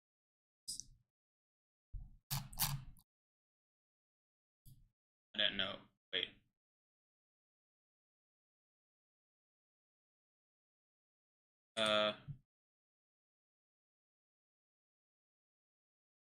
Oh, whoops. I didn't mean to click yes. I was gonna have to wait for all of them.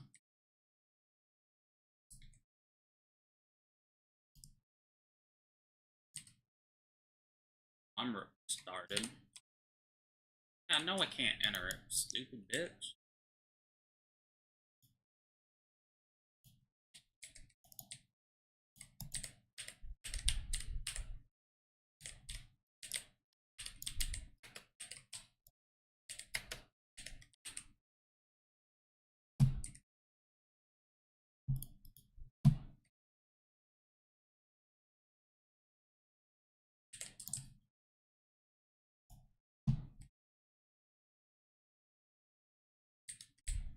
I don't know how often I will do this, but I thought I'd try this.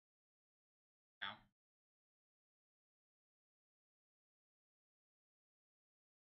All I know is, if you only have one account, this is really worth it to do every day, by the way.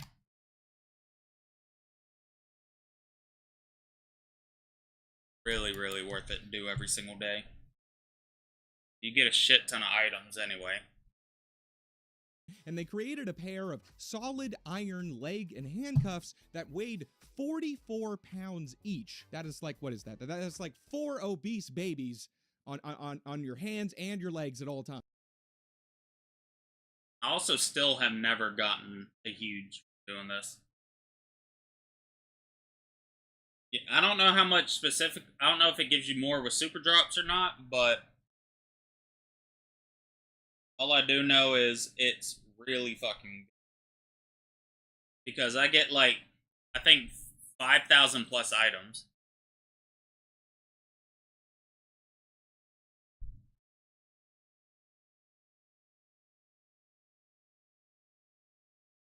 Yeah, you good.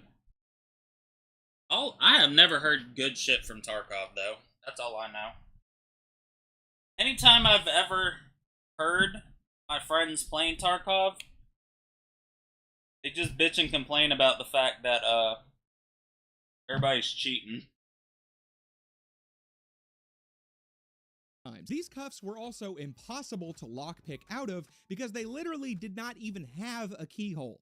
They didn't even bother putting one in, okay? The guards couldn't even take them off him if they wanted to, which they most certainly did not. The only way the cuffs could be taken off was for a special metalworking team to come in and spend 2 hours literally welding the things off of his wrists and legs, which they actually did do every few weeks so that Yoshi could take a much needed and very closely supervised bath. And this bath was certainly a relief for Yoshi, but also not a very pretty sight for anyone involved. This was because Yoshi's cuffs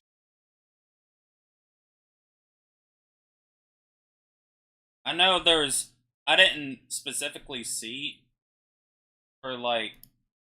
shit in regards to it, but I do remember, like, what is it? There was an... Okay. Cool. Whatever. But see, there was I do remember they had a bundle or something that came out. And...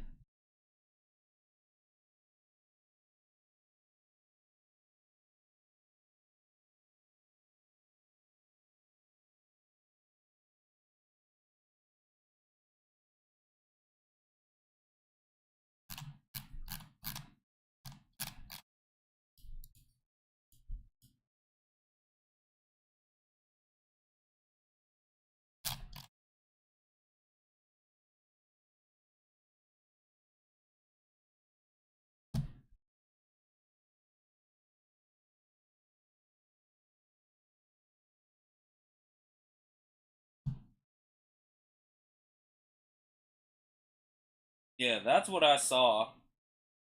But I mean, that upgraded version though, it did look cool. What was the main thing about it? Wasn't it that, like, you could save your loadout? Yeah, because I remember reading about it, I'm like, yo, that shit looks actually dope. I can't lie, it looked dope.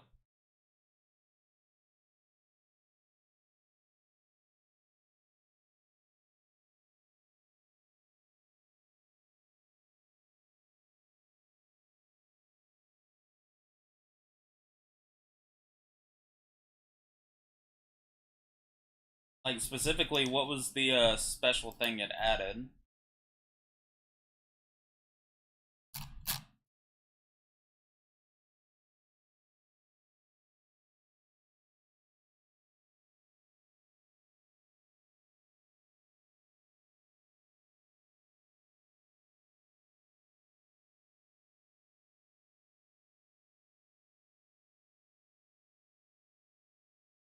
Wasn't it that, like, you always started with a loadout?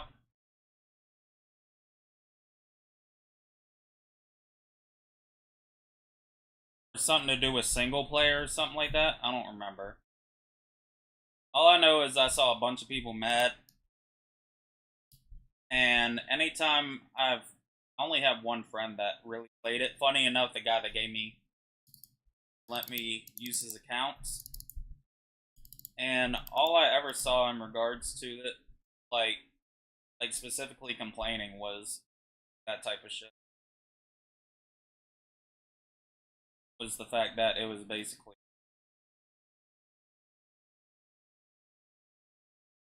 like that happened or whatever.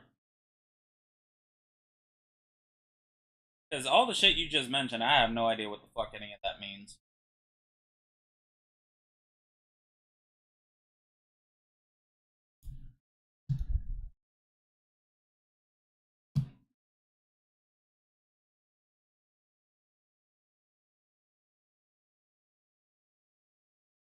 Yeah, that was the thing I saw, the PvE mode. I'm like, yo, I might actually kind of want to check that out.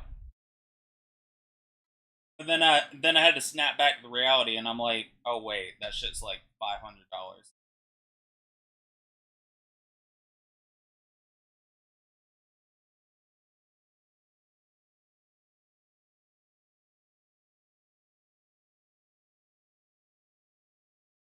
If there were more games, like I said, that's my biggest thing. Is like I don't like PvP games.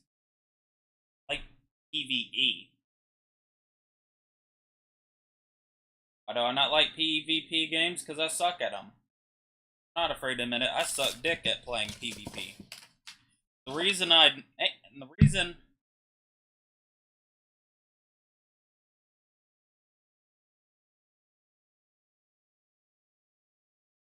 but even shit like Tarkov, though, right?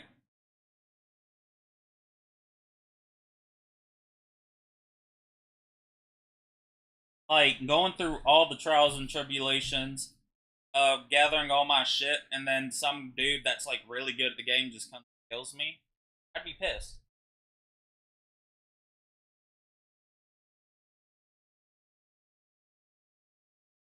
That's also why I never played Rust with my friends. I refused to buy it, actually.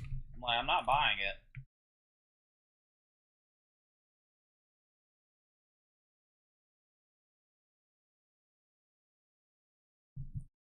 Like, that shit don't look fun.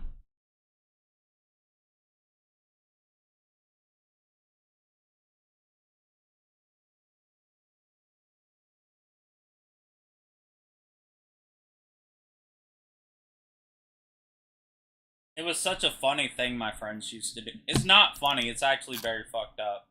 But it's funny because it's fucked up.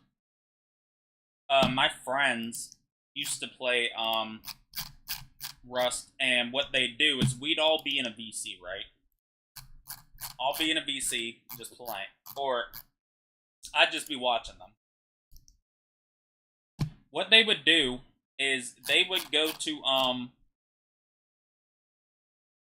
hold on. They would go to Twitch streams, right? They'd find people that are, playing Rust. Right? They'd either watch their current video at the moment, like, stream, and, go back through the VOD, or go back through the replay, or they'd go to their VOD, and they would look through the VOD to see when they would unlock their base and get the code. And they would go find where they're at, kill them, get in their base, change the locks, and then start spam saying the hard R to try to get them banned on Twitch. Not funny. It's not funny. Not funny. Not funny. It isn't cool. Actually very disheartening. Sorry.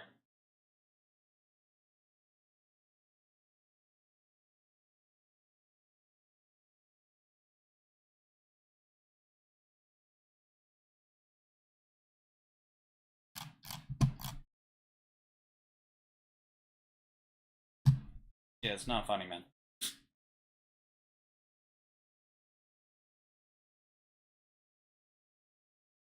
And thing is, they wouldn't do it on, like, 0 viewers.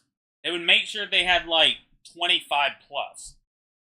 But not big enough to be, like, obviously.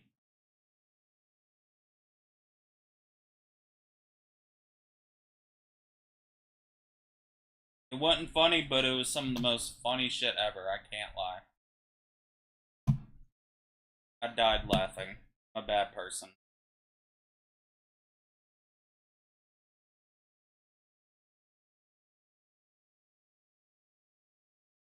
Not funny. It is funny.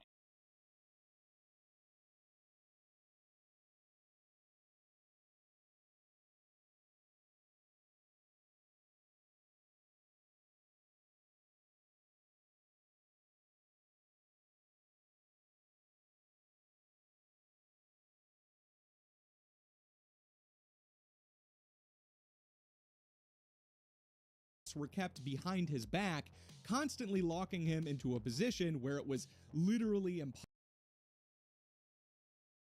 If I played Rust, that would be the only thing I would do. I'd be fucking around on that game.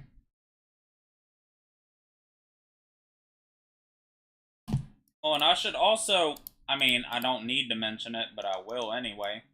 Not to mention the blatant, like, racism in that game. Another reason I'm like, I'm good.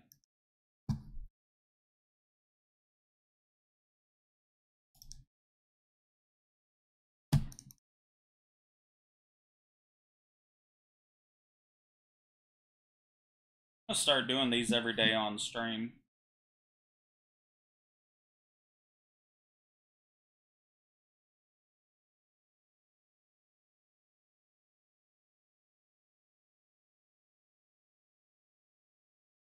Possible to move his hands, and this combined with the heat from welding the cuffs off and back onto his wrists, and the fact that the cuffs were only removed once every few weeks for a short period of time and weighed fucking 44 pounds just dragging on your wrist constantly, this caused Yoshi to develop disgusting, gross-ass infected wounds where the cuffs met his flesh, which were literally infested with maggots. I just... Yummy. Again, you shouldn't have broke those fucking handcuffs, dude. I mean, Yoshi was just sitting there, lying there, or however you can position yourself with all that shit on you, 24 hours a day, 7 days a week, in the freezing cold, still wearing summer clothes, by the way, with 88 collective pounds of solid iron locking him in place, and maggots literally eating his rotten hands, all for a murder that he didn't even commit. Probably, maybe. Could it possibly get any worse than this? Oh yeah! Because the prison was constantly below freezing, whenever prisoners would receive their meager prison rations, usually consisting of white rice, miso soup, and soy sauce, both the soup and the sauce would usually just be a block of salty ice. On top of that, the guards also didn't remove Yoshi's cuffs for him to eat, because again, they literally couldn't do that, so every time he ate, he would have to painfully drag his body, weighed down by 44 pounds of metal on both ends, over to the food slot to, like, lick up frozen soy sauce and soup and shit like a goddamn animal. And on top of that, the first night that Yoshi was thrown in there was just the beginning of northern Japan's notoriously cold winter season. So things were about to get a whole lot colder in his poorly insulated, fully steel prison cell, and he would need all the energy he had just to survive the elements in there. So, naturally, the guards took pity on his situation and responded by cutting his already minuscule, frozen, awkward as hell to eat food portions in half. So, things were looking kind of bleak for old good luck Shiratori over here. Who names their kid that? I feel like that's really jinxing things right there, you know? I mean, there's not like a really a English equivalent, but like Fortunate Stevens, you know? I guess people name their kid Lucky sometimes. Don't do it. Don't do that. You can name your kid Football. And yet, as winter passed and spring arrived, a guard opened the small inspection slot on Yoshi's cell door to gaze upon his pitiful existence, and then shit his goddamn fucking pants because he wasn't in there. The dude, he wasn't in there. He was gone. He did it again. He cannot keep getting away with this. Somebody lock this man up. Oh, wait, you literally can't. The guy is a fucking animal. All the guard saw when he looked in the cell was a neatly folded pile of bed sheets and prison clothes lying once again next to Yoshi's supposedly unbreakable, keyhole-less handcuffs. So, all right. How?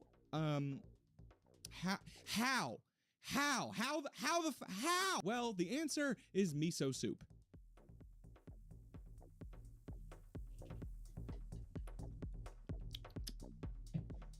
Oh, you probably want a little more explanation into that, don't you? Okay, all right, fine. You see, miso soup is basically just salt water, dude. It is so damn full of sodium. It's more savory than the ramen-encrusted McDonald's fry homeless guy, okay? And every night, Yoshi would save a little bit of this sweet, salty goodness to, I assume, very awkwardly and painfully splash a bit of it on his cuffs and the inspection slot of his cell door. All right, so now he's got some salty metal. So, who cares? Well, let's look at the Statue of Liberty. It used to be brown, you know? Not that that makes me think any differently of her or anything. That's just, it's important for the context, okay? Goddamn. However, after decades of standing near the salty waters of the Hudson? I think. Whatever cesspool of radioactive microplastics New York passes off as a body of water that the Statue of Liberty sits next to, okay? The metal of the statue ended up corroding into its iconic bird shit covered shade of green. This is because salt oxidizes metal and converts it into bullshit. So Yoshi just repeated this process every single night, painfully waiting for the bolts, just like a forgotten childhood bike left out in the rain, to rust away into nothing. After 6 months of this routine, one of the bolts on the inspection slot finally came loose, and after that, Yoshi was able to use it to unscrew all the others in the slot and his cuffs much faster. And now, all that was left to do was wait for another storm. But wait, what about the openings to his cell? I thought you said they were smaller than his body. How could he get out, you ask, if he couldn't fit out of the holes? Well, I've got a pretty gross-ass explanation for that as well. You see, he utilized the maggots to eat off his hand. No, I kid. It's the bright gold thing? What do you mean? Up here. Or did you mean something else? Or did you ask that question?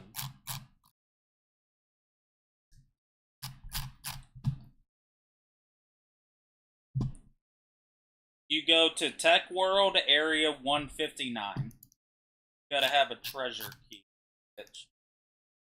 Probably should, anyway, so. I really don't know where the fuck I got this, but that's cool.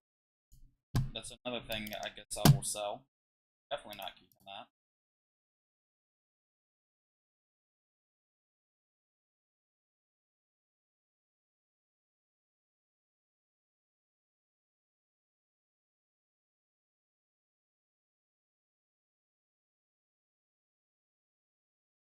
It's not that gross, but it's pretty bad. You see, in addition to having freakish X-Men-like powers of strength, Yoshi also had freakish X-Man-like powers of flexibility and could apparently dislocate all of his joints at will. So, after pretty much dislodging every bone and ligament in his body, Yoshi then slithered through the tiny little inspection slot and popped out on the other side. This has actually happened a number of times in Asia, surprisingly. One of the guys I was going to talk about before this fucker basically made that story obsolete and also took up like an hour of this video was one Choi Gap Bok, who was also known as the Korean Houdini because, shocker, he was Korean and escaped from something. You get the trend at this point. Choi.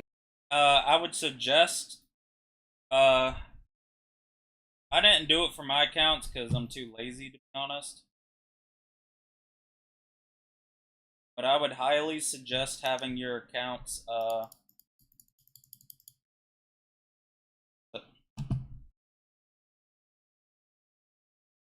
would suggest having your accounts,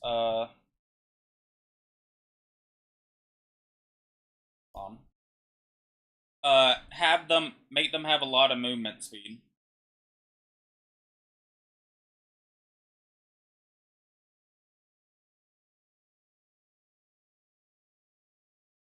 Because what happens here, what is it? Whenever you get the 2 times boosted rate, they actually throw ice in the area, make you slower.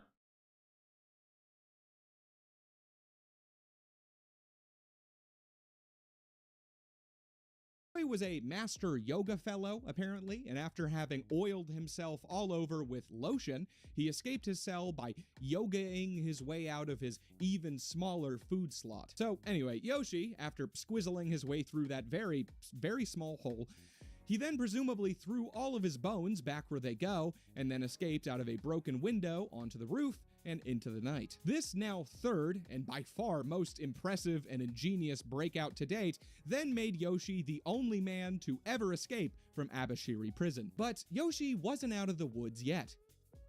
Literally, he was in some very dense and inhospitable wilderness. This is the Japanese Siberia we're talking about here. Abashiri Prison was located in a kind of impenetrable bowl with the cold, freezing waters of the Pacific Ocean to the north and towering, freezing, snow-covered mountains to the south. So even though Yoshi had escaped the man-made inescapable prison, Yoshi didn't really have a lot of options on how to escape, you know, nature. That's God's prison right there. Because of this, the guards all figured that even though he had escaped them, he was certainly not going to escape death, as he had ran out of the roof wearing only his underwear, and they assumed that he'd either succumb to the elements or the many mountain predators that lay between him and the rest of Japan. And for quite a long time, that's exactly what they thought happened.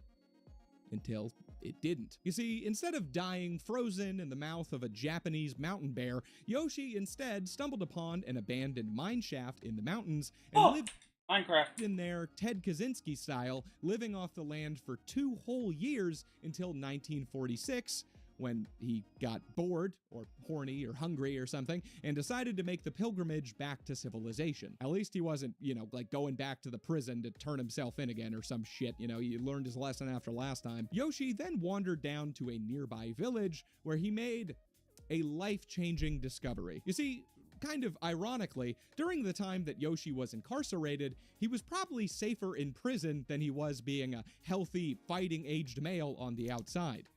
Especially if he had lived in, I don't know, Hiroshima or Nagasaki at the time, because as previously mentioned, Japan had went and got itself into the worst sequel ever made, World War II. Well, okay, maybe not as bad as Mask 2, Son of the Mask, but like a close second, World War II was. Okay, third, actually. I had forgotten about American Psycho 2 for a second. Good Lord, Mila Kunis. God. Worse than World War II, and I don't even feel bad saying it. I don't. So Japan ended up getting the old 1-2 nuke in the face and losing the war in 1945, a year after Yoshi had made his last escape to go live with the bears in that abandoned mine in 1944. And now, at the time that Yoshi is making his way down to the local village from this Unabomber hidey hole, it was 1946. So he just been living it up, eating berries and squirrels and shit, completely unaware that his country had lost a world war for an entire calendar year. And when Yoshi finally made it to the small village by the mine, the evidence of American occupation was immediately very obvious. There was English writing everywhere, the Japanese war flags had been torn down, and there were American soldiers just kind of hanging out and chilling all over the place. This was a very strange sight to Yoshi, who had been locked up since before the war had even started and probably didn't even know what a Hitler or a nuclear bomb was. I don't imagine Imperial Japan kept its prisoners too up to date on current events. So, very confused, Yoshi ran over to grab a nearby newspaper and then kind of pieced the whole thing together. Now, this might be too bold of an assumption on my part, but I think it's safe to say that most people would be kind of bummed to learn that their country had embarrassingly lost a war the likes of which the world had never seen and had been hit with 2 thermonuclear bombs, the destructive power of which didn't even make logical sense to people at the time, and was now basically invaded and completely controlled by the foreign power that dropped said incomprehensible radioactive devil bombs on their country in the first place. That, yeah, I don't think most people would be too excited to hear about that. But Yoshi Shiratori was not most people, and he was actually kind of creaming his jorts over this. Well, not so much the nuke part. I don't think anyone really enjoyed that bit over there, but definitely the whole country being overrun by a hostile foreign power bit. He was a fan of that. This was because the Americans were engaging in a total overhaul and reconstruction of Japanese infrastructure and society, and that included the Japanese prison system. It also meant that everyone kind of had bigger fish to fry than worrying about this, to their knowledge, most likely dead, unprisonable man. Yoshi hoped that this would mean he could just kind of get lost in the shuffle, or maybe even prove his innocence, or at least if he did get caught, that the Americans would have hopefully reformed the prison system enough that he didn't get starved, intentionally set out to freeze in the winter, and beaten and tortured every single day of his life. And he might have been able to get lost in the shuffle quite easily if he didn't go and actually straight up murder a man for real this time. That's correct. He was sent to prison for a murder he didn't commit. Then he gets out and he just commits a murder. It's wacky, right? I mean, W. the circumstances were interesting, as we'll see, but still. You see, after deciding to head south to see his family, Yoshi was about 50 days into his southern pilgrimage and was basically starving to death at that point. However, he then spotted a tomato field and decided to go back to his Yoshi roots and get a little Italian up in this bitch and just started eating those plump ripe tomatoes like he was biting into an apple. But then the farmer of this field, not particularly stoked about someone else coming in and munching up all his hard-earned ketchup balls, went to confront Yoshi. A scuffle ensued, and this ended with the farmer getting a teeny-weeny little bit stabbed in the stomach and bleeding to death right there on the spot. I'm not exactly sure how Yoshi was caught for this terror in Tomato Town. 10 kills on the board right now, just wiped out Tomato Town. My friend just gone down. I revived him, now we're heading southbound. But he eventually was, somehow, and as soon as he entered police custody, the cops very quickly recognized him as the fucking unholdable 3-time prison escapee champion of the world. And even though Yoshi claimed that this farmer stabbing was self-defense, the Japanese courts sentenced him to death, and he was sent to spend the rest of his days in his 4th specially designed cell in Japan's Sapporo prison. Now, at this point, Japan was holding a man that had picked his way out of a normal prison with bucket wire, escaped a solitary cell specifically designed to keep former escapees from escaping, and then escaped a cell specifically made for him from a prison that was supposedly unescapable, from also supposedly unbreakable handcuffs with nothing but a bowl of miso soup before braving the Japanese Siberian wilderness and running off to, in their eyes, murder again for the 2nd time. So they were seriously for real not fucking around this time, okay? Sapporo Prison assigned 6 separate prison guards to keep watch on Yoshi in shifts 24 hours a day, 7 days a week, so there would be literally no time that he was ever unsupervised, and they would also do a thorough check of every inch of his cell every night to make sure he wasn't still somehow plotting some sort of invisible telepathic escape in front of their very eyes. They also kind of recreated his last Yoshi-proof prison cell, basically the exact same as the last one, but just like more. They took the steel structure of his previous cell and reinforced everything 2 times over, adding extra bars and layers of steel wherever they could squeeze them in, and made all the openings from the cell smaller than not only Yoshi's apparently rubber body, but smaller even than his head, as that was, you know, the one thing that Yoshi couldn't just dislocate. So this looks like the end for our fateful main character here, right? I mean, this is just impossible, right? I mean, there's literally no physical way that this man could escape a cell specifically made to block any way he had previously escaped while under constant 24-hour surveillance, you know, barring an act of God or the possibility that this man is a literal Japanese warlock and can just teleport through walls, which I'm starting to believe might actually be the case. But as hopeless as this situation appeared to be, it seemed that, at least at first, Yoshi's spirit had still not been broken, as after he was put into this new cell, he began a ritual of looking toward the top of the very high ceiling made to stop him from escaping through the roof like he did the past 2 times. And to the guards, who were watching him at all times, this just looked like Yoshi hopelessly searching for an aerial escape route that would never come. But as the days went on, Yoshi seemed to grow increasingly depressed and hopeless, and at some point he even stopped getting out of bed at all, despite the guards ordering him to do so. One day, the guards had had enough of this sleepy insubordination and came into Yoshi's cell to beat him up about it, but when they ripped off the sheets from the depressed, sleeping Shiratori, the only thing they had to beat up was another loose pile of floorboards. The man had fucking gone and done it again, boys. So, yeah. Some people, you just gotta be like, man, they're good. Like, I would be like, man, just let him. He's good. Fuck it, man.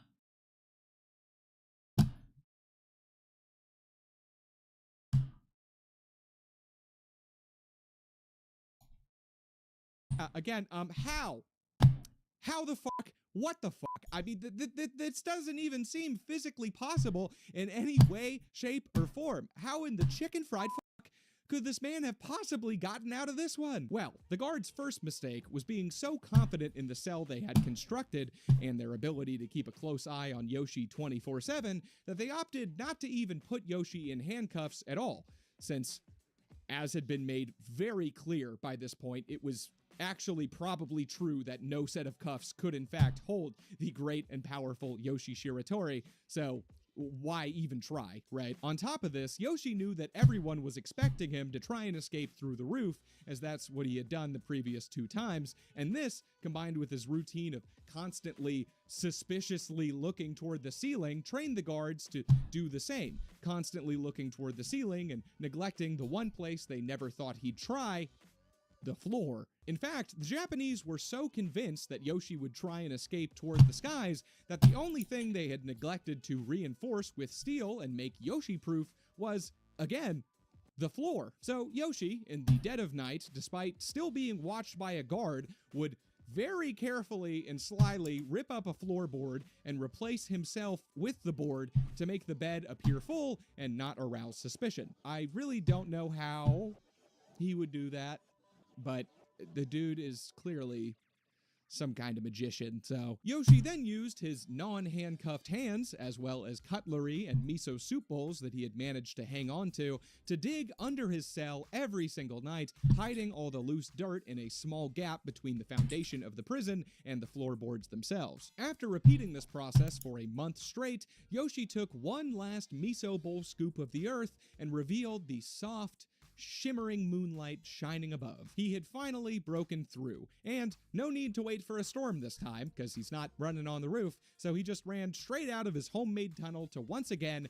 after his 4th consecutive prison break, taste a big juicy bite of well-earned freedom. This time, Yoshi stayed out of the eyes of the law for another few years, until one fateful day in 1948, he was sitting on a bench waiting for the train, and a Japanese policeman sat right down next to him. Again, this guy, he's got such good luck, right? He's so Yoshi. The cop, surprisingly, actually appeared to not recognize this infamous unchainable man and struck up a conversation with him. Yoshi then nervously started thinking of how he could get out of this precarious position as quickly as he could. That was until the cop started to smoke a cigarette and then offered one to the poor, clearly disheveled, now 41-year-old Yoshi. Now, apparently, cigarettes at the time were quite the luxury item in Japan, so this cop offering up that luscious tobacco-flavored cancer stick was basically the equivalent of some thwacked-out Wall Street bro offering you a fat line of $300 woo-woo powder in a New York bathroom. Tutski. It was a very generous gesture from this cop to this very clearly homeless man. And this one kind moment from a man who works in a field where almost everyone had beaten and tortured poor Yoshi seemed to just kind of break him. And sobbing, Yoshi just confessed everything to this policeman, who then, arrested him immediately. So now Yoshi was taken to his 5th fucking prison at this point, but this time he actually got quite the lucky break. See, for whatever reason, this time the Japanese courts decided to take pity on this poor, middle-aged man and decided that the murder of the farmer was, in fact, in self-defense, commuted Yoshi's sentence from death to just 20 years, and even put him up in a much safer, warmer Tokyo prison, just like he had asked for back in the head guard Kobe's house so many years ago. And this time, for once, Yoshi never escaped. Never even tried, and he was released after 14 years, now finally a free man in the eyes of the law at 65 years old. By this point, very unfortunately, Yoshi's poor wife, who hadn't seen the guy in 46 years, had already died. And after Yoshi eventually reunited with his daughter, their relationship apparently never really worked out given the, shitty circumstances there. Yoshi was then forced to work odd jobs here and there around Japan to survive.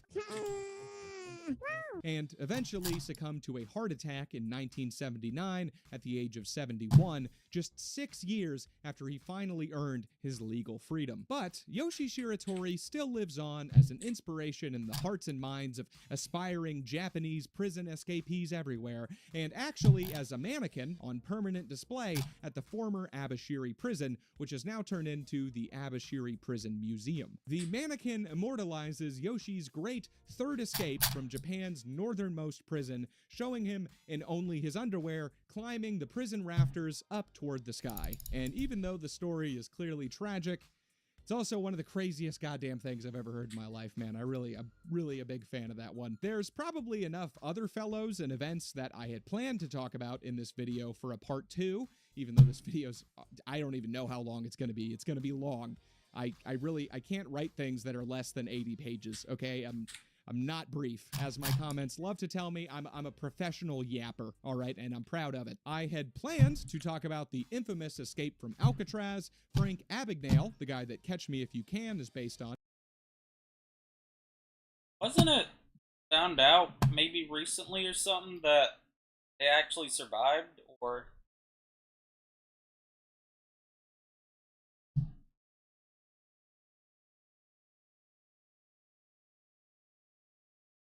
Alright.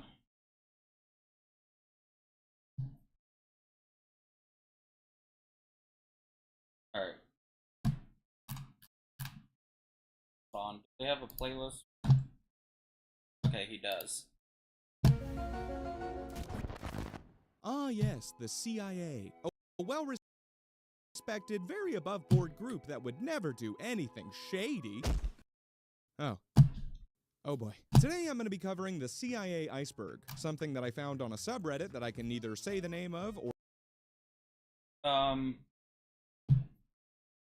don't know why it looks like there's a M at the end, so I'm gonna say CIA.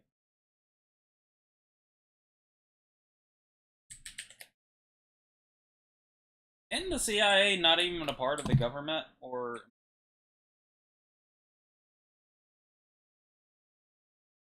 I swear there's like one of them in government that like they aren't even a part of the.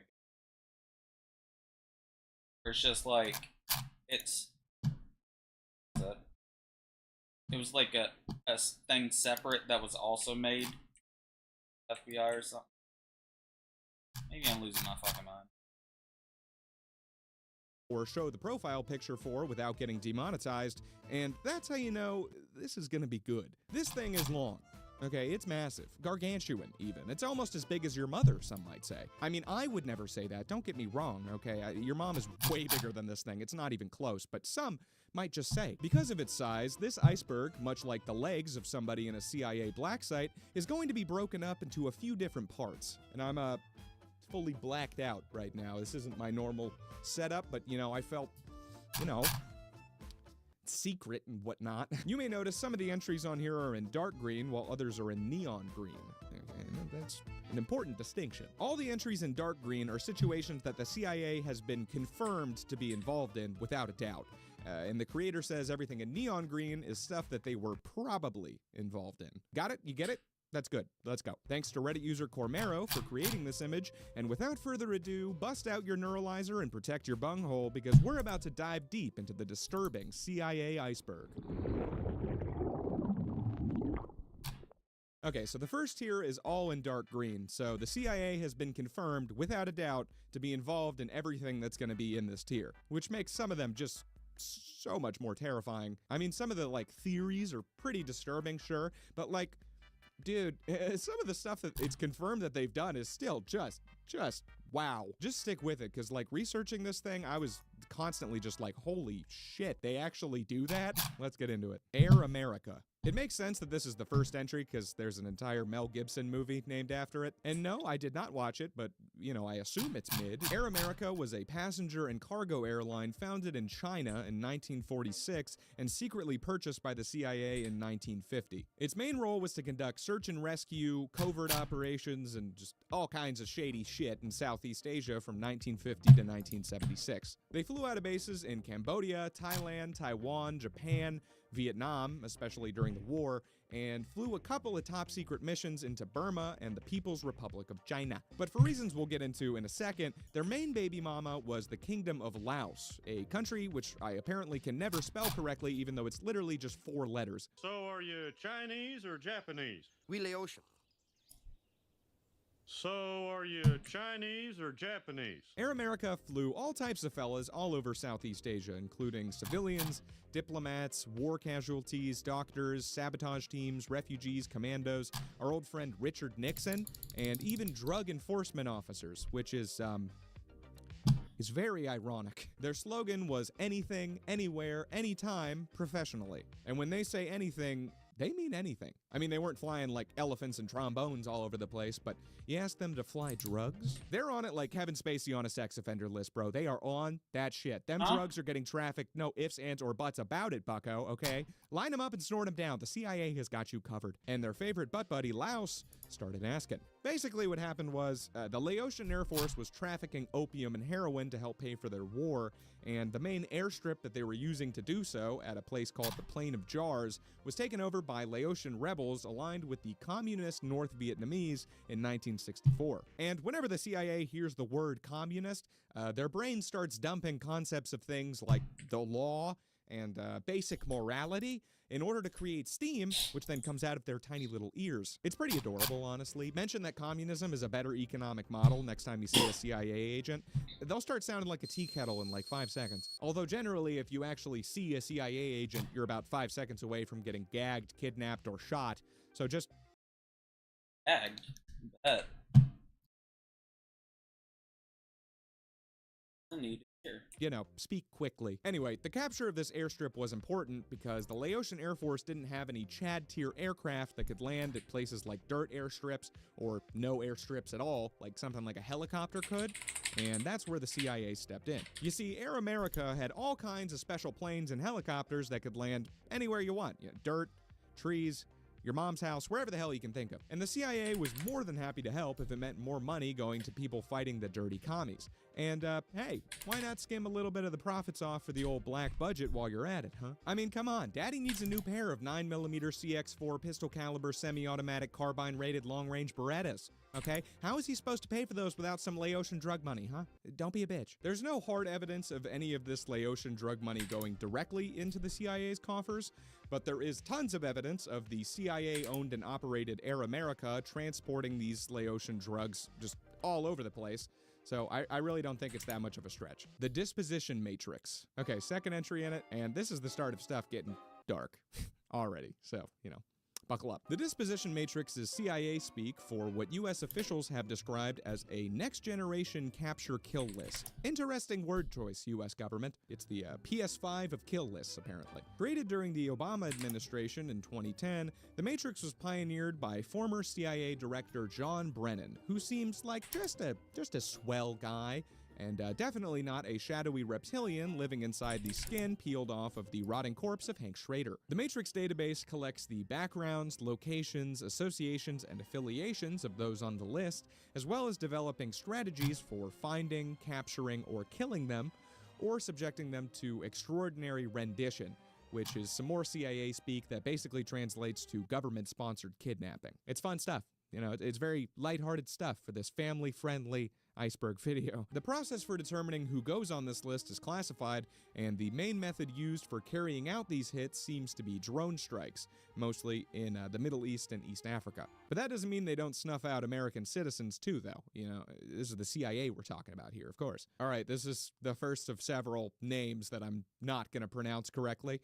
But Anwar al-Awlaki, an American citizen and terror suspect who was killed by a drone strike in 2011, is a good example. President Obama, who really took all the drone stuff in this country to the next level during his presidency, described the killing as an easy decision. The disposition matrix is controversial for, you know, a lot of reasons, obviously, but a big one is because, like a few fun things that the CIA likes doing, it basically takes these things we have called human rights and says, you know, what are those? Never heard of those before. Basically, if your name has found itself in the unfortunate position of being on this list, your right to a fair trial by a jury of your peers before being sentenced to death is now non-existent. The list of targets is updated every 3 months by the CIA and 2 other agencies, and then passed on to zombified John Brennan, and the vice president for approval. But that's not all it takes to legally murder somebody with no due process from the judicial system, right? That's crazy. Well, that's true. The president has to say it's okay too. So, you know, there's that. No trial for your crimes or anything, but hey, the president said you can die, so, you know, what are you gonna do about that? Except if the target is in Pakistan for some reason, then you don't even need the president to say it's fine. Apparently the CIA is allowed to do just whatever the f it wants in Pakistan for some reason. Big boy shit going down in Pakistan, I guess. The rules of the list also allow the CIA to kill people that they don't even know the names or identities of, so long as those people are, quote, thought to be engaged in certain activities, such as loading a vehicle full of explosives. Which is ridiculous. I mean, I put 1 bomb in my car on the way to shit on the floor of a Target, and suddenly Stan Smith has a Glock to my forehead. While the US government claims that the amount of civilians killed in these drone strikes that this list is I need to go use the restroom. Be right back.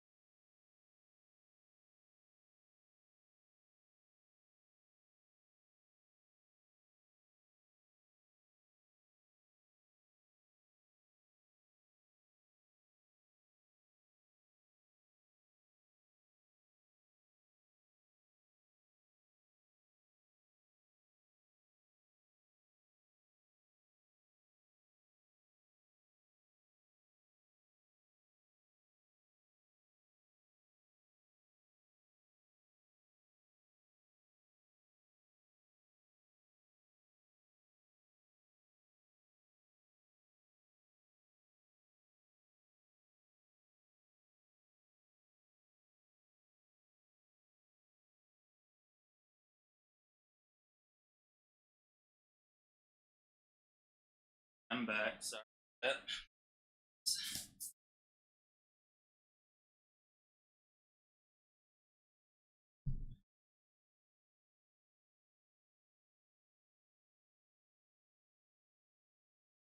responsible for causing is in the single digits.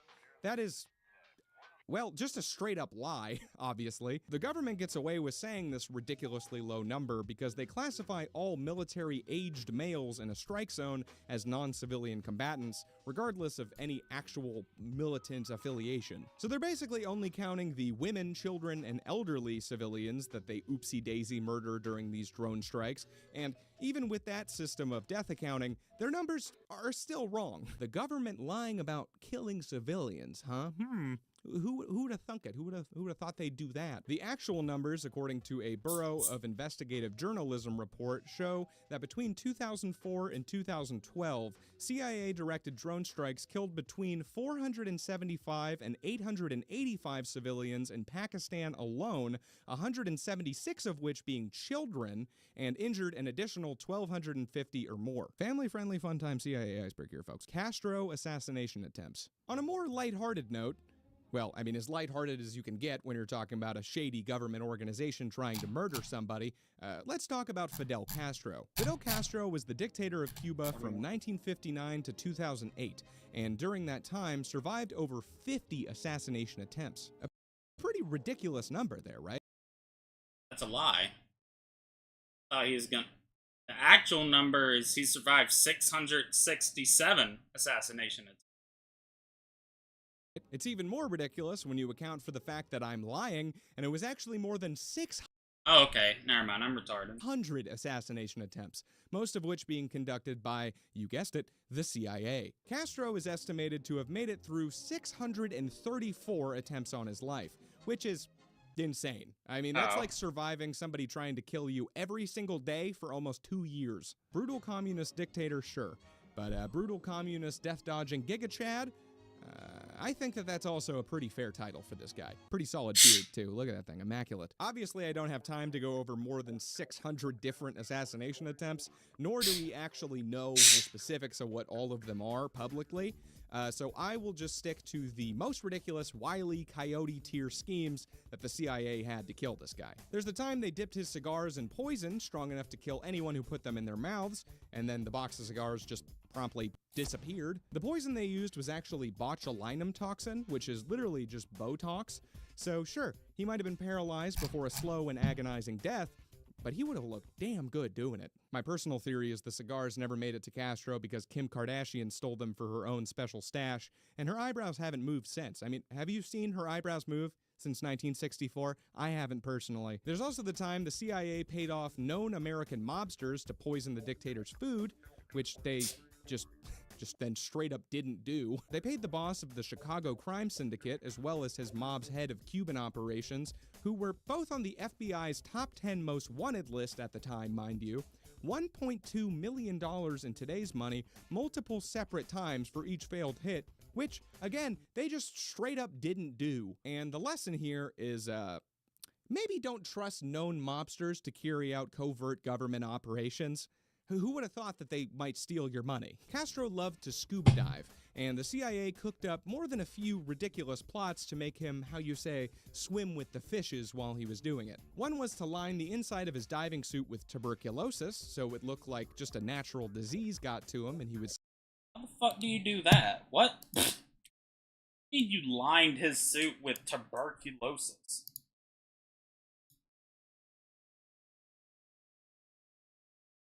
Fuck that work. Slowly die a la Arthur Morgan. Another was to plant explosives in a large seashell that they would then paint exotic colors and place in a spot that Castro loved to dive in, so he'd just be like, ooh, pretty shell, why don't I give it a little squeeze? And then boom, Cuban fish food. There was also a real James Bond style plot that they cooked up where they would poison him with a tiny hypodermic needle placed at the tip of a pen. But this plan suffered two major drawbacks. The first being that the Cuban official tasked with delivering the poison in the pen to Castro apparently thought that the whole plan was just stupid as hell, saying that the CIA could, quote, surely come up with something more sophisticated than that. And the other being that he was given the pen on November 22nd, 1963. A day that not much happened on other than the assassination of President John F. Kennedy. Cranial oopsie daisy. This event caused the government to, much like the Oregon Medical Group with my $17,000 medical bill after my appendix was taken out right before the pandemic started, just kind of forget about it. Please do not remind them. There were also several attempts on things by the CIA that, while not meant to kill the dictator, were still just fucking hilarious. There was the time in 1960 that the CIA tried to spray a gas similar to LSD into his broadcasting room to make him hallucinate and seem like a gosh darn fool while broadcasting a speech to the Cuban people. There was the time they once again dipped his cigars, this time in a substance meant to have a similar effect to PCP. The government really liked their research chemicals, apparently. And the time they planned to dust his shoes with thallium salts to, and I'm not kidding, make his beard fall out. All of these plots, much like all the other ones, failed miserably. Also, why were they even wasting their time with these? You know, aren't you trying to kill the guy? Why are you wasting valuable man hours trying to give him babyface and trip sack? Just one of the many reasons I am convinced the CIA smokes the crack that they distribute to the inner cities. Get down, get down. Black sites. Okay, we're back to the incredibly disturbing stuff now. Black sites are secret prisons which hold ghost detainees, which are prisoners that are not registered anywhere and not even officially charged with a crime. And as you can imagine, the CIA just hates these things and would never use them because they're clearly immoral, illegal, and against the Geneva Convention. I'm just kidding, they don't care about any of that shit. They f***ing love these things. The most famous of these black sites is Guantanamo Bay, a US prison in Cuba where prisoners are held with no legal rights. But technically, it's not a secret location. It's a publicly known prison, so it's kind of in a gray area there. It's a gray site, if you will. Obviously, getting the numbers on these things is kind of hard since, you know, they're secret prisons. But based on current information, the CIA is estimated to have more than 95 secret prisons in 28 different countries, as well as 17 ships that operate as floating prisons in international waters. You do not want to find yourself in one of these black sites, okay? It is not a fun time. There are no pizza parties, and even if there were, you could bet your bottom dollar there would be anchovies involved. The main reason the CIA keeps these black sites is so they can perform enhanced interrogation on the people held there. You may have noticed at this point that the CIA basically has their own dialect of English. Alright, man. Retards doing right there. Nobody's buying that. Anybody wants fucking entries in the end. English with all these fancy terms that inevitably translate to just awful, terrible things. The Patriot Act? What's that? I love America. Where do I sign? Oh no. Enhanced interrogation is CIA speak for straight up torture, which they are not shy about inflicting on prisoners in these black sites in order to squeeze out information or force confessions. If you're wondering where they got that brilliant term, it was actually translated from the Nazis. The chief of the Gestapo coined the term enhanced interrogation in German in 1937, and the CIA decided that they liked that quite a bit. And it's definitely not the only thing that they've taken from the Nazi playbook. Some of the CIA's enhanced interrogation techniques include, but are not limited to, again, viewer discretion is advised, beating, waterboarding, binding prisoners in distressing positions, placing a hood over the head for days on end, exposure to noise at extremely damaging decibel levels, sleep disturbance, sleep deprivation to the point of hallucination, sensory deprivation, isolation, compression, being smeared in human excrement, deprivation of food, water, and medical treatment for wounds, the R word, subjugation to extreme heat and cold, confinement to... I'm the R word. I'm like, what? Just call them retarded? Small coffin-like boxes, anal feeding, and worst of all, tickle torture. Seriously, that was on the list. It's basically exactly what it sounds like. You just tie somebody up and tickle them for so long that they rat out their entire family. Which honestly, if you think about it, does sound pretty horrific. And that is seriously not even close to the exhaustive list of creative ways that they have found to exact human...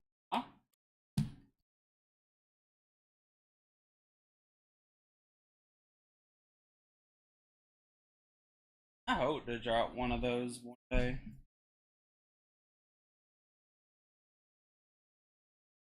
So Jeff. I hope to get one of them because I think it's like one. Actually, no, I shouldn't even say like no. I never. I dropped that fucking chess spell. 1 in 17 point, basically 1 in 8 still chance. But there. In misery on these people. It's truly disgusting. It's not known exactly how many have died at the hands of the CIA as a result of these techniques, but the number is thought to be in the low hundreds. In 2005, the CIA intentionally destroyed 92 videotapes which depicted enhanced interrogation techniques being used against Abu Zubaydah, who, as you can see, only has one eye. I wonder how that might have happened. I bet that's totally unrelated. An internal memo from the CIA about the tapes justified their destruction by saying that their contents were so horrific that they would be, quote, devastating to the CIA, and the heat from destroying them is nothing compared to what it would be if the tapes ever made it into public domain. Which, like, wow. That is the most blatant obstruction of justice I have ever heard. Back to the... Also, what? We had to destroy them, or it'd make us look bad. Yeah, I bet you retards did. But why? What?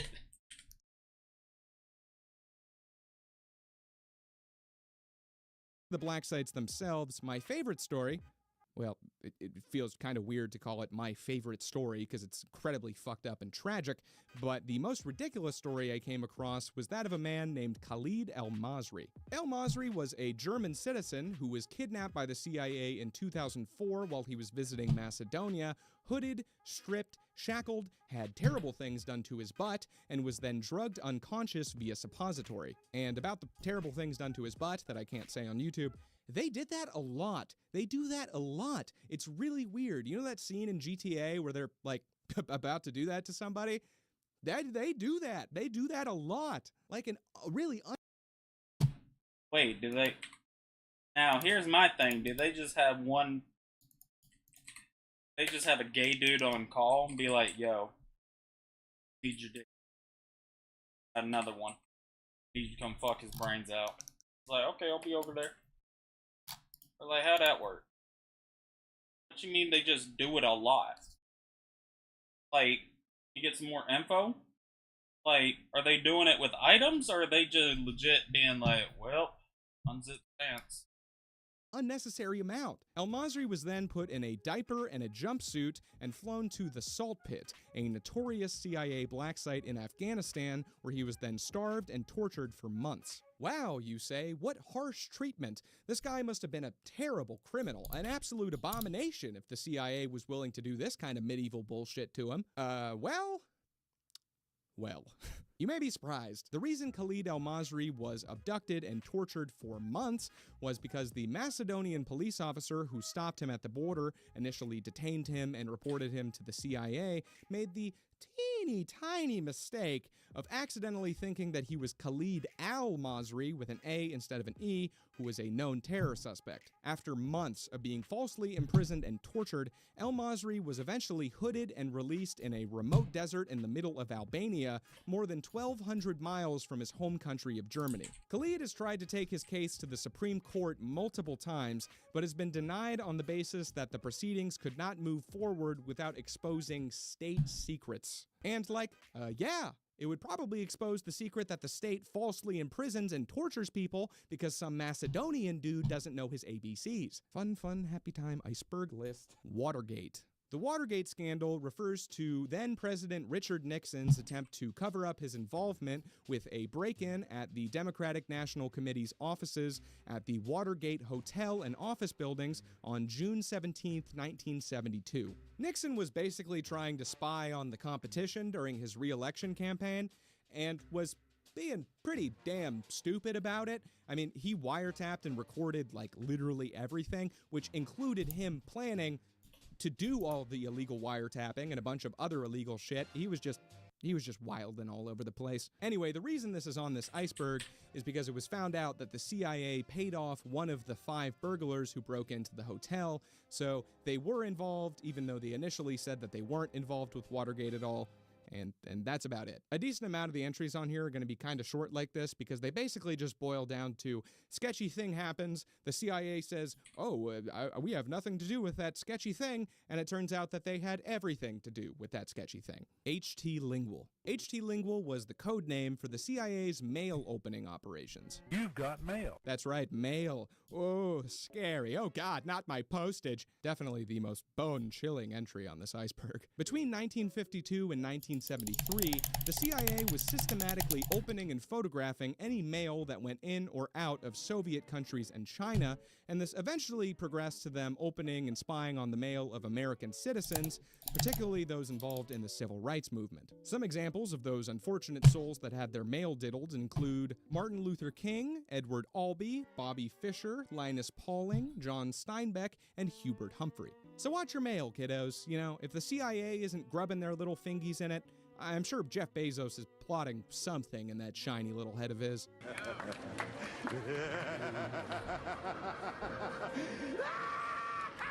Black budget. The black budget is how much the government spends per year on secret black projects and black operations. Basically anything that would have one of those little black bars covering it up, that's what the black budget's paying for. Man, the CIA sure does love its black stuff. I mean, what are they, goth?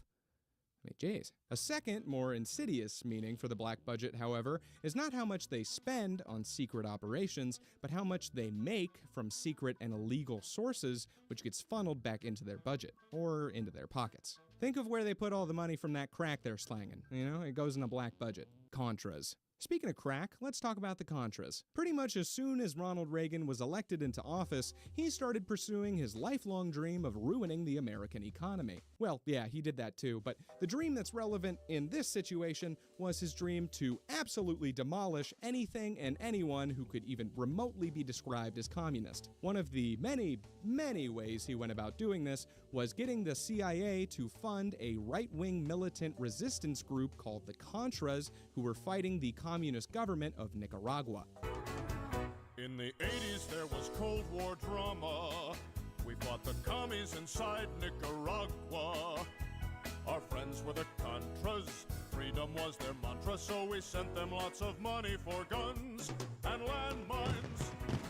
The CIA supplied the funds, the weapons, the equipment, coordinated training programs, provided intelligence and target lists, and they also supplied the Contras with guerrilla warfare training manuals, which advised that they incite mob violence, neutralize civilian leaders and government officials, engage in public executions, and attack soft targets, including schools, hospitals, and civilian cooperatives. And my question is, what do guerrillas have anything to do with this? I feel like they would never attack hospitals or engage in public executions. They're too busy eating bananas and such. I could see them maybe inciting some mob violence, but only from like throwing poop and stuff, you know? Leave the guerrillas out of this, okay? Coco was my hero.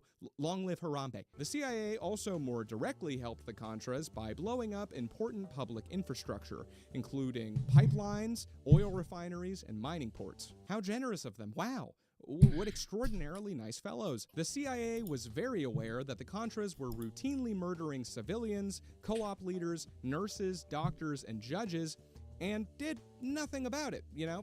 I mean, they're the ones that told them to do it. Gold star, far-right Nicaraguan rebels. Keep on killing those poor innocent commies. Better dead than red, that's what the Gipper always says. A CIA official told a reporter about the situation that sometimes terror is very productive. This is the policy, to keep putting pressure until the people cry uncle. And they were sure sticking to that policy. They were giving that country one heck of a purple nurple, let me tell you what. A group known as the Human Rights Watch accused the Contras of committing many atrocities, including targeting healthcare clinics and healthcare workers for assassination, kidnapping civilians, torturing civilians, executing civilians, including children who were captured in combat, R-wording women, indiscriminately attacking civilians in civilian houses, seizing civilian property, and burning civilian homes in captured towns. And again, the CIA, totally on board with this. They're doing what they told them. Edgar Chamorro, a former leader of the Contras, said that they were told by the CIA the only way to defeat the Sandinistas was to kill, kidnap, rob, and torture. Real stand-up fellas, a respectable agency. There's also a whole bit about the Contras being funded through cocaine smuggling and the CIA aiding and abetting in that, but we will get to that in Tier 2. Okay, so something to look forward to there. Another controversy surrounding this whole shit show was something eventually referred to as the Iran-Contra affair. Wait, what? Iran? How'd Iran get in there, you wonder? Well, I'm about to fucking tell you, dude. Chill out. You have, like, no patience, huh? So even though the Contras were great at murdering civilians and committing war crimes, they weren't very good at, being a military. They'd lose pretty much every fight against the actual Sandinista army, and they were basically just picking on the little guy because they couldn't take on someone their own size. Because of this, the American public was like, okay, why are we giving these guys millions of dollars of aid and weapons if they fucking suck? Can we not be doing that, maybe? So Congress decided to make it illegal for the government to continue sending aid to the Contras themselves. But Congress stopped the Contra money flow just cause they moved a teeny bit of blow. But Reagan and the CIA weren't going to do a silly little thing like listen to the American public, obey the law, and not commit high treason. That would be ridiculous. Their requests are highly irregular, most likely illegal. If the press gets a hold... What the hell are you talking about? You know who we are? Every mission we go on is illegal. So Reagan got his old pal to find a way to secretly raise the funds and get it into the Contras' hands anyway. He and Reagan went around the sissy Congress. Ollie North raised the money by selling weapons to Iran, an act which would totally never backfire by arming Al-Qaeda and arguably starting the war on terror or anything like that. And he took this money from Iran and gave it to the Contras, hence Iran-Contra. You see, North secretly sold missiles to a harmless country called Iran that would always be a grateful ally. Then he gave the profits to the Contras. Genius! There's your history lesson for the day. Crap, that's the end. Fake Pakistani, vaxismos. I don't quite want to say that word on YouTube, because even though it's been like 2 or 3 years at this point, and it's a, standard medical procedure that saves lives, they still don't really like you saying the word. I don't get it. Also, I got a haircut in between recording sessions. Don't freak out. It's gonna be okay. My hair is shorter. Fuck. Anyway, so the CIA's fake Pakistani Vaxismo program was basically an operation to steal unwitting people's DNA to try and find Osama bin Laden. I know, that's a lot. That sounds like something Alex Jones would mutter in his sleep while he's dreaming about gay frogs.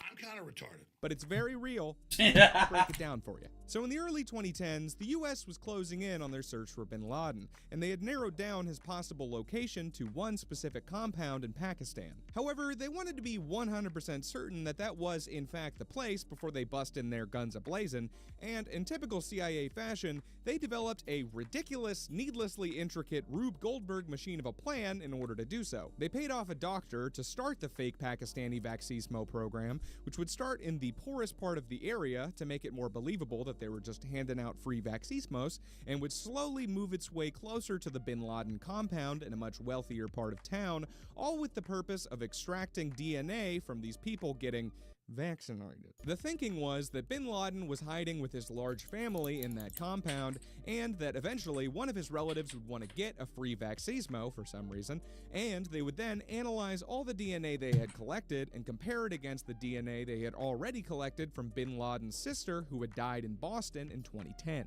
This plan, as would be expected, probably didn't work at all, but they ended up getting the guy anyway, so I guess we'll never really know. Google. Ah, good old Goog. She pays my bills. Just kidding, Google. By the mid-1990s, the CIA and NSA had started to notice this totally radical hip new jam called the internet and thought to themselves, a place where everything everyone says, does, or whacks off to is recorded and stored with data that could be accessed by someone behind the scenes. Does that sound like useful to anyone? Is there anyone that might profit from a massive amount of stored data from an international information superhighway growing faster than anything has ever grown ever? Like maybe some sort of agency of some kind? And then the CIA and NSA locked eyes and started passionately making out and doing hand stuff under the table because they realized that they were both, in fact, that agency. They decided to take advantage of this amazing opportunity with what scientists today are referring to as money. They started investing millions of dollars into Silicon Valley startups because typically when somebody gives you millions of dollars, you are inclined to let them use the shit that you made with said millions of dollars to, I don't know, invade the privacy of, let's say, literally everyone on the planet, maybe? You know, theoretically speaking. Some of these millions ended up in the hands of two fine fellows who should pay me more, Sergey Brin and Larry Page, co-founders. His name is Sergey. Here. I know if the younger kids he went to school with didn't do that, should have. Then calling him Sergey. Of this little thing called Grindr. I mean, Google. They invented Google. They both start with a G. I get confused sometimes. I'll feel like enjoying some wildlife from time to time and type big furry bears into one and get very different results. Google has actively denied being funded by the CIA in the past, but now it's all public record, baby. It's out there. So what are they hiding? You know, why do they feel the need to lie to us? Huh? Google? What's up, Googs?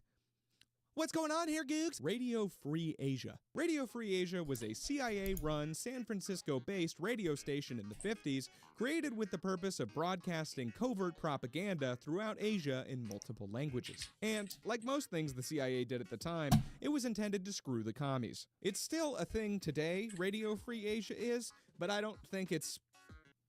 To our knowledge, publicly, it is no longer run by the CIA. But, you know, are we really going to trust them? Are we?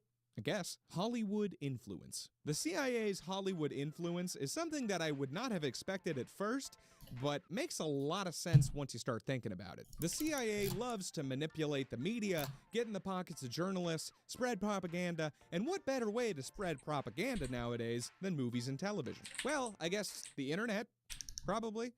But what better way 10 years ago to spread covert propaganda than movies and television? And they're surprisingly open about the fact that they do this. In 1996, under the Clinton administration, the CIA started publicly assigning agents to work with Hollywood studios and production companies with the goal of, quote, upgrading its image. Some productions confirmed to have ties to the CIA are films in the Tom Clancy series, including Clear and Present Danger, The Sum of All Fears, and Patriot Games. Other films, including Argo, Zero Dark 30, and The Hurt Locker, and some television series, including Alias, Homeland, and 24. And if you like any of those, turns out you like CIA propaganda. So, sorry there, bud.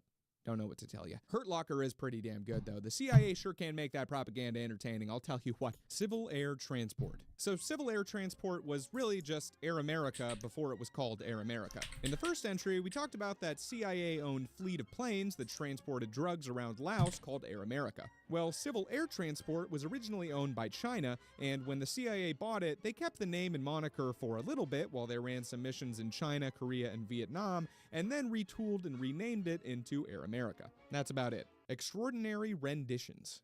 Alright, I already covered these super happy fun time things a little bit as well, so this one's gonna be short too. As previously mentioned, extraordinary rendition is just CIA speak for government-sponsored kidnapping, and it's how the CIA gets a person from one country to another without going through the proper legal channels. And this is usually done for the purpose of taking somebody to a black site to perform some enhanced interrogation. You got black sites, enhanced interrogation, and extraordinary rendition. They're like the little, love triangle of disgusting nonsense. It all wraps up in a pretty little blood-soaked bow, doesn't it? Radio Free Europe. Radio Free Europe was basically Radio Free Asia, but for Europe. Who would have possibly guessed that? I was flabbergasted when I learned that information. Radio Free Europe was founded first, and was the same basic situation, except ran in New York on the East Coast, instead of San Francisco on the West Coast, and the CIA used it to broadcast covert propaganda into Europe instead of Asia. I assume more cheese and wine-based broadcasts, and like, free healthcare, I guess. I don't know anything about Europe. What do they do over there? All I know is British people aren't real,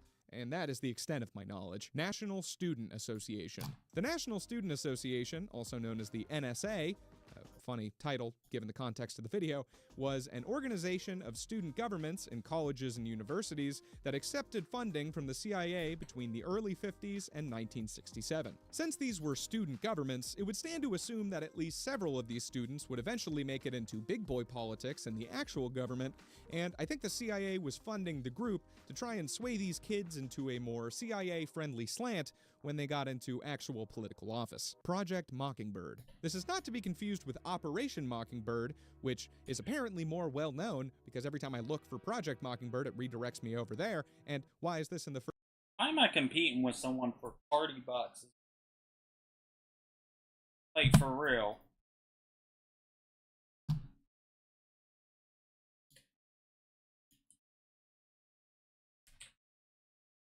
Fuck am I in a... Into this.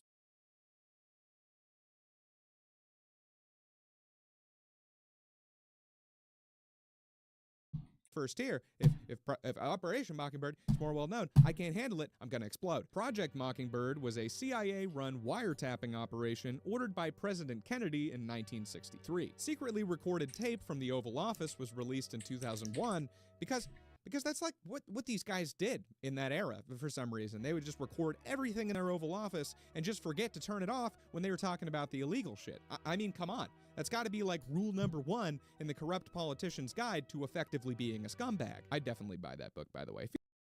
Hey, let's go. Yeah. Feel free to use that title, writers of the audience. The tape caught Kennedy ordering the CIA to spy on one Hanson Baldwin, the national security reporter for the New York Times at the time. At the New York Times. You see, Baldwin, much like his cousin Alec, made some questionable decisions and ended up pissing off the Prez pretty bad. And if there's one thing you don't want to do, it's piss off a Kennedy. Well, actually, I mean, I guess if you just run the clock out, you're fine, as long as they don't assassinate you before they inevitably get assassinated themselves. Those guys just cannot dodge a bullet, magical or otherwise. Baldwin published an article which exposed classified information, including a comparison between the US and Soviet Union's nuclear arsenals at the time, and also some of the Soviets' efforts to protect their missile sites. I don't know the specifics of the numbers released, but since Kennedy got so steamed over it, I assume that this nuclear dick measuring contest did not go in America's favor. Probably made us look shriveled. Chode-like, even. You can't stand for that. I mean, you could blame it on shrinkage. I mean, it is a Cold War, but still. So to prevent his nation from further embarrassing nuclear chodery, Kennedy decided to wiretap this journalist, and after he did that, he was like, why stop there? You know, there's other journalists out there trying to shame America's metaphorical wiener. Let's tap them too. They ended up committing illegal warrantless wiretaps on 3 separate journalists, but from my understanding, they didn't really get anything out of it. They just did illegal stuff for no good reason. How unlike the CIA. Weird. The knowledge of Project Mockingbird came to the public in 2007 with the release of a beautiful document that was basically just a 702-page kick in the nuts to the CIA, which was appropriately titled The Family Jewels. And the Family Jewels is not even on this iceberg, because as big and monstrous as it is in size, this iceberg is still, I'm sure, just the tip of the iceberg. The CIA is so fucked up, and there's so much stuff that they've done that we just don't know, and will probably never know, so I'm sure this iceberg is probably just maybe 10% of their illegal nonsense that, by some grace of God, has made it into the public knowledge. The Family Jewels is a set of documents detailing many illegal, inappropriate, and otherwise shade-alicious things the CIA did between 1959 and 1973, which was just prime fucking around years for them. They were going crazy. The CIA director who received the reports described them as the skeletons in the CIA's closet, and they actually exposed quite a bit, including some of the stuff we've already discussed. Some of the more notable CIA no-nos exposed in this document include Project Mockingbird, obviously, I just said that, keep up dude, multiple CIA-backed break-ins of former CIA employees and defectors, HT Lingual, the mail-grubbing operation we discussed earlier, the CIA's LSD-based mind control operation known as MK Ultra, which we will discuss. Oh, this guy's pissed. I didn't want to buy that because I don't want to. Usually, what I would do if there was like plenty of these fucking boxes, like I never had a single time where it was like there's no more of this item I've been having. Like if I didn't have that, I would just leave those and let some other retard buy them. That other retard. Buy 'em. Ah. But mob.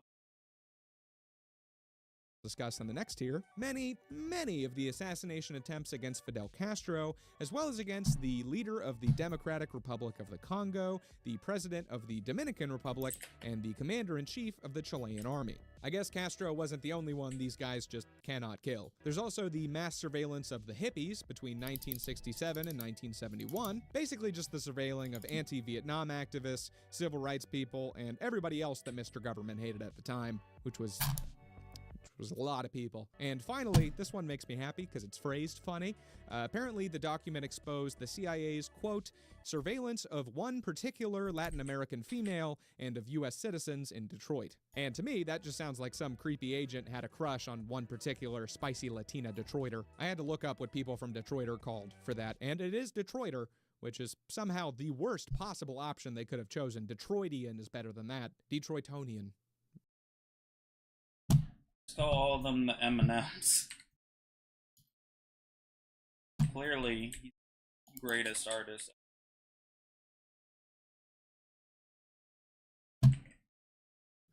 Detroitonite. So many options. Bay of Pigs invasion. The Bay of Pigs invasion, despite popular belief, actually involved no pigs. It instead involved 1,500 Cuban exiles who attempted to overthrow Castro's communist government. And you know, when the words overthrow and communist are in the same sentence, you better get a mop to wipe up all the drool coming from the mouth of the CIA, okay? That somebody might slip. After Castro's men overthrew the Batista government, run by former dictator of Cuba, Fulgencio Batista, hundreds of thousands of Batista supporters and enemies of the revolution fled or were exiled to the United States from Cuba. Some of them formed their own revolutionary group within the U.S. called Brigade 2506. I do not know what happened to the other 2,505 brigades, but that's not important right now, okay? Since these militant Cuban exiles and the U.S. had a common enemy, the communist Cubanos, the CIA was more than happy to fund the brigade, supply them with U.S. personnel, and train them in Guatemala. On April 15, 1961, 8 CIA-flown B-26 planes bombed Cuban airfields in preparation for the invasion, and 2 days later, the 1,500 Cuban exiles parachuted and sailed tanks into the southern coast of Cuba at the Bay of Pigs. This did not go well at all. The Cuban exiles were completely defeated in less than 3 days. The whole invasion is considered one of the worst foreign policy failures in U.S. history, and it directly led to the Cuban Missile Crisis of 1962, which was pretty much the closest the world has ever been to all-out nuclear war. Not a very fun time, generally speaking. Unless you're a fan of all-out nuclear war, in which case, sorry to disappoint you, bud. Play some more Fallout and hope Trump gets reelected. He'll probably give you another chance. Congress for Cultural Freedom. The Congress for Cultural Freedom was a CIA-backed propaganda group founded in West Germany in 1950, which, and this is shocking, did not care for communists very much. And the CIA was actually set up directly after World War II specifically to go against the USSR's intelligence operations. So it's really no surprise that so much of their nonsense was directed toward the commies, especially at this time. At its height, the CCF had offices in more than 35 different countries and was noted to be one of the most effective anti-communist propaganda measures that the CIA engaged in. Apparently, they can do something right. Wow. Whoa. What? Even though, they kinda didn't. You see, the CCF is controversial because the CIA once again funded them indirectly through, quote, dummy fronts like the U.S. State Department and the United States Information Agency, and then denied their involvement completely like the dirty little liars they are. Those little scamps just can't stop fibbing, bro. It's an addiction. Crypto AG. Crypto AG is, despite the name, not the next hot new shitcoin set to chart its way to the moon, but was instead a Swiss company founded in 1950 that was secretly purchased by the CIA and West Germans in 1970. The company created encryption machines and other cipher devices, think Alan Turing, and the US used it as a critical component of their Operation Thesaurus, a joint CIA and West German operation designed to break the encryption codes of other countries. The countries affected by this operation include this long-ass list right here. 120 countries total, plus the United Nations. How many countries are there? How many countries are there? 195? There is only 195! What? What? There are only 195 countries that exist today, and I think back then there was at least a few less, so that's most of them. I can't do math, I don't know the fraction, but they spied on most of them, and the United Nations. The most effective method that they used this company for in Operation Thesaurus, which was pretty darn nifty, in my humble opinion, was that since nobody knew that the company was secretly owned by the CIA, Crypto AG would sell all of their encryption devices with a secret back door, or a secret way for the CIA to basically know exactly what the countries were trying to say in their encrypted messages. So these countries would spend massive amounts of time, energy, and money trying to come up with these incredibly complex ways to encrypt their messages, just for the CIA to be like, yep, they just said we suck. I knew it. Let's nuke them. Whoa, Gary, dude, that's intense. Can we just, like, overthrow their democratically elected government or something? How about we do both? Okay, yeah, I could get on board with that. Okay, that's it for Tier 1. Please support me on Patreon if you can. I make no money, and it really makes my day. And stay tuned for Tier 2. Or, if it's out already, then here it is. Click it. Click it right now. What are you doing? What are you waiting for?